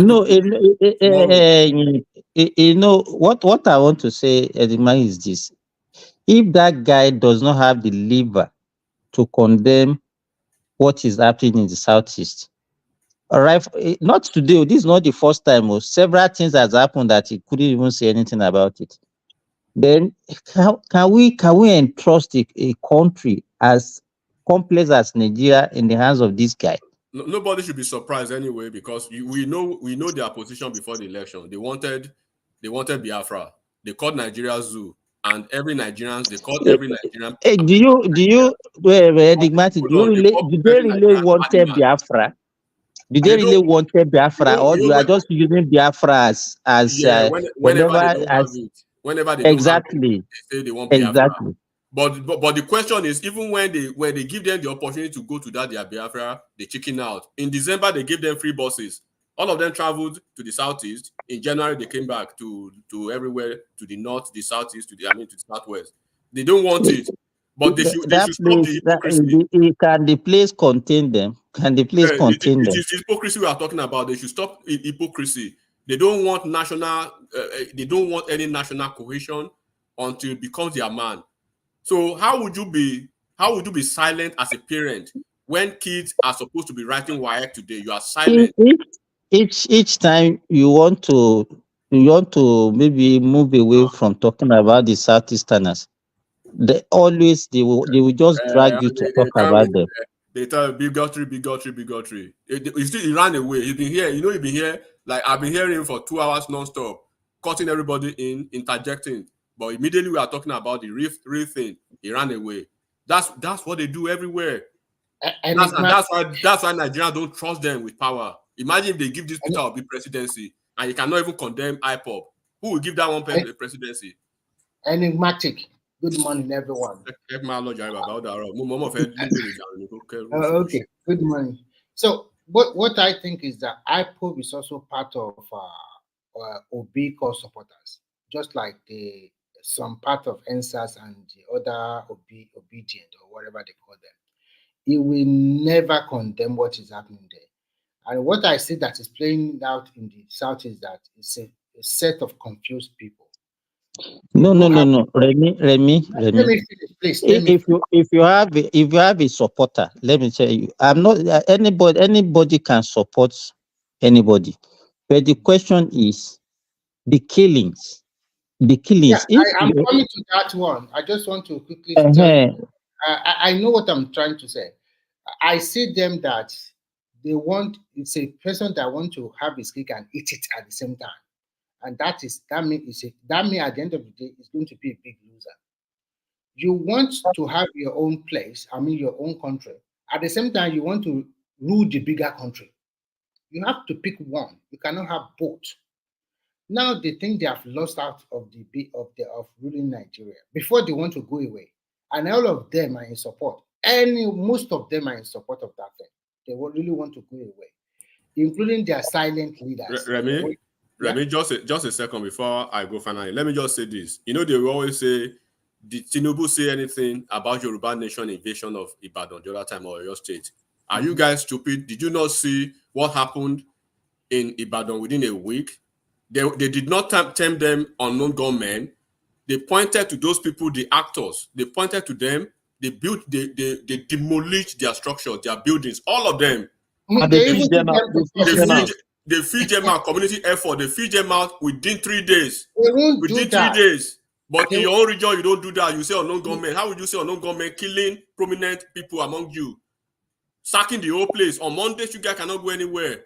Unknown gunmen for over 3, 4, 5 years. And you have a prominent people here like Obi keeping quiet. They did not keep quiet in Oyo State. They smoked those people out within 3 days. For me, just forget anybody that's calling himself Obi that want to win Nigeria. He's not serious. He's just an opportunist. Everybody knows him. He's fucking terrorist there. He won't speak up. This is not the kind of leader Nigeria wants. We want do anything about brave man. You want to control. The irony part of it is that I just laugh sometimes. When Boko Haram started in the north, and who are those people that they kill? Is it not the same Hausa people they kill today? Did Nigerian break? Continue to kill yourself. But when you are killing Nigerian military soldiers, when soldiers go there now and wipe up the whole area, you start to shout. Then you will continue to now agitate for nothing. Because you kill soldiers now, you kept quiet. And when you now take a battalion there and started wiping out the innocent people there, you will now continue to shout. And that's what is going to happen. And people will now remember you now that your so-called leader did not say nothing. You people in that side. Remy, did you see what Alex Oti wrote today about the Ipob thing? Did you see? Go and read what is. What is this idiot saying? Did you see what? Look at Makinde. Makinde, within 48 hours, they smoked those people out. Yes, they arrested them. They took them to court. They demolished their houses. They confiscate their assets, the guns and the whatever they have. Makinde invited the chief of defense staff, but on their own, they are the one that will ride their people up against even the military. So no government from where? Let's ask ourselves a lot of questions. They said they want to go away, and they are killing the same set of people they want to rule in the future. That is one. And then two, they are also very greedy. Why I would say very greedy is this: you want to go away. The 5 states is not enough for you. Now you are all over the internet telling us that these Edo people, these Ikwere people, these were they are part of your East. You want to take them away with you. What are you kidding yourself in this 21st century? So that is if you want to go away, let all your people from all over Nigeria, call them back, let them go to your enclave, go away peacefully. It's so easy. Why you keep people, and why you want to take other people's land? For what reason? Are you so powerful like that that you just march on Port Harcourt or march to Delta or march to Edo and take their land and telling them it's part of your land? I think it's high time the military should teach them a good lesson. Because I don't understand the killing anymore. You are killing yourself and you say you want to go away. Before you even rule, you have killed more than 30% of your own people. And the so-called leaders, they are sitting down, folding their hands. Even the leader, they cannot even go to their domain. Everybody chicken out. And that won't happen in other region of Nigeria. The Hausa people that even in the north, that Boko Haram have, they still stay there. And oh God, man. In fact, Remy, do you know why I object to Yoruba Nation till today? Of course, I also rejected it totally. Yeah, inside of me, I want Yoruba Nation, but I don't want one blood. I said it. One blood of a Yoruba man to be shed down for one country that I don't even know that they can be marginal. I hate them, and that is why they hate Tinubu. They hate Tinubu and most of the Southwest politicians because they didn't support them. They believe they were. They didn't support them.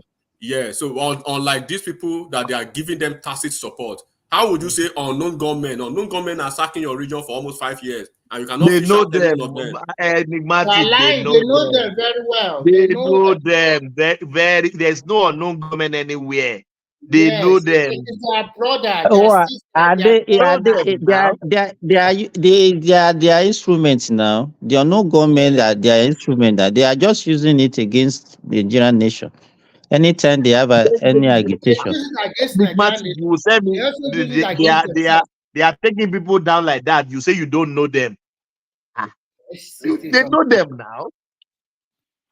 Why would they know them? I think I'm so sorry. I don't want to say this, but I that place that thing happened. I think the military should do something about it because it's becoming these are Nigerian army, and some of them can also be part of your clan, also your tribe, and you are killing them like that because they want to maintain peace and order in your country in that area. But the issue here, I will still repeat that question. The military is it only Peter Obi that we level lead because the governor actually gave them support this morning without his silly statement. Since you allow them to kill Nigeria military, then the entire neighborhood level lead. Then you will see. Let them level it, and then they say they kill unknown gunmen. I think we don't know them. Go there and kill all the unknown gunmen. If you are unknown gunmen, go and kill them. At least nobody will cry foul at that time anymore, because I think I just don't know. Because sometimes you ask yourself, at this century, some people are still claiming. Let me tell you, if you see a crime being perpetrated in a place for so long, you know that the people in that place actually they have hands in it. Of course, it's right. You know now that is why one of the reasons that Nigerians, the other regions of Nigeria, will never trust that region. And that is one of the reasons why they will find it difficult to really rule that country. Because they are fighting with all the regions of Nigeria. Today, you are the number one, you are the best. You are fighting with the South. Fighting with the South. Why don't you think, not everybody? Why don't you think Sheyi should tell us that those people that come to the secretariat, they are unknown government. They are unknown government. Immediately they arrested them and deposited them. Who are they? Who are they? And let's call a spade a spade. If Yoruba want to go away, is this so test of miscreants, those sorts of non-entity that would say they want to. So as we are now, it is the same kind of Igbo will now be my own president, telling us that okay, let's go away. Or those that woman that sat down anywhere in Europe telling me okay, it's time for you. Remy, you see Igbo when Igbo came back and he was all over the place talking nonsense. You see all those about they chase his ass away real quick. Get back to where you are coming from. Immediately, unless they will pick you up and you are unless they will pick him up and they are nobody's going to be there for him again. How would you kill a whole Dora Akunle's husband in the street of Onitsha and nobody knows today? They killed him like chicken like an ordinary chicken, fowl, unknown gunmen.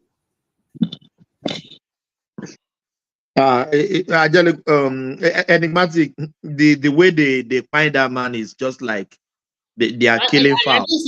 If you see the way, sometimes the way they are dragging Wole Soyinka, I just ask myself, you drag Wole Soyinka, you drag Sultan, you drag all the leaders of other regions, and then come to this election and the so-called twine talking both sides of the mouth will not go to them, eating with Majari, condemning this, condemning any little thing is already there. Now this one, why don't you talk? I don't want to put Remy, not really a very good person, to be frank. I wanted to ask Thomas one question. Okay, that Dora Akunyuli's husband that was killed, had he was killed by maybe in another place apart from the Southeast, do you think they will keep quiet about it? No, never. Never. It's going to cause chaos. Exactly. Chaos. Or let's assume that guy was killed in the Southwest, that Dora Akunyili husband. Hey, wala don't pause. Everybody, they will be shouting, it's Yoruba that killed him. I think it's high time, if you guys, you don't like the rest of Nigeria, and you think you are the best one, so anything you also get from the other region, maybe they are pushing your people away back to your place, you also accept it. Because there is a saying that if you don't want me to have peace, you too, you will not have peace. So, but what is stopping Peter Obi to comment about what is going on in the Southeast? He won't do that. He won't do that because he himself is not a good man. All of this thing is just pretentious heart. That he is the same. Deep down, when you look, if you can sit down and check that man, he is not a person that have good intention. He is not a person that really want good thing for Nigeria. He is just a person that if he rules, Nigeria will be in deep crisis more than he will, because he's going to be a sectional leader. And once you are a sectional leader in a complex country like Nigeria, what do you expect? There will be a lot of trouble.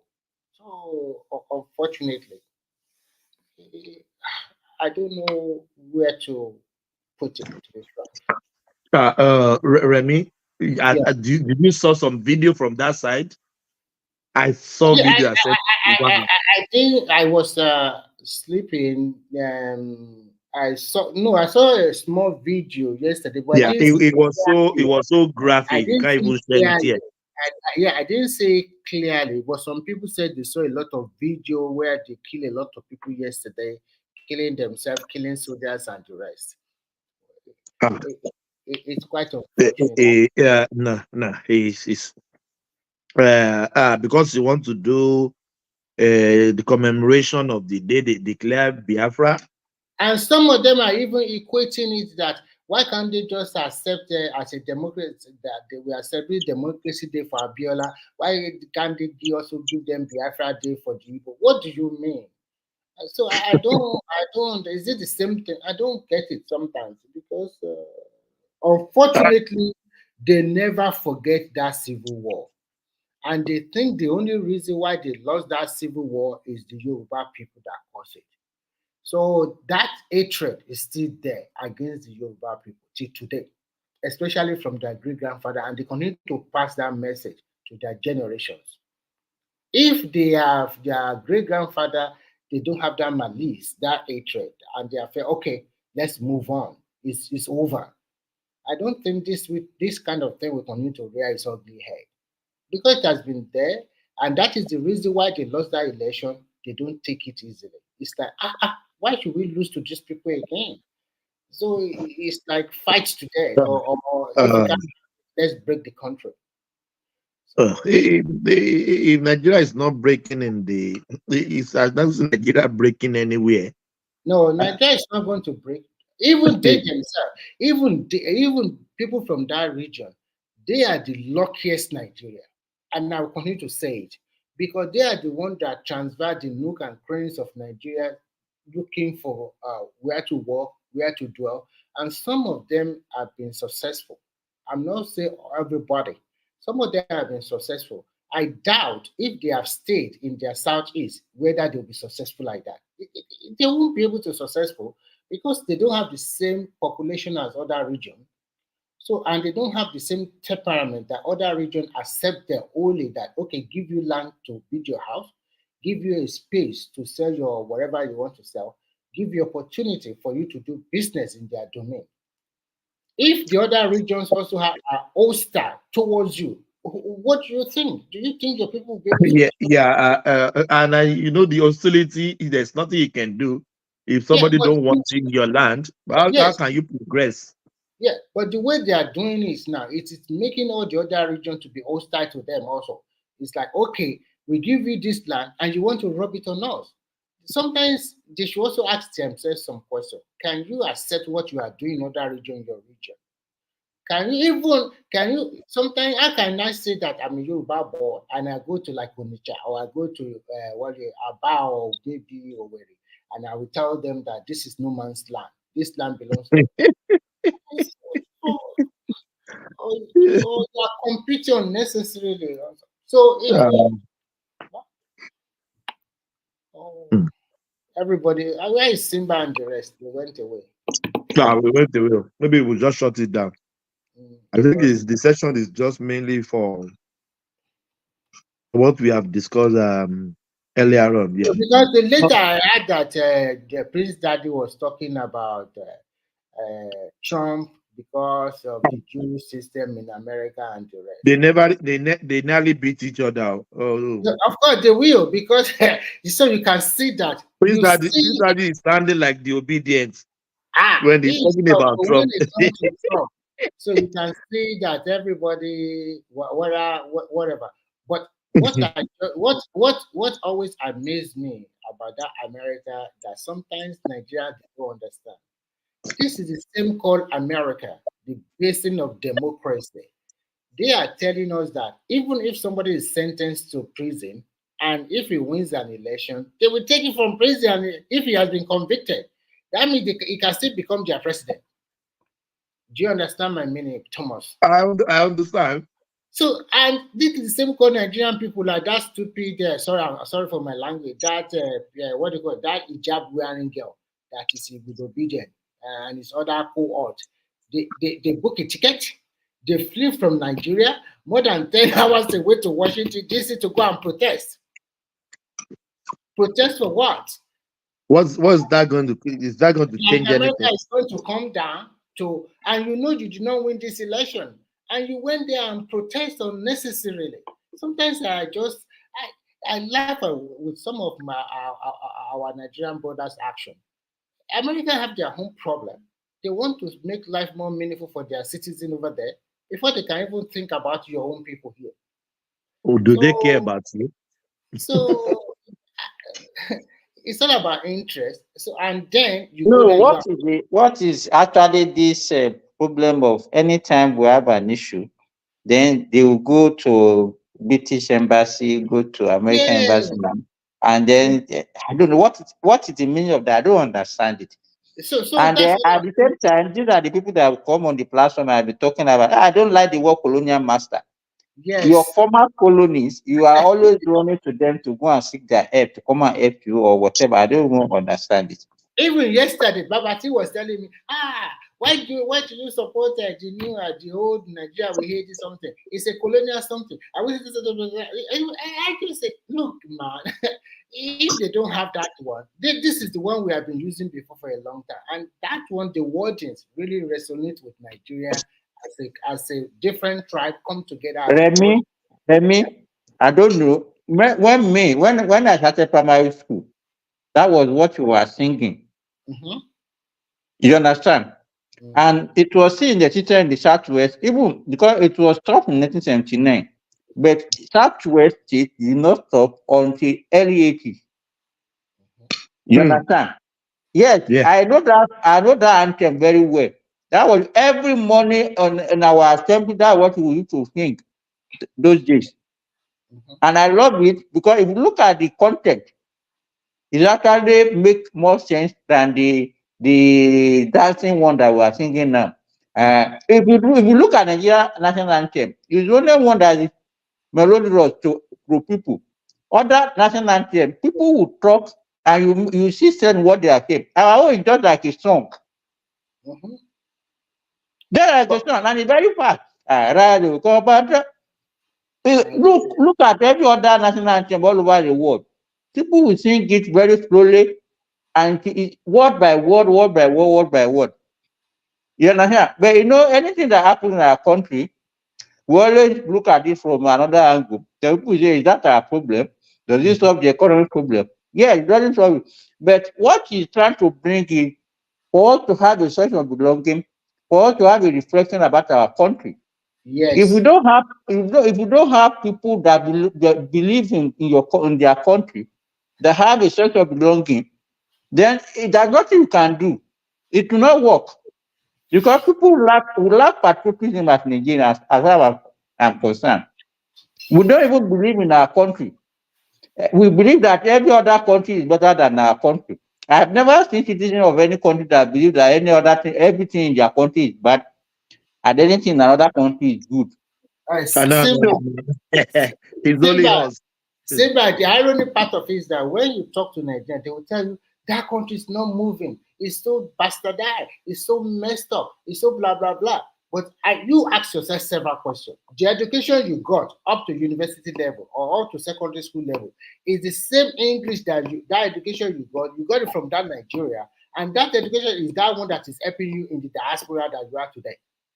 And second, you said Nigeria is not improving. And we have seen that Nigeria is not the same thing from 1999 to year 2024. Abuja was not like that in 1999, now compared to what Abuja is today. Lagos was not like that in 1999. All the state capital was not like that compared to what we have today. But still, our people, they are not contented and they want their country to turn to America overnight. But if they ask them, do you want to pay the tax? Do you want to sacrifice the country? Everybody will chicken out. No one of them want to really work hard for the country. But at the same time, they want to reap the benefit. They want everything free of charge. There's so many stuff that at the end of the day. You know, Remy? Yeah. It's only Nigerians that I've seen that will be arguing against other foreigners that are saying good things about their country. And they'll be arguing that I know my country, what you are saying is wrong. If we don't have it, this is what you are saying. You understand? I've never seen, how can you be so negative about your country to the extent that even the other foreigners, they see positive and they are mentioning it, they are discussing it, but you will say no, all those things that they are saying is not, they don't even exist. What kind of anger or what type of, what will have actually justified that? I don't understand sometimes. It's the thing back in my mind. So, Simba, part of the criticism when Lagos State launched that blue red line that, don't worry, give them 2 months. They are going to mess it up. They don't have a cleaning culture. The corruption will eat it up. How much did they use to even build it? They are eating our money. All of them, they are only, they are this, they are that. Then some of these YouTubers, they went there after 8 months, and that plate is still striking clean. The service has even improved, is better than before, but none of them will complain. So you can see they are constructing that highway now. Some people are against it. Hey, why are you constructing new highway? We have a lot of old road. Why don't you repair it? Let them finish it. They are going to be the first one to go and apply it. I've never seen some set of people, some Nigerians, that they always look for negativity about their country. I always look for like any, at least the 3 of us that we are speaking of, we are all in diaspora. You cannot tell me where you are living. They don't have problem in their own country too. They do have problem. Everything is not perfect, and you cannot tell me their local citizens are also not complaining about their country. But they will never go out and tell the rest of the world that their country is terrible or bad or everything is negativity. Why don't you just promote and support your country? Any leader that is there, why don't you just stay there and support the leader, and or people coming together, criticize the government positively and offer solution, offer advice. Not every time is negativity. Every time you are looking for the bad aspect of your country, day in, day out, and you yourself, you are not contributing anything to the country. So They I've are never opposition. set of leaders like this. They say that's how they can oppose. They are doing opposition job. That is not opposition, to be frank. If you look at other countries, when they oppose, they give solutions. Sometimes they also Remy, let me even give for another one example. There was one YouTuber from Kenya. She came to Nigeria, and she was now talking. I think she got an Uber to take her to wherever she want to do the video. And she was not trying to interview that Obama. If you see what the guy was talking, our leaders are bad. Our leaders are this. The lady now asked him. He said, "You yourself, what have you contributed to uplift the country?" The guy he couldn't answer that question. The question we're supposed to be asking ourselves: he has 10 kids, 5 wives. That's the contribution. we just talk. You see, every individual has a role to play in the growth of any country. We all of us were in the diaspora. If you see the way people carry their country, the way they have passion for their country, the way they make sure that things work in their country, our own, you will be doing bad thing behind, and you will laying accusing finger on another person. If everybody is doing what they're supposed to do, as a teacher, you are doing your work diligently. As a customer man, you are doing your work diligently. And everything will work. Let everybody behave well for one day in that country, and you will see how seamlessly everything will just go on. But the issue is that we don't look at ourselves and say, okay, even me that I'm complaining, am I doing the right thing? But you just say no. You say if the leaders are the one causing it, even you know that you are doing the wrong thing, you will now be blaming another way because what you are doing is because the other people are the one making you to behave the way you are behaving, as if you don't have a self-control. Exactly. You are right. So it's a complaint galore, and when you look at it, I don't like people that complain. People that complain too much, they don't really have something to offer. And you know, Remy, even you see people that are supposed to know better, even so-called educated. I think we have been blindfolded by ethnicity, religion, or whatever. I saw what this guy making analysis. I saw one video. What was the name of this financial guy that used to make and he was talking about things that we even produce in Nigeria, that we are talking about inflation. Tomato. Tomato. How can somebody be how many tomato within? It's not up to 3 months. By the time you plant tomato, by the time tomato is getting to like 1.5 months, it start fruiting. Is there any place in Nigeria that you cannot plant tomato? Don't mind them all. Even you see. Even if it is for you to grow what you will eat alone. Simba, for the first time in my life, about 6 years ago, I learned that all this tomato, you can even plant it in your living room, and it will grow. Chinese. What are you? Remy? I don't know the kind of education that they are giving our children these days. I remember when we were young, we will get this milk, all this carnation milk or pig milk. Yes, now. Thing. And we plant something and it will grow. You just put small soil inside and you put whatever. Even if you want to grow maize, if you want to grow anything that you put there, even beans. This one that I saw, the man planted everything in the living room, and it's even you can even plant with the technology available today. You can plant without soil. Yes. I've seen that kind of that type also now. So at the end of the day, it's like, and some people. That is why I'm not saying all other regions are not doing it. But if you go to Yoruba land, you will see that majority of the people, some of them have 2 or 3 jobs. Maybe they work for as a civil servant. They can have a small farm. some people that are serious. So I'm not talking about those ones that are looking for money unnecessarily. So they have a small farm where they plant whatever. I'll have a small poultry where they can raise chicken and the rest. You don't have any, most time it's not the government that will come to your house. If you don't have a high any job, how can you rely on one job, for God's sake? Even their brother will I grew up knowing my father doing so many type of businesses. It's the same thing with me. Although You my understand? father, And at the same time, on the weekend, we still go to farm. yes, although my father worked with a French company, but that doesn't stop him from having his own side also. He works there. He also continues to sell new cars. Okay, he's making money 2, 3, 4 ways. Okay, we also go to where we get to. Let me what my father that time, Remy, my father used to sell, is a dealer for Pepsi Cola. So you This see, in Pepsi. He sells cement. Cement. You understand? We sell kerosene. In fact, that time, me and my siblings, we used to fight on who will be in charge. Because whatever in the evening, that's when we used to sell a lot. Because that's when people would start come and buy. At that time, how much are we even sell a gallon? I think it's about 50 kobo. Simba, sorry. Ola is talking to you.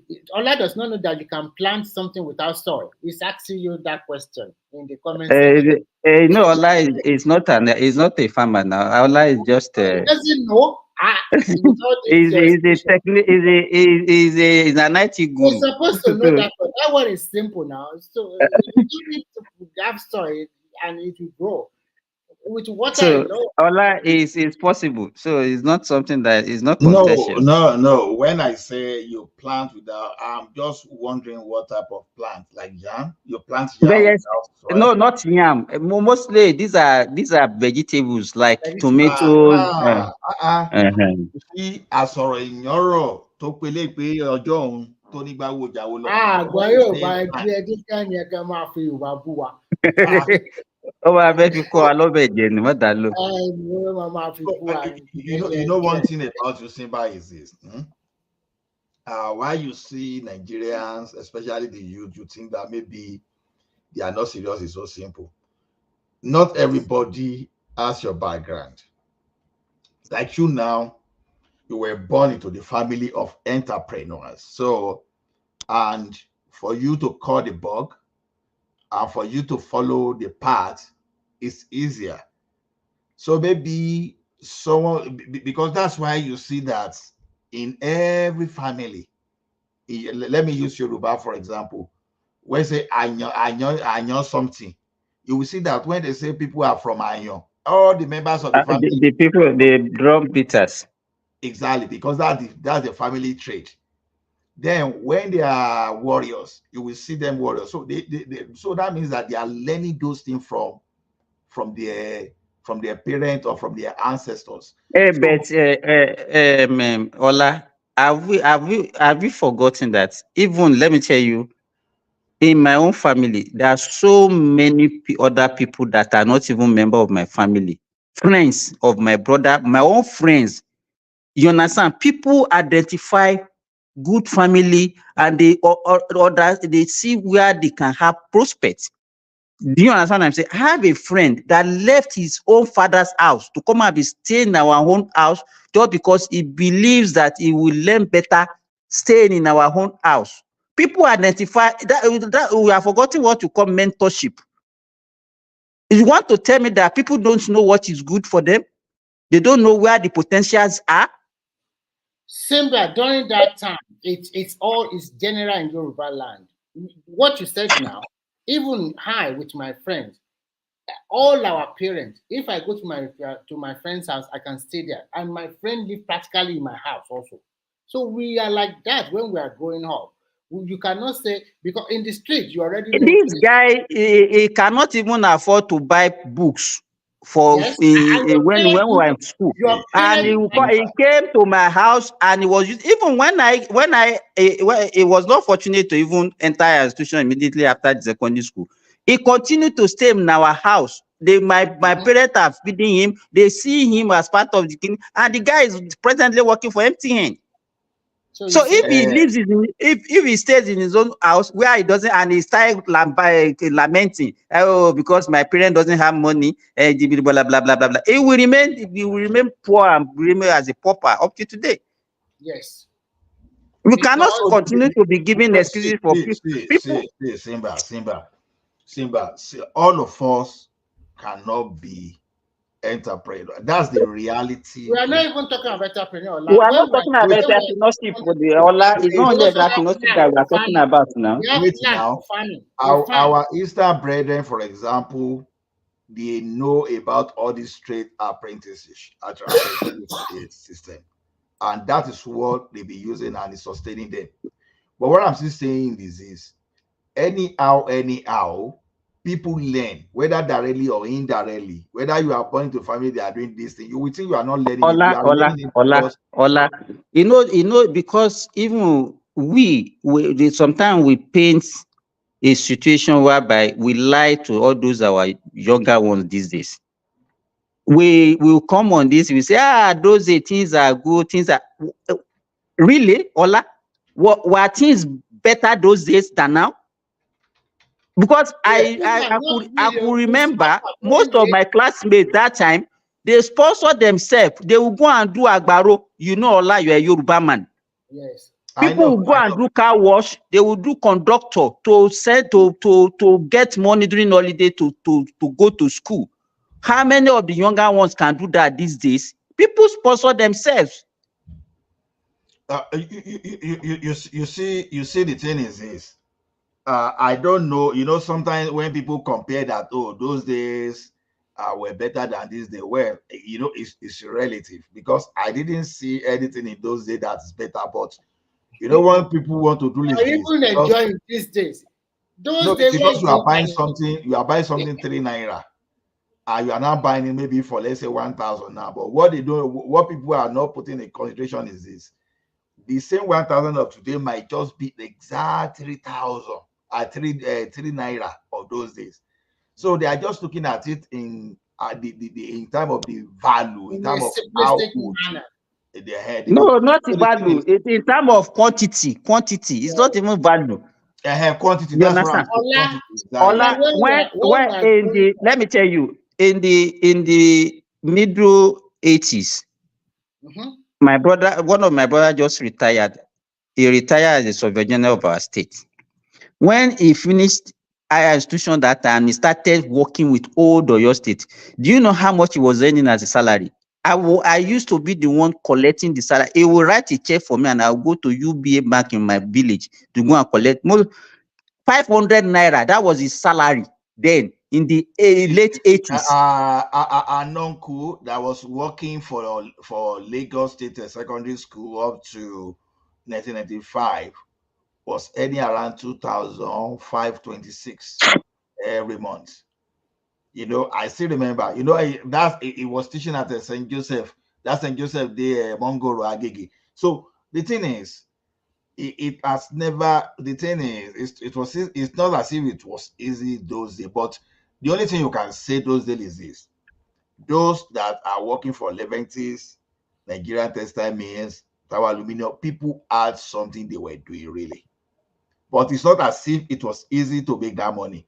And mind you, people those days, they had a way of enjoying themselves. All this one that we now follow Premiership, Premier League, Champions League. You know, it's shooting star. People will be running up and down, and they be running. We go to they will go to national stadium. It's only shooting star. Is there any town that doesn't have their football club those days? Is there any town? Is there any town that doesn't have their football club that they will not be? You see, one town will come and be playing against another town and all those things. Even within the town, you have club side, which people that are self-sponsored. Those are the things that makes people happy those days. Exactly. All of this, but you see, this media, social media is causing depression. Though, if you see the kind of mental health this social media is causing, because let me tell you, you heard what happened. You heard what the law that they were doing in China now. They said they have to regulate the way people actually showcase wealth on internet in China now. that if you are caught doing unnecessary display of wealth, you'll be jailed, because those are the things that is actually causing a lot of problem for people. You understand? It's not even a wealth alone. You see now is that the little thing you do in your village now that doesn't have a meaning, just because one blogger just want to make money, they can use that one to body shame you. You understand? And they turn something that should be just a normal village event that maybe during your ignorance day, you know, maybe let me give an example. Maybe someone at the age of 12, 13 that still they weave for body. You see all these bloggers, they start pushing. You know, some people some people can do anything for money, and they will just be exposing something they think that will be funny to people. Sometimes when we talk about freedom of speech, those are the things. Let me tell you, human beings should not have freedom. That is that freedom, the so-called freedom, that is causing problem all over the place. You talk and you don't even look at the implication of whatever you are vomiting. Not really freedom. Sorry, just give me 1 second. It's only because we are not enforcing it. See, when you blackmail someone, online, when you mischaracterize person, all those things are not freedom of speech. The freedom of speech they are talking about is that you should be able to express yourself reasonably. For example, now you want to give your opinion about something, now someone just shuts you up. Hey, keep quiet. Well, what do you know? Those are the kind of things we are talking about. But it's not as if because you have freedom of speech now, the next thing you come do is you come the lie against person. No, it's not that kind of. That's not freedom of speech. That's criminal. That's criminal. So the thing is, freedom of speech is not is what is supposed to be the normal thing. You as a citizen that you can know what you should say reasonably. It's what they are calling freedom of speech. It's not as if you now lie against me now, and that line that can have some kind of social or some kind of mob action against me. I want to share this with you. Freedom of speech. Ola, there is a news going on TikTok. There is one particular girl. She was talking rubbish, that saying that if a man wanted to date her, that man, for even just dating her or acting her out, if that man wants to give her money, the money should start 500,000, at least 500,000. Okay, I didn't know that you watch it. This lady, let me tell you, you know this Nedru platform, they call it Honest Bunch. Yeah. She was invited, and she was just truly just talking rubbish, that even if a man want to talk to her, just to talk to her, or she want to go, and that the man has to pay. And she was talking she can spread her leg for any man from 3 million or 4 million or 5 million. Exactly. She was even asked, because I watched the whole video, that okay, all these millions that you claim that you are collecting from men, what have you done with it? Have you built out? You understand? But I know that she was lying. But how many people will be, if the young ladies are watching her, they will think that that business is lucrative.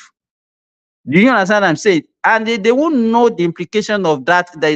What is, to me, all those kind of things supposed to be censored, because she was not just making sense. See, no, why, like, you see, I unfortunately, I can agree with censorship to some extent, but not in a country like Nigeria, where the government itself, we have people that are grossly irresponsible. That's where the problem lies. You understand? Because now, look at what Idi Agbon Buhari did now, Decree 4. That just for you to express yourself, this government hardship day, for you to talk alone, for you to even try to appraise Tinubu now. If you did the same thing for Idi Agbon Buhari, then it was an offense. So those are the kind of things they were talking about. So if we said that in emotion, honestly, you will see that even the problem that social media is creating now is going to be a shy play when you now stop people from talking at all, to be honest. So Hey, but what you are saying, we are not what America and we are not UK. Our people, they need to regulate that social media, because sometimes what that girl was promoting, she was exactly? promoting. You should be Olosho Ashewo. That's what she was promoting. That is see, what Remy, okay, Remy, gradually people will learn. You see, look at it this way. Look at it this way. I understand. Like I said, social media is creating some kind of mental challenges. I know. But look at this one that tried to, this lady that trying to dabaru Maggie for that thing. What's the name? That one that is happening in Nigeria. Erisco. Now, you can see now that it is now that people will start getting that awareness that, oh, so you can't just come online and say rubbish and go scot-free. So those are the things we are talking. So over time, that Well, thing, I agree with you. You remember this actress? What's her name? Alimot Abubakar. What I thought that was claiming that this popular Auchi pastor, Pastor Suleiman, had some kind of intimacy with her. She started bleeding. which one? No. No. October one was around 2015, 2016. Now this one was about. It came about 2 years ago, around 2021. That was 2021, 2022. That was when she came out and said that they have some intimacy, and since that time she has not been well. She's bleeding. She's that. The pastor took her to court, and they now said that she should pay 10 million naira for defamation of character. You understand? I'm just exactly. Look at the person that said Fashola wrote the tribunal judgment, all those stuff. So judgment. You know, one by one over time, by the time people start seeing consequences, they will stop. Here in this environment now, why do you think people keep quiet and they caution themselves? It's because they know there are consequences. You understand? It doesn't mean that we see some stupid people that still do that, but when they do that to the wrong people, they will be fished out. Even if you like, go use VPN. So it's because the way we are, Ola, that is why we still misbehave now. You understand? You see people that does not even know, they will be people who think that they know. Let me here in Saudi Arabia, let me tell you, if you engage in any physical combat, whether you are right or wrong, the two of you will go to jail. You go to jail. There's no, so people, you cannot just try it. And their own justice system, so they don't waste time. Within days, they will conclude you are gone. Simba, like in China, if you want to register for social media, your passport, they will scan your passport page or scan your ID card. And they already have that in their kitty. If they ask you not to say it, you won't say it. That is another way of control. They should do something like that in Nigeria. Even if you are using you will see this issue of Mohbad now. People will sit tight immediately. Before you can give us that ID card number, the WhatsApp will scan it. You see, Simba, let me tell you the truth. Let me tell you the truth about this life. You see, blacks and freedom, they go together. Blacks, I'm telling you, black people and freedom, go together. You just can't give black people absolute freedom. It's important. Look, just study us all over the world. So even in Nigeria, I've been talking about now. When they took our freedom away, we're behaved. Look at United States, where are they now? Because America say First Amendment rights. Say you can say whatever you like. Look at the way whites and look at the way other races, America, the Asians. Look at where can you see them using their freedom of speech terribly? But look at blacks. They even turn on to music. When we say they talk rubbish inside music, like and people say, guy, why would you be saying this kind of thing in a song? How would you make a song like this? This is extreme. You will talk about killing somebody, you talk about raping, you talk about, there's nothing terrible blacks don't say in music. And in America, people tell us, okay, why are you making this song? You say, I have freedom of speech now. That's what they say. Now freedom, we say that they are right. They say because they give you freedom. Can you control yourself? If you just study us all over the world, look at in Nigeria, just freedom, little freedom we give black man. They go talk to something else. Just yesterday, Mike, I was speaking with a lady here. She's a nephrologist. When we were in Nigeria, she used to say, no, freedom, freedom, freedom, freedom. When she came to Saudi Arabia here, yesterday she was the one telling me, say,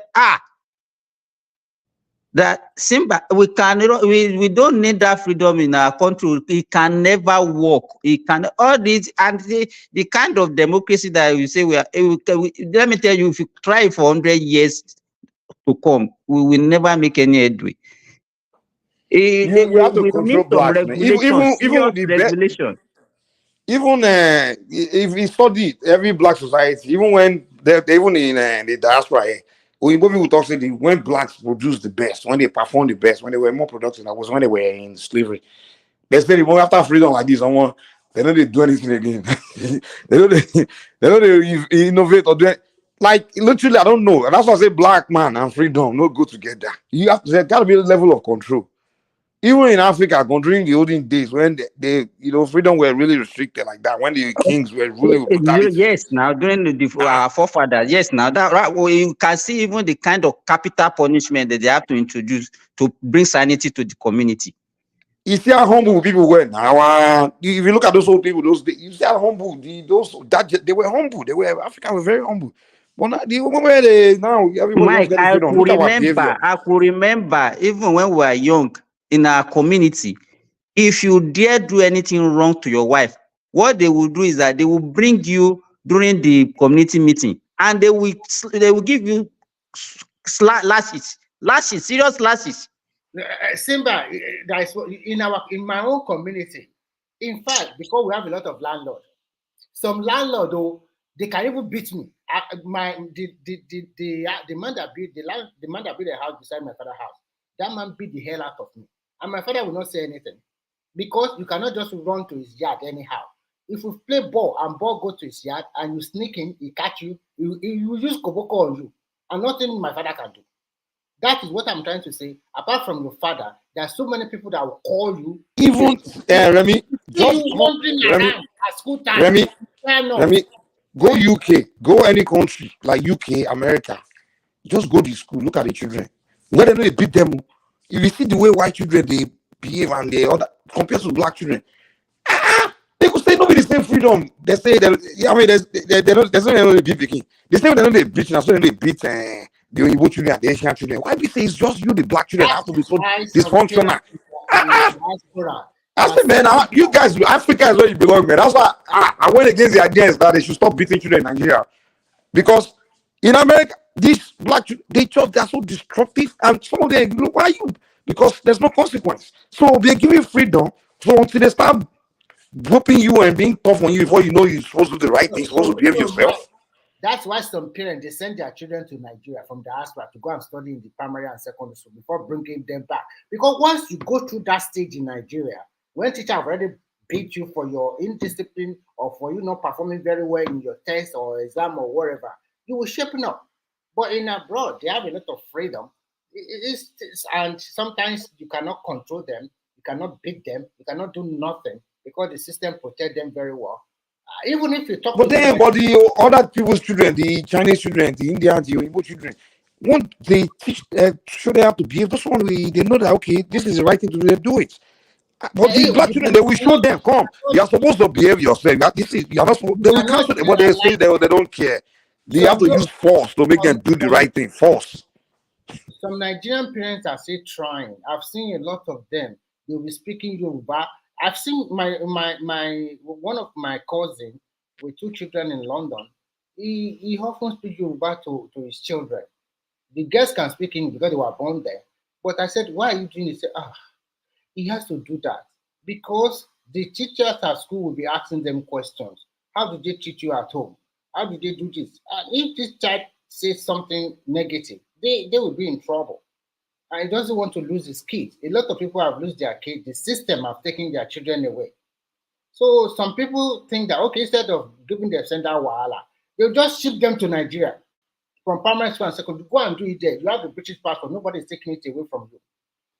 And they will continue to stay in England. So you can see sometimes this diaspora thing, you have to find a way to balance it out. It's not easy. No, Remy, you know one problem with we African parents too is that sometimes we are too harsh and we are too restrictive.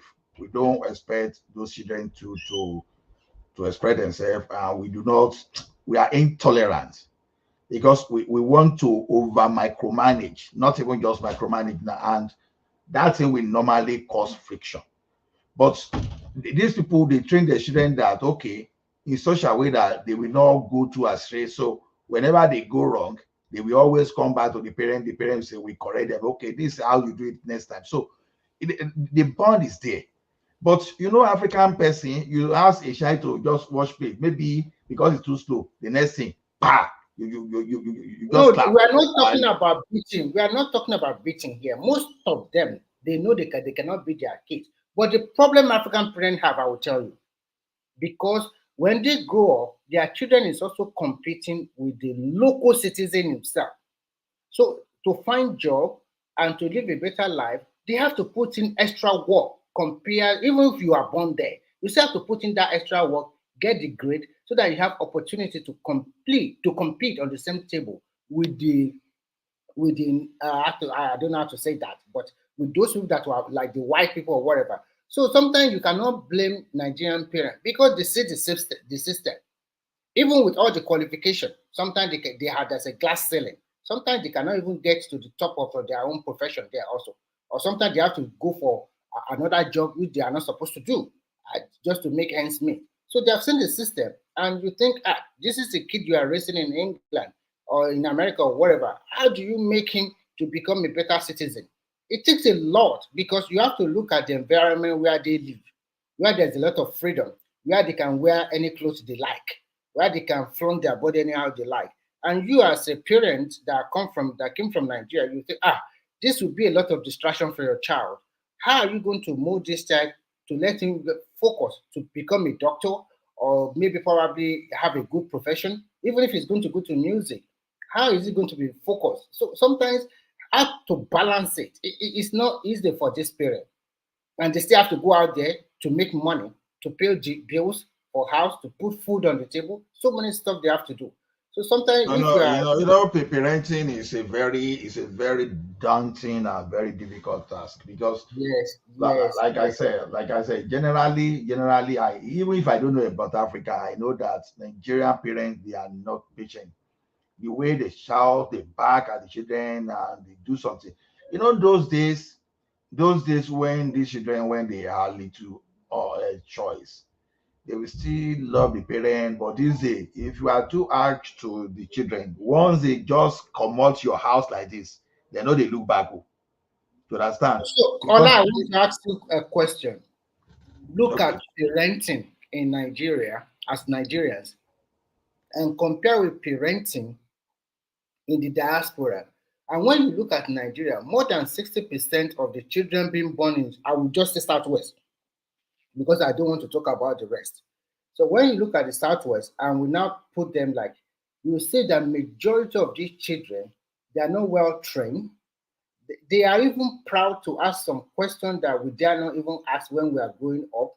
How can you have a kid of 17 or 18 years old asking each other, what is your body count? Sometimes you okay. It's not that one. I don't want. I don't want you to limit that one. It's like they are not productive unless you have to. I don't want you to limit. Let me finish. Let me finish in 10 seconds so that you can pick it up. So sometimes if you want the best for your kid, you have to spend that money to send him to a very good private school so that it does not mix with the generality of the people that go to the public school. So you have to spend that money and also monitor him more so that you, at least at the end of the day, he can excel. But when you look at the generality, you see a lot of our boys and young girls in Yoruba land, except some few, what are they doing? It's either they are going to rituals or Yahoo Yahoo, or they are going to Osla, become Olosho or something like that. So sometimes when we have problem, in fact, Yoruba have problem. They need to sit down in that region and think very well. If they think we are not the generation, we are not preparing for any generation in Yoruba land. We are not at all.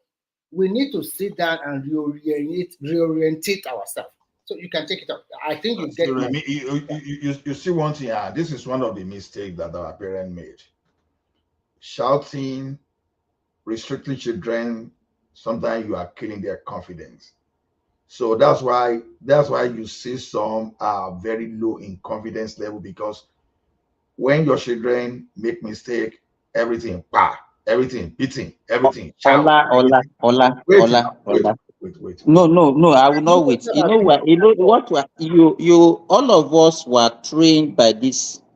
I can't say that in the way I was trained, it affects my self-confidence. It doesn't affect my self-esteem, and I can't compare myself with the children of nowadays, where they even have more freedom. So I don't know what you are talking about. When we are talking, don't talk on your own. You have to look at everything at the. What Simba is trying to tell you that when we are growing up, they beat us, they shout on us, but still we still come out very well. Let me tell you. Let me tell you. You may think people are not low in confidence. Let me tell you. I work in where I work. You understand? Where I work, there are some of my colleagues that if MD is coming, you understand, everybody will be dodging. I work at, you want to speak. Don't speak. You understand? Do you know how many times that occurred to me in the corporate environment that I want to say something? You understand? You know how many times that thing happened? You understand? See, to the point that you won't see that thing, immediately like that, but when you want to have some kind of how do we call it, that maybe you want to have some kind of forum when they want to engage people, they start retraining you what you should have known to start with, because that thing is as a part of you. All of a sudden, everybody, they start teaching you how to now be doing public presentation, because you've already been confused while growing up. That's different. But here, they will be training you about all those things. They will allow you to make that mistake. Okay, next time. But that is not from home now. Even for you, for part of it, but you won't know. It's not. Let me tell you one thing. There are some things you inherit. There are some things you inherit that you will not know. Ola, what we are saying is different. In the corporate world, they will give you the I'm just giving an example. Listen. They will give you the how will I listen when you are even arguing against what you don't even understand my business to start with? I understand what you are trying to say, but you really understand. That is why Simba is saying it's not from home. You are not getting it. See, I got what you are trying to say. What Simba is saying is similar to what I'm trying to say. What I'm trying to tell you is that the orientation from our childhood of nowadays is not good enough. But you are trying to tell us that beating, I'm not talking about beating. Even they beat us that time and the discipline, we still know the right thing to do. But nowadays, they are not beating them. They are, at least, I can categorically say that in Nigeria nowadays, most parents, they don't beat their children like before. And still, they didn't turn out well at the end of the day. How many of them turn out well? And Simba gave a very good example that even at that time, some people will become conductor, some people go and do menial job just to send themselves to school. Nowadays, the kids rely on the parent, and some kids can also talk back to parent. Why do you bring me to this world when you cannot provide for me? I've seen so many cases like that. When we are growing up, we dare not say something like that. We know our parents might be poor or they are trying their best, and we try to compliment. But what you are trying to say, I understand, you are trying to say that things have evolved, and we must also find a way to understand the society and also understand our children.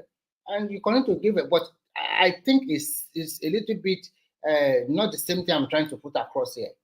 But when you get to the corporate, the example you are giving, it's Okay, you can pick it up from there. So that's what I'm. So see, what we fail to realize is the entire world changes, and we have to change with the world.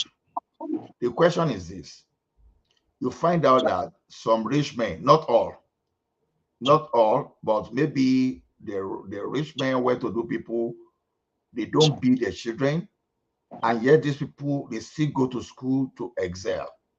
They still try something. Yeah, there are some children of some rich men that will be spoiled, no doubt.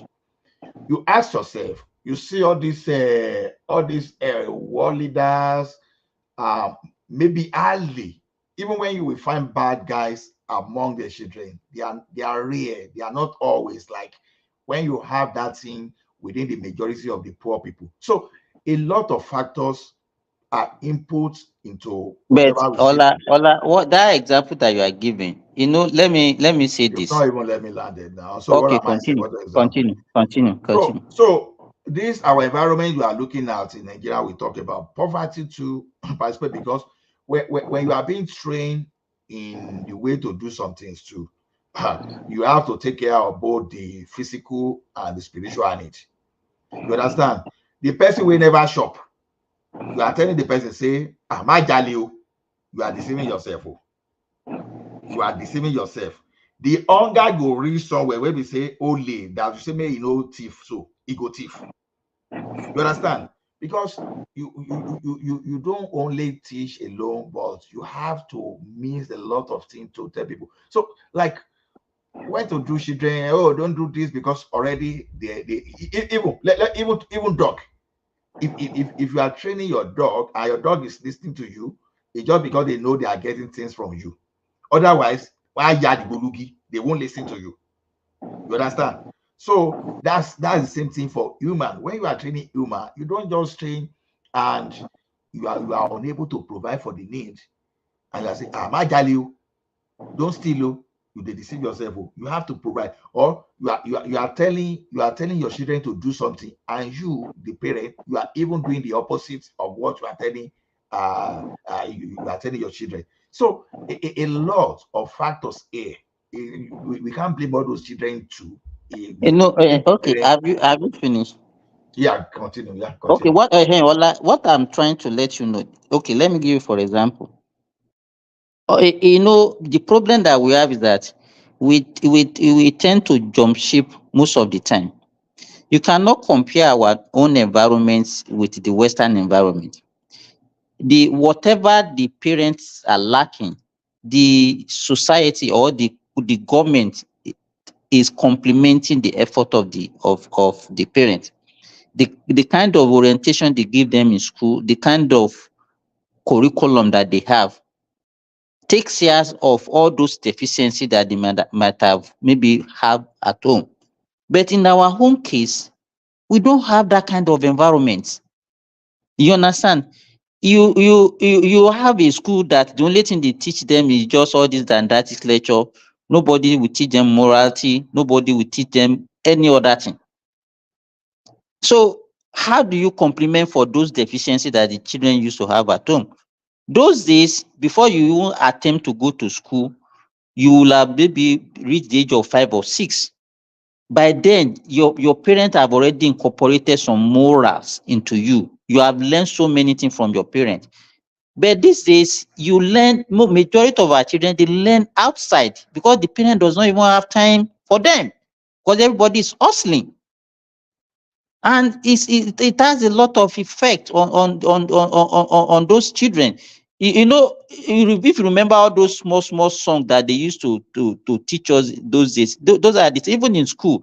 I know, I still remember one that that you say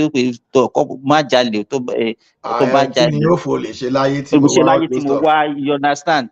My Because friend, even those that we are talking now in your con, they still they use a rope, they draw chicken out of the school poultry. And some but school, they say they go you to understand. farm. But when you see all those outliers, people tend to ostracize them. Everybody knows them, and in fact, people will say, "Okay, don't move with so so person is a bad guy. Everybody knows But them. they don't send you, especially those guys in the Hey, body. but how many of them now? What those outliers are now the majority now, or like that's what you are trying to say. Those outliers are now the majority now. They are the majority. You that time if you mention hunger, if you are hungry, people that time if your parent does not have money, people you can go and do some manual job to get money to feed yourself. People struggle, but these days you rather give that one as a reason to go and steal, and we will still buy it, say, because he's hungry, that's why he went to steal. We can't be giving all those excuses, because I know that all those things are surmountable. Simba, like I said, you are forget a lot of factors go into this. Now, look at it this way. If you have 12 disciples, if you have one Judas out of the 12 disciples, now divide the entire population of a country by 12. And maybe when you were 40 million, you know the number of Judas in that 40 million. Then by the time you are 200 million, the number of Judas, they've multiplied. And the more you multiply, the more you are able to influence the world too. So a lot of things goes together. That's why that you have to incorporate a lot, because this is where leadership, whether at home, whether at all levels, whether government, whether school, everything, that is where they have to work. But like I keep saying, you don't only tell people not to do bad things too. You give them incentives not to do bad things. Part of the incentives, number one, education is part of it. The skill for them to have alternative to doing bad thing is another one. Like I keep saying, I said sometimes when we say people are lazy, well, it is true, we can easily say people are lazy just because maybe probably we are exposed to something unconsciously that give us some kind of reasoning we have. Some people, they don't have that opportunity. You see, have to calm them to somewhere and say, okay, don't do this. You understand? Some people some people is like, don't do this. This is how you have to do. Instead of you going and steal 5 naira, you can become a waiter and make 200. You understand? You still have to tell some people like that. Some people naturally, the environment has taught them everything they have to do. So it's a combination. This environment you see, I tell you, anytime there's a recession, you don't want to hear the type of robbery that happens now that we even call police. My wife was telling me something about 3 days ago that some guy here, they went to Walmart to go and steal there. Our police will not even listen because they will tell you that they are overwhelmed. And you know the store will tell you, say, no, if they are there, don't touch them because they are carrying weapon. We don't want to be liable. You understand? So anytime there's economic recession here, I'm telling you, if you close your garage sometimes, then go bogwam.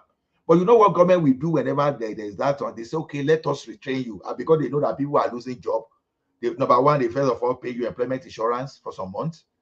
Then not only that, they will now organize, okay, they will say, okay, here now, there are some the reskilling program that government may be paying like close to like 14,000 to 15,000 to some organization to retrain people so that they will bring it. Maybe you used to be accountant before, now they can now teach you how to do carpentry. You understand? That's what they use taxpayers' money to do. So because they know if they don't do that, things will escalate. Look at that COVID period now. Look at how they were even giving people that, oh, if you have a company that you employ 1 or 2, 3 people, okay, you can have access to this one. This is the percentage you are going to pay back. You understand? So that's how they organize their own environment. We can't just keep, I know the country is deteriorated. Okay, you want to take the Yahoo boys away from the street. It's been good. Do you also see the role of the social media in escalating all these things also?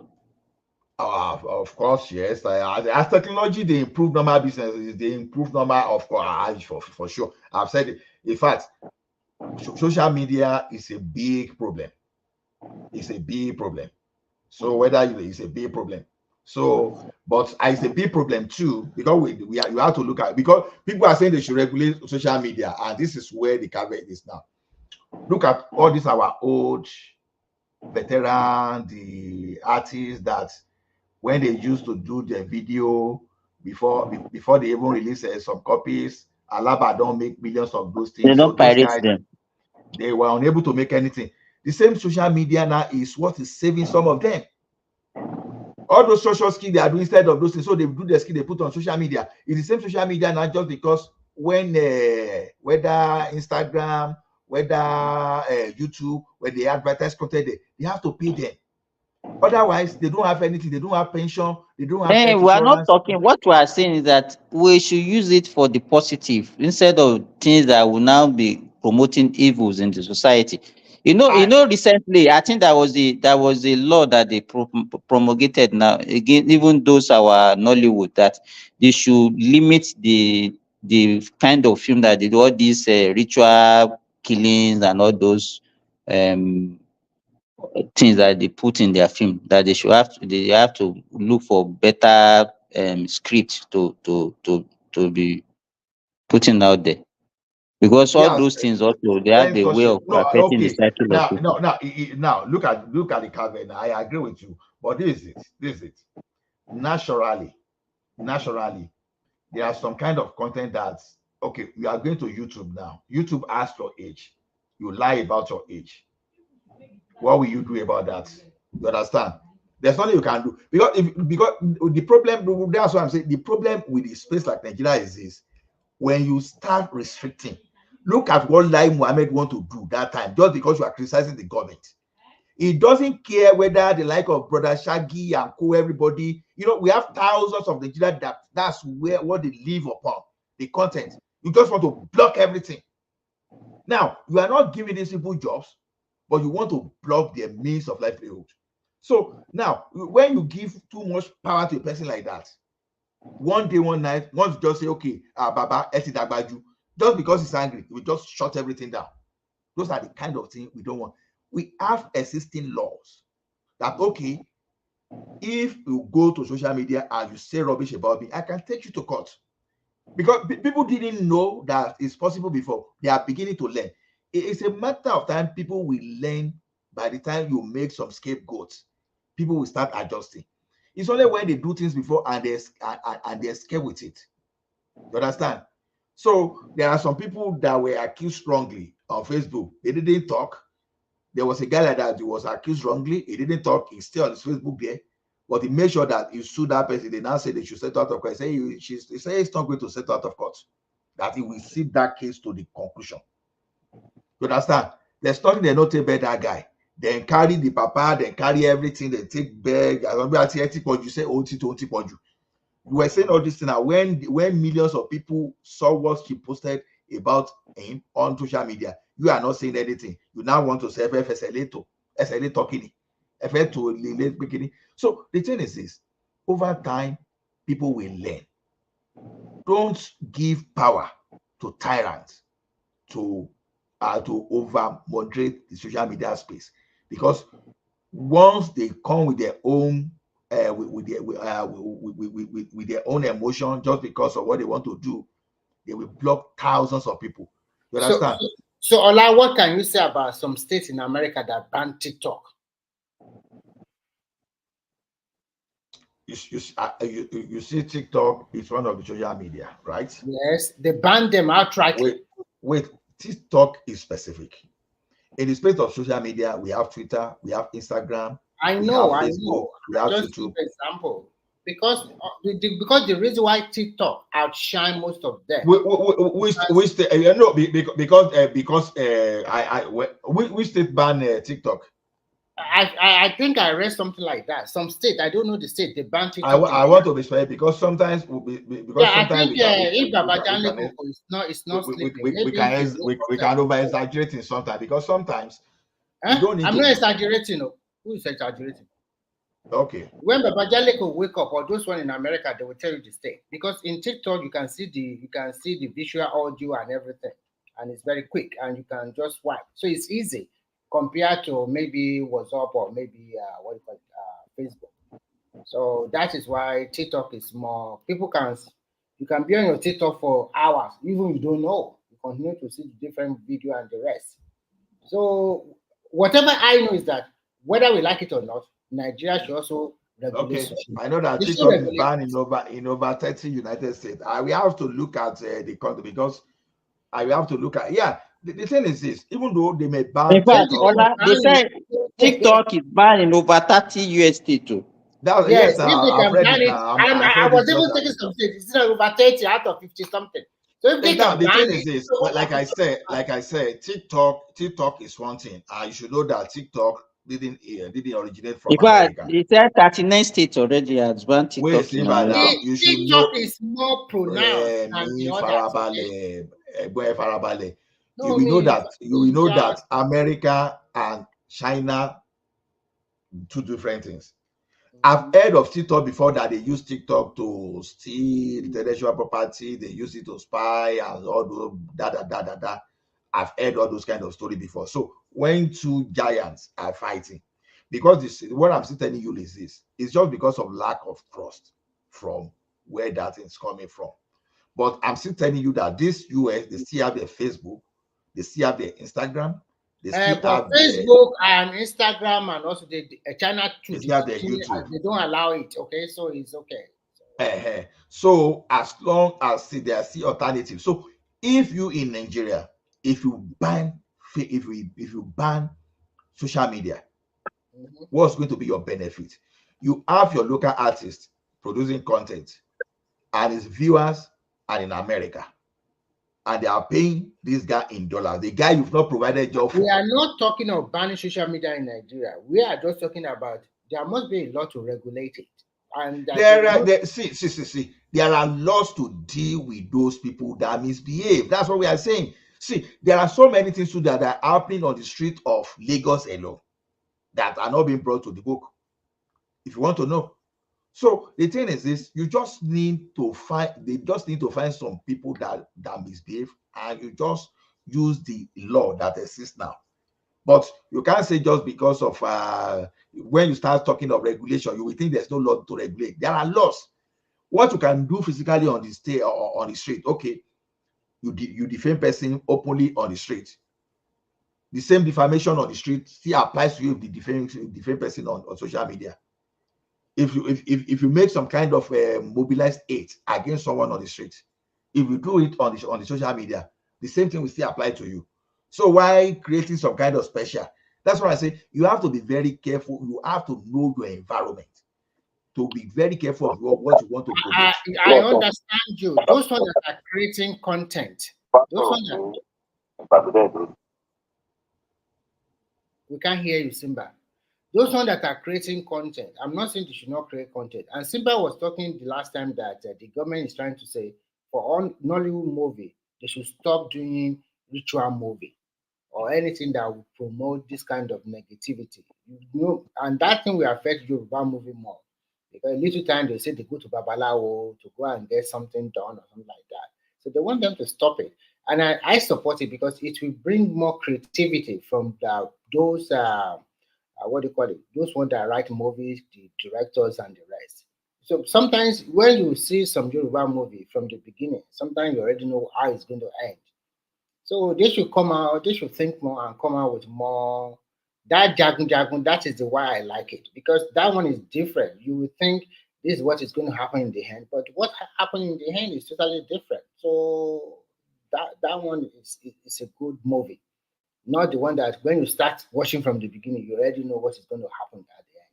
But in short, I think there must be a new set of regulation to regulate social media, especially those ones that promote negativity and especially those ones that promote hatred and division. Because there are so many things on social media from Nigerian angle that you will know that these people, they are trying to divide the country.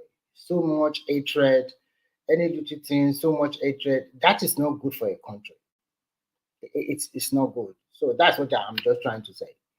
For those that are creating. Okay, no, everybody is right in his own, but to me, I think the current law we have is more than sufficient to deal with anybody. You go to Facebook, you blackmail someone, the person will take you. In fact, you know, when someone even say you blackmail me, you did something wrong to me on the street, they say go and bring your witness.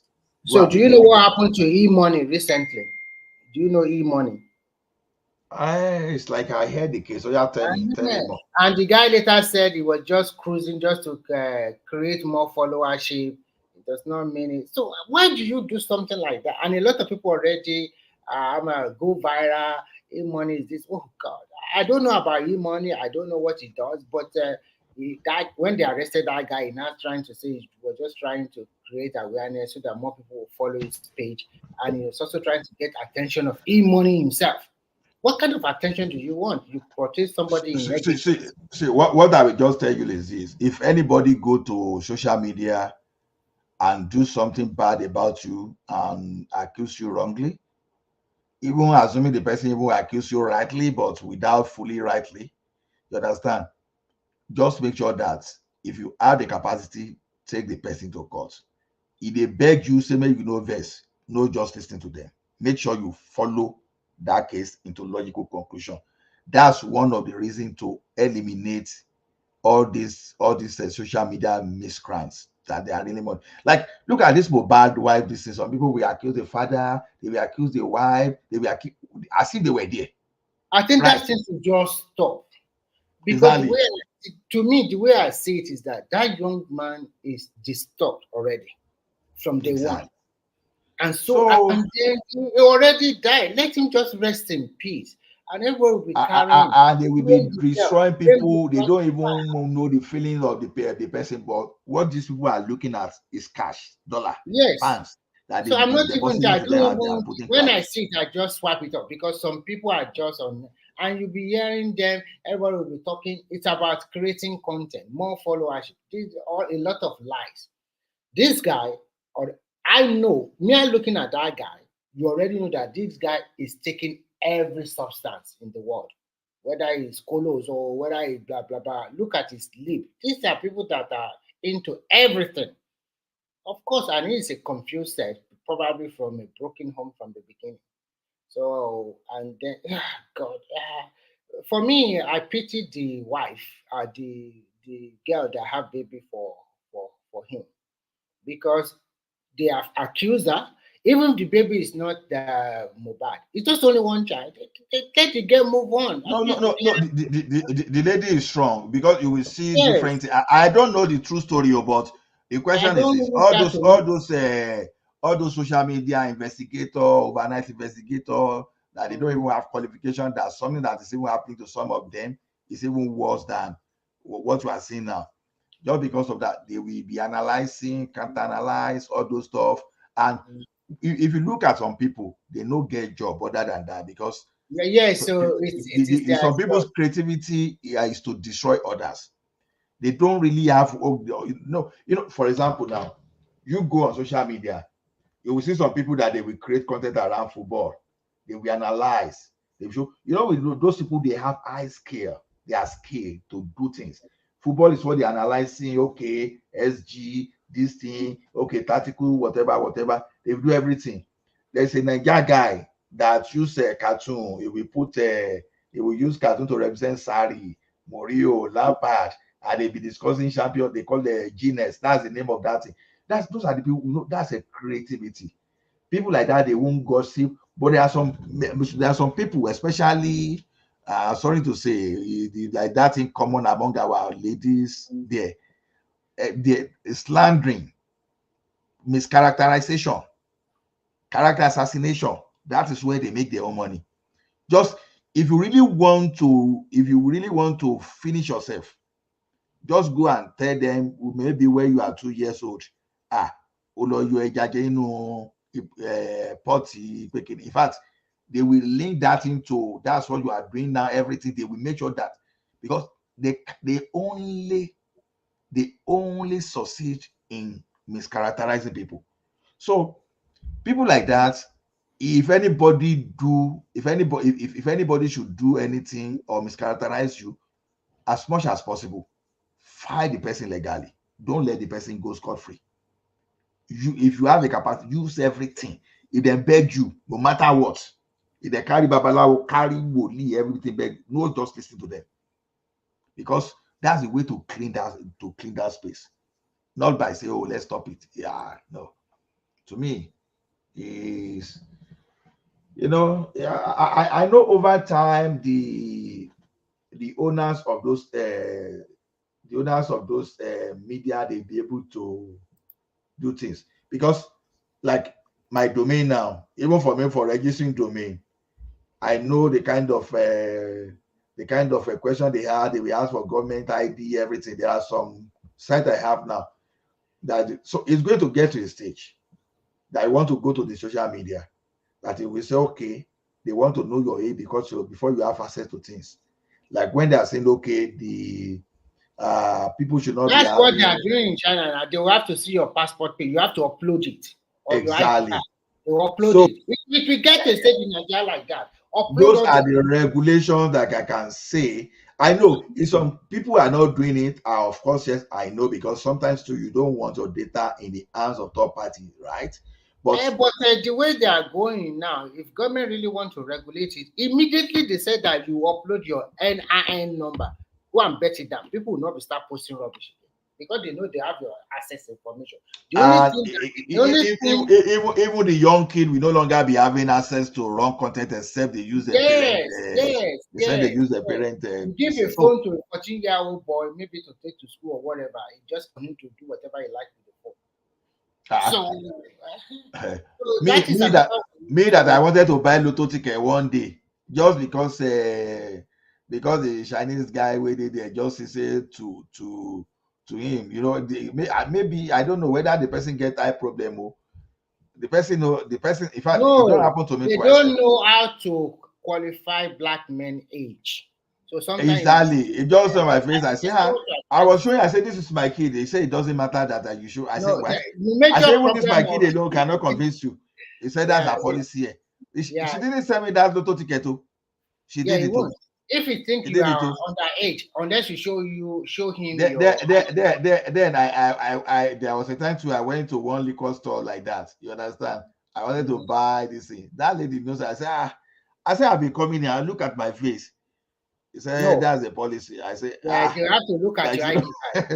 You know me, I just laugh and laugh because I just look at that lady whether she's confused. You understand? Now, but if if that those social sometimes some people want to do their job to the latter. So they will ask you for your ID card or your passport or whatever thing that to show.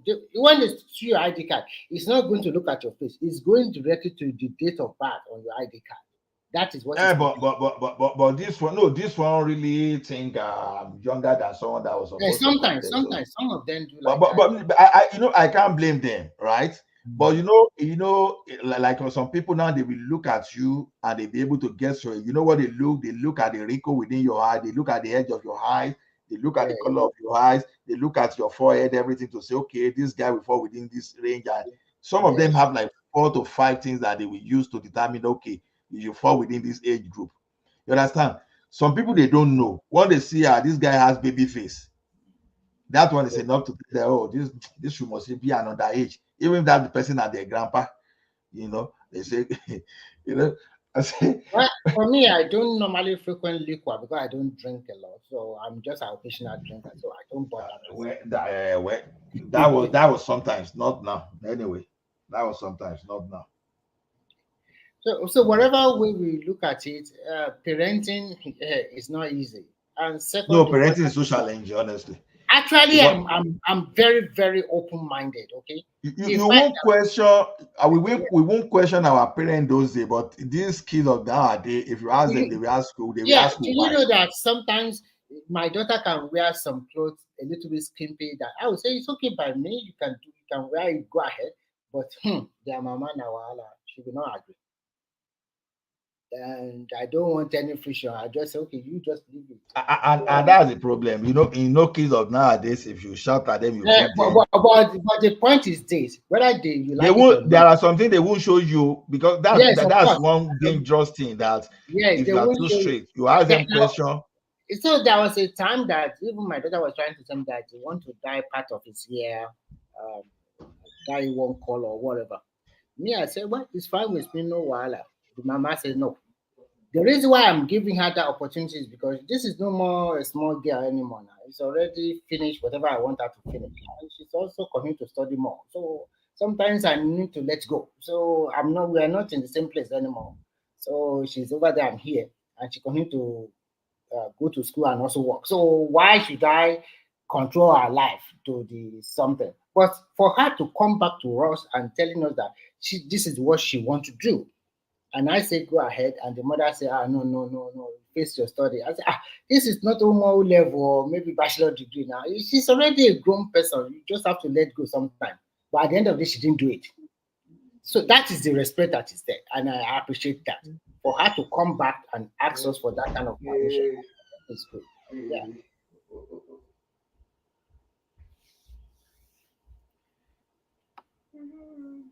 Thomas, Simba.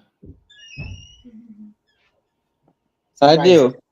Are you there? Okay. So we are just trying to see that to find the balance out to for our case now. It's not easy. In fact, I want us to change the topic. I want to ask you your opinion about what the Supreme Court judge told the 36 state governor in Nigeria what to do yesterday, because they're filing that local government financial autonomy. And the Supreme Court, that is a very key discussion. I like what the Supreme Court told them. The Supreme Court told all the 36 states of Nigeria to file in their individual response to the suit, not collectively. So let's say any state that will not be telling us stories, and they must file in before June 7 or June 5. Sorry. Okay, that's okay. Response as in whether they supported it or against it. Yes, file your response, because the federal government wants that financial autonomy for the local government. First charge of money from federal allocations to go to local government directly.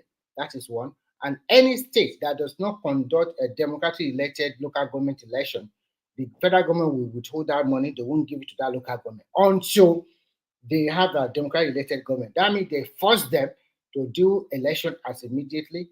And then thirdly, any state that says caretaker committee, federal government will also not give them money.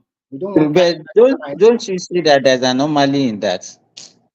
Yeah, because the anomaly is this. The anomaly is this. Just hold on. The anomaly is this. You know, federal government gives the local government money. Yes. Right?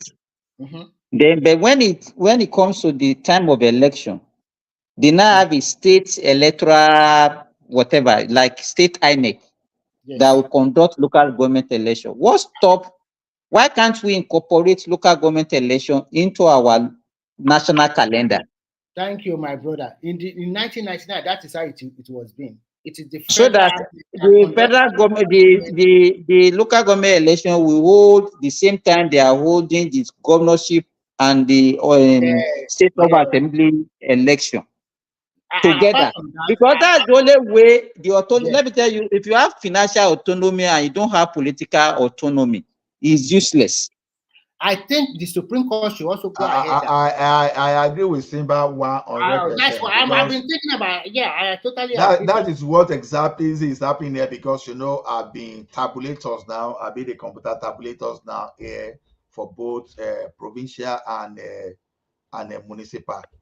So in fact, the election in the city is by the time the city started using even computerized tabulator, the province had not started at all. Even when the province started, that was why I just became a star. They deployed me to do something, but I said in 1999, those local government election was conducted by INEC from headquarters. And no.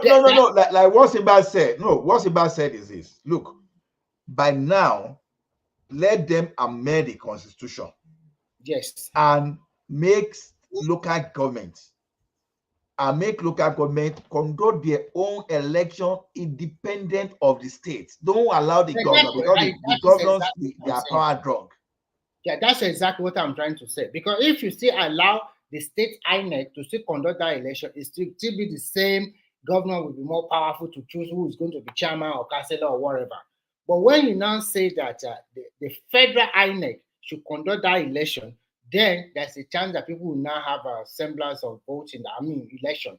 That, okay, I'm no, voting don't even allow. See, that's the problem now. If look, the state governors, they want power because they want to control local government, number one, because they want to retain themselves in power. Some of them want to loot too. You understand? Yes, They want to be me too powerful. Now, if you give it to the federal government too, federal government will have a way of manipulating the states. So how do you don't want about that. it? So let the local government be able to conduct their own election. Now, what the federal government or state can do is this. So who will conduct the state election? Is this the local government, INEC, or what are you trying to say? I don't get that area. No, let every local government go and have their own electoral body. That is what let them go. It's happening here. There's no big deal. Let them go. Let every local government go and have their own electoral have body. resources for that too, because that one will look something. All these, see, let me tell you one thing. All these resources is just because we make it bogus. That's just it. We don't see all the resources. To be honest with you, you don't have to start spending. But if now the Supreme Court actually, I think federal government have a good case, because initially, or that was how it's supposed to be. We have 3 tiers of government, and those money supposed to go to local government directly, not the way that you go to joint accounts with local government. That what we are saying is this. What we are saying is this: the governors, they decide or they determine who will become the local government chairman. So if you still send the money to the local government directly, it will still not work. It's for the state. It's for the state governor to rope the local government chairman and remove the person. I bet they remove the government. They have to do another election before they can have access to the local government. But it's still under the control of the state government. That's what we are talking about. I think what they are trying to do now, I think after this, I think maybe the federal government should try as much as possible to find a way that when they conduct that local government election, the state governor doesn't have, the party that is doing that state does not have power to just say, okay, we'll clear out the local government. And we are even saying don't allow the federal, because that is where the governors too, they won't allow the federal government. Because so okay, now let's look at it this way. If you said each local government should conduct their own election by themselves, but remember, they have a governor in that state. The question is this, I want you to know, Remy, is this: we copy our constitution from somewhere. How are they doing it where they copied it? Okay. If we follow Ola, let me say this. Even state, as powerful as the state is, they don't conduct their own election. It's conducted by the federal. Yes. You understand? So there's no way we can. There's a state INEC. There's a state INEC. No, the state INEC is only for local governments. Yeah, it's only for local the state INEC does not do any other thing. When governors are elected, there is the federal that conducted the election. Even state national assembly is federal that conduct those. Even as of rep and all those is federal. So what I'm saying is that they should incorporate the local government to it, so that those elections will hold at the same time, so that nobody will have time to say, okay, you want to be influencing anything. I remember. You understand? We all know how. We all know. Your logic, This your Obasanjo man of 18. That man, to me, he really compromised on a lot of things. Is it Obasanjo or the 1999 Constitution? No, it's Obasanjo. In 1999, the first election they did that time was the local government election, and it was conducted by the INEC from headquarters. But because Obasanjo want to give the governor more power, in 2003, they changed it and we didn't really want to give them power, or he was just using for his own selfish ambition. Yeah, just like that. And he allowed the governor, no constitution that back it that money should be paid to joint account. No constitution, no law. And since that time, since 2003, then they started paying to the governor joint account. And since that time, no development in the local government. It was, it started between that, because I could remember 1999, as you said, local government chairman were elected. But before 2003, he's changed everything, and that was what actually killed most of the local government. Yeah, it killed them, and the governor became so powerful because they have more money. Because those elected chairmen then were staff of fund. Yes. They will be waiting for.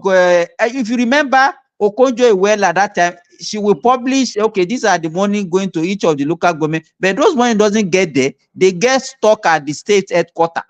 And then the governor will now be deciding, okay, take this 10 million, take this 5 million.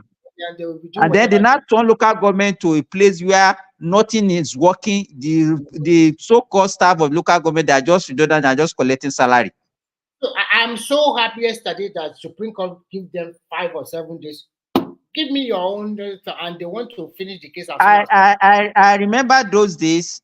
We used to have what we call ISU. Those are the agricultural destiny in Oyo State those days. That's where we used to go and buy fertilizer at subsidized price. That's where people used to go and rent tractors to till the land for farming and all those things. And those are the responsibility of the local government. Yes. Even all those intra township road, all those culverts and all those small There things. was a time that local government was the one paying primary school teachers. Yes, so under their local government, you are right. So at least, even remember, if there is any problem that time, maybe there was heavy rain, that wind blew off some roof in some schools. It is the local government that normally takes care of those things now. Yes, but now you go to the local government, you will not even meet anybody, because the local government can only function when there is money. But if there is nothing to do, people will not even go to work. They will only come at the end of the month to collect their salary. Because that's how things work then. Because federal local government were controlling the primary schools, and they were maintaining the building, doing a lot of things there. Simba, the beauty of Ola, the beauty of the constitution, the beauty of it, Ola, the beauty of it is this, that those councillors and those chairmen are even more closer to the people, because the councillor are from your own locality. You know him. He's living that you can call him. What are you doing to help us? But not now. How can you get access to the governor? You cannot get access now. Because you said they are closer. They are the one that lives with the people now. Because I could remember those days. Remy, during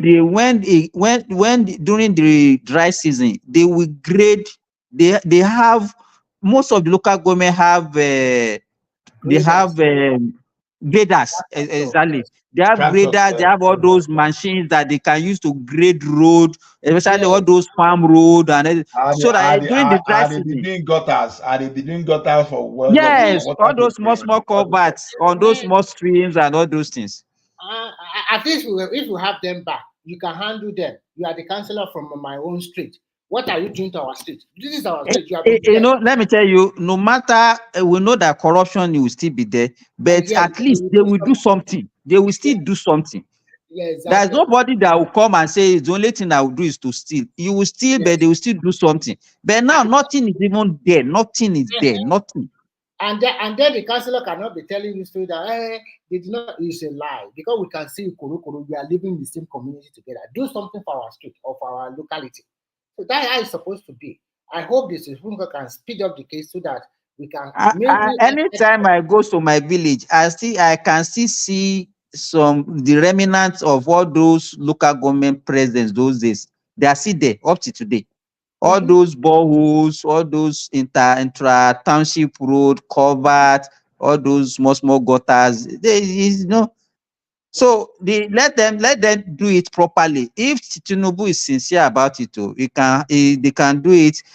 Not only financial, political. Let them incorporate. In fact, what you should do is that conducting local government election throughout the federation is like conducting a national election. They should just take 1 day. Yes, they should just take 1 day. They should just take 1 day and do for all over the country. I think what they should do is this. After this, if the Supreme Court, after the Supreme Court judgment, probably I know that some states will say, hey, we already have local government. We don't want to hear story. Pick a date, maybe before 2027, maybe 2026 or something like that. All the state of Nigeria, let them do local government election. They can even make it like a midterm election now.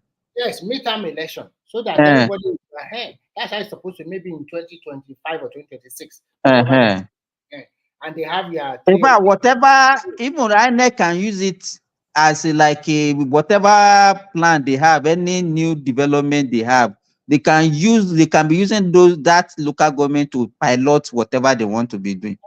At least it will create more job opportunity and also create development to this local government, because they have been moribund for so many years. And those governors too, they will check their power. It's just too much. You collect all their money and you don't even, it's even an eyesore. You collect that local government money because you don't like those people because they did not vote for you. You won't do nothing for them.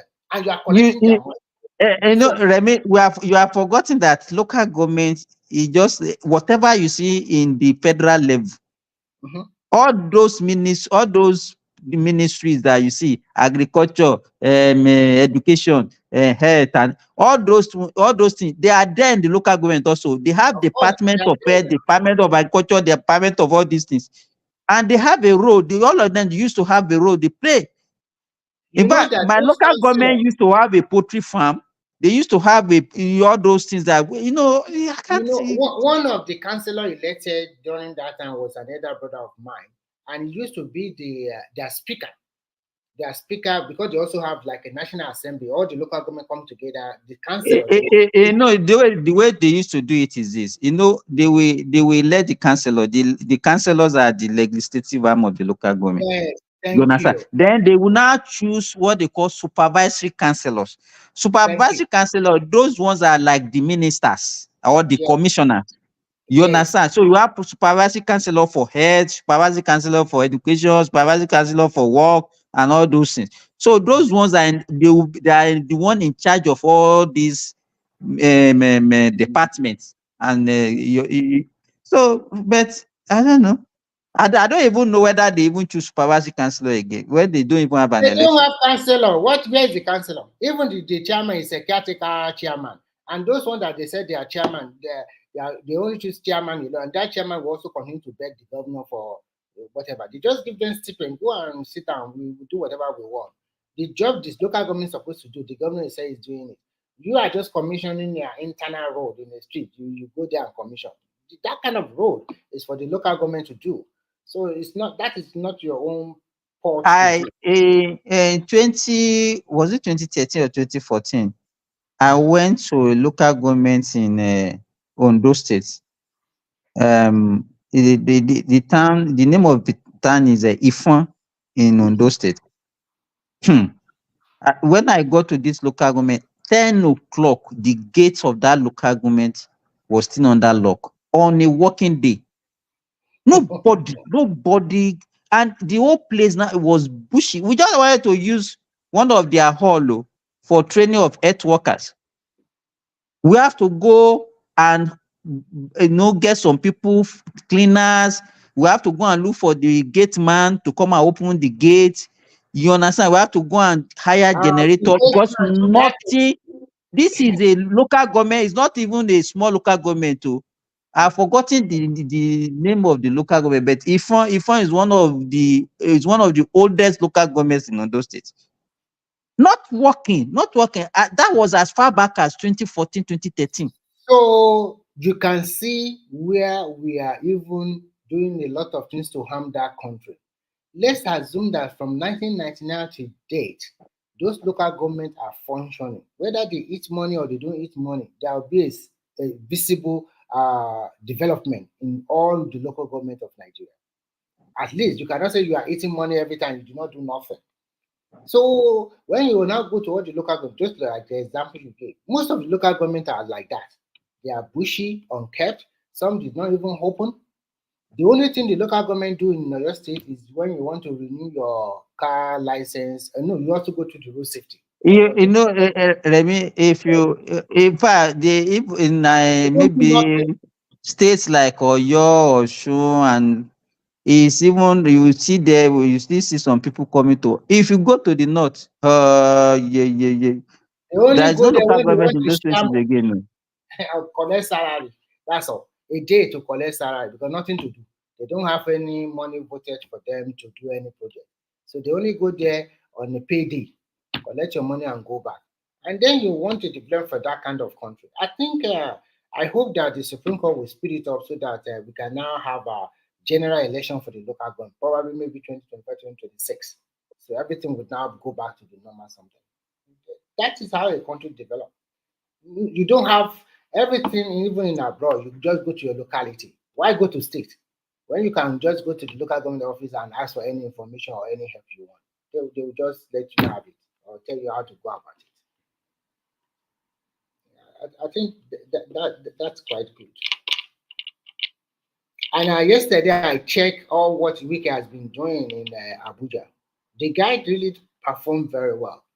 And Abuja people also will be riding light rail for about 4 or 5 months, free of charge till December.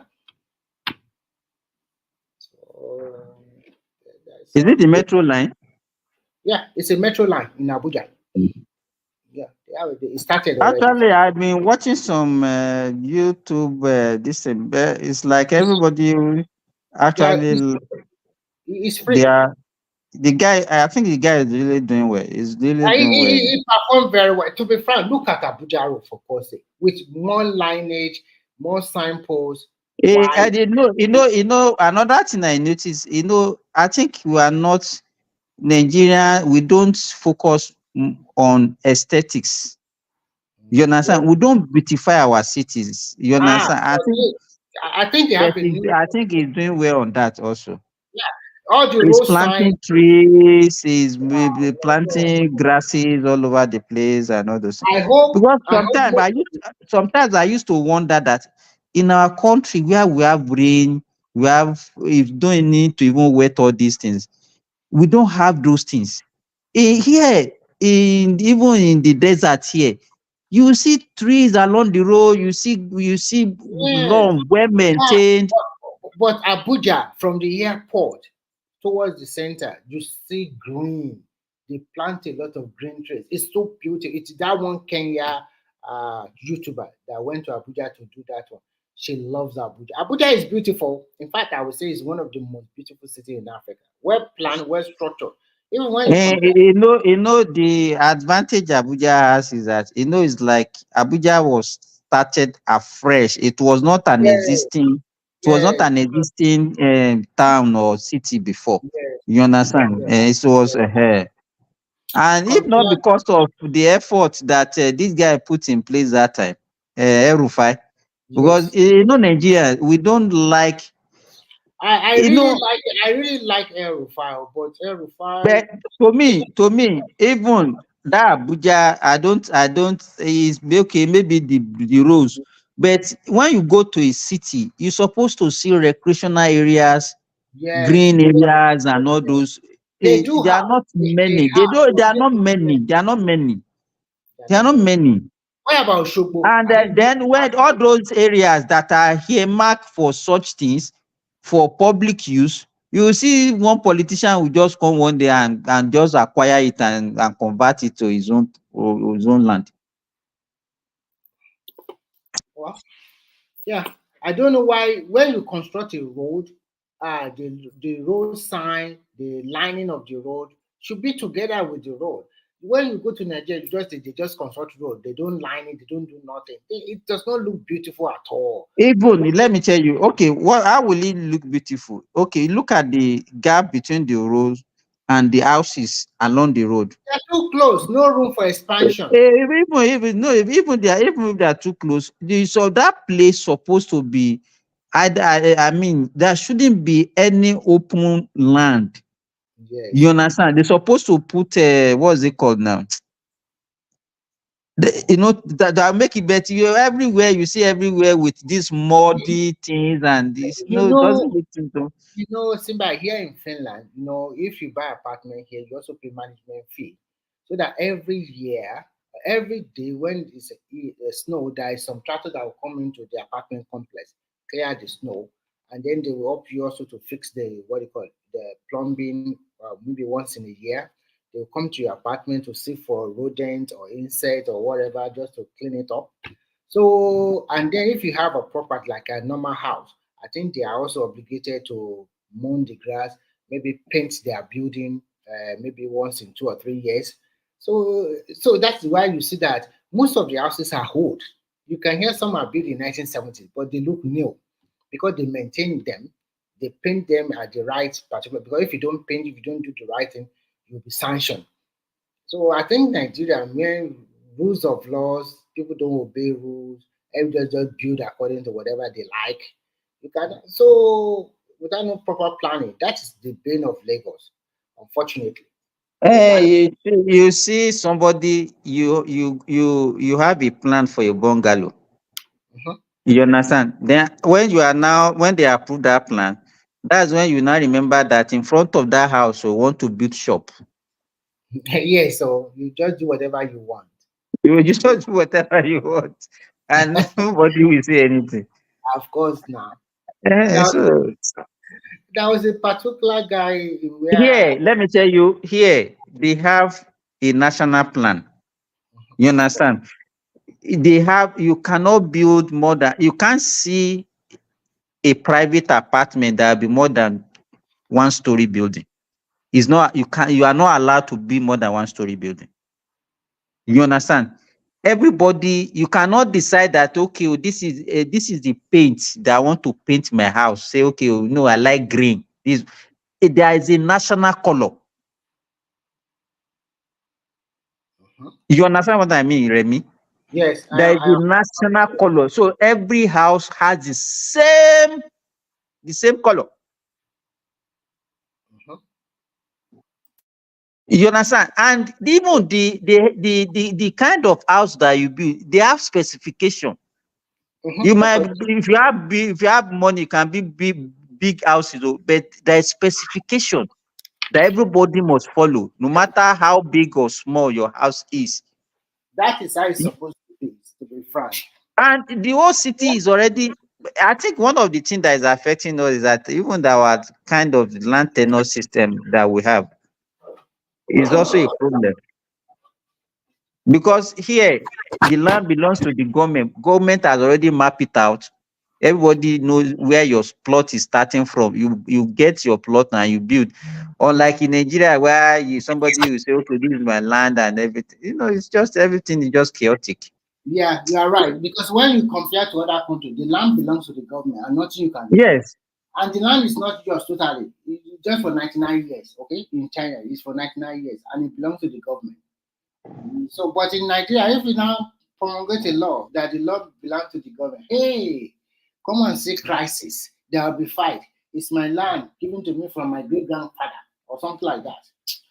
So The question is, èló náà rà lọ́wọ́ Ọlọ́run? Èló náà rà lẹ́yìn lọ́wọ́ Ọlọ́run? They will sell the land to 2 or 3 people. Some of them that are very terrible human beings. The same plot of land, they will sell it to 2 or 3 people. Remy, there are some places, even in Nigeria, where individual doesn't own land. In Edo, where I serve in Edo, in what's in the Owan West local government, the land belongs to the community. Do you understand what I'm saying? So if you, as a member of the community, needed land, you go to the community and they will apportion a plot for you. No individual will say, okay, this is my land. The land belongs to the. There's Thomas there. I noticed one guy used to abuse me every now and then. He came again. I don't know what he's calling me today. He's calling himself Maintain Man. I don't know who is Maintain Man. If you can look at the comment, Simba, he's accusing me every time, calling me different name. No,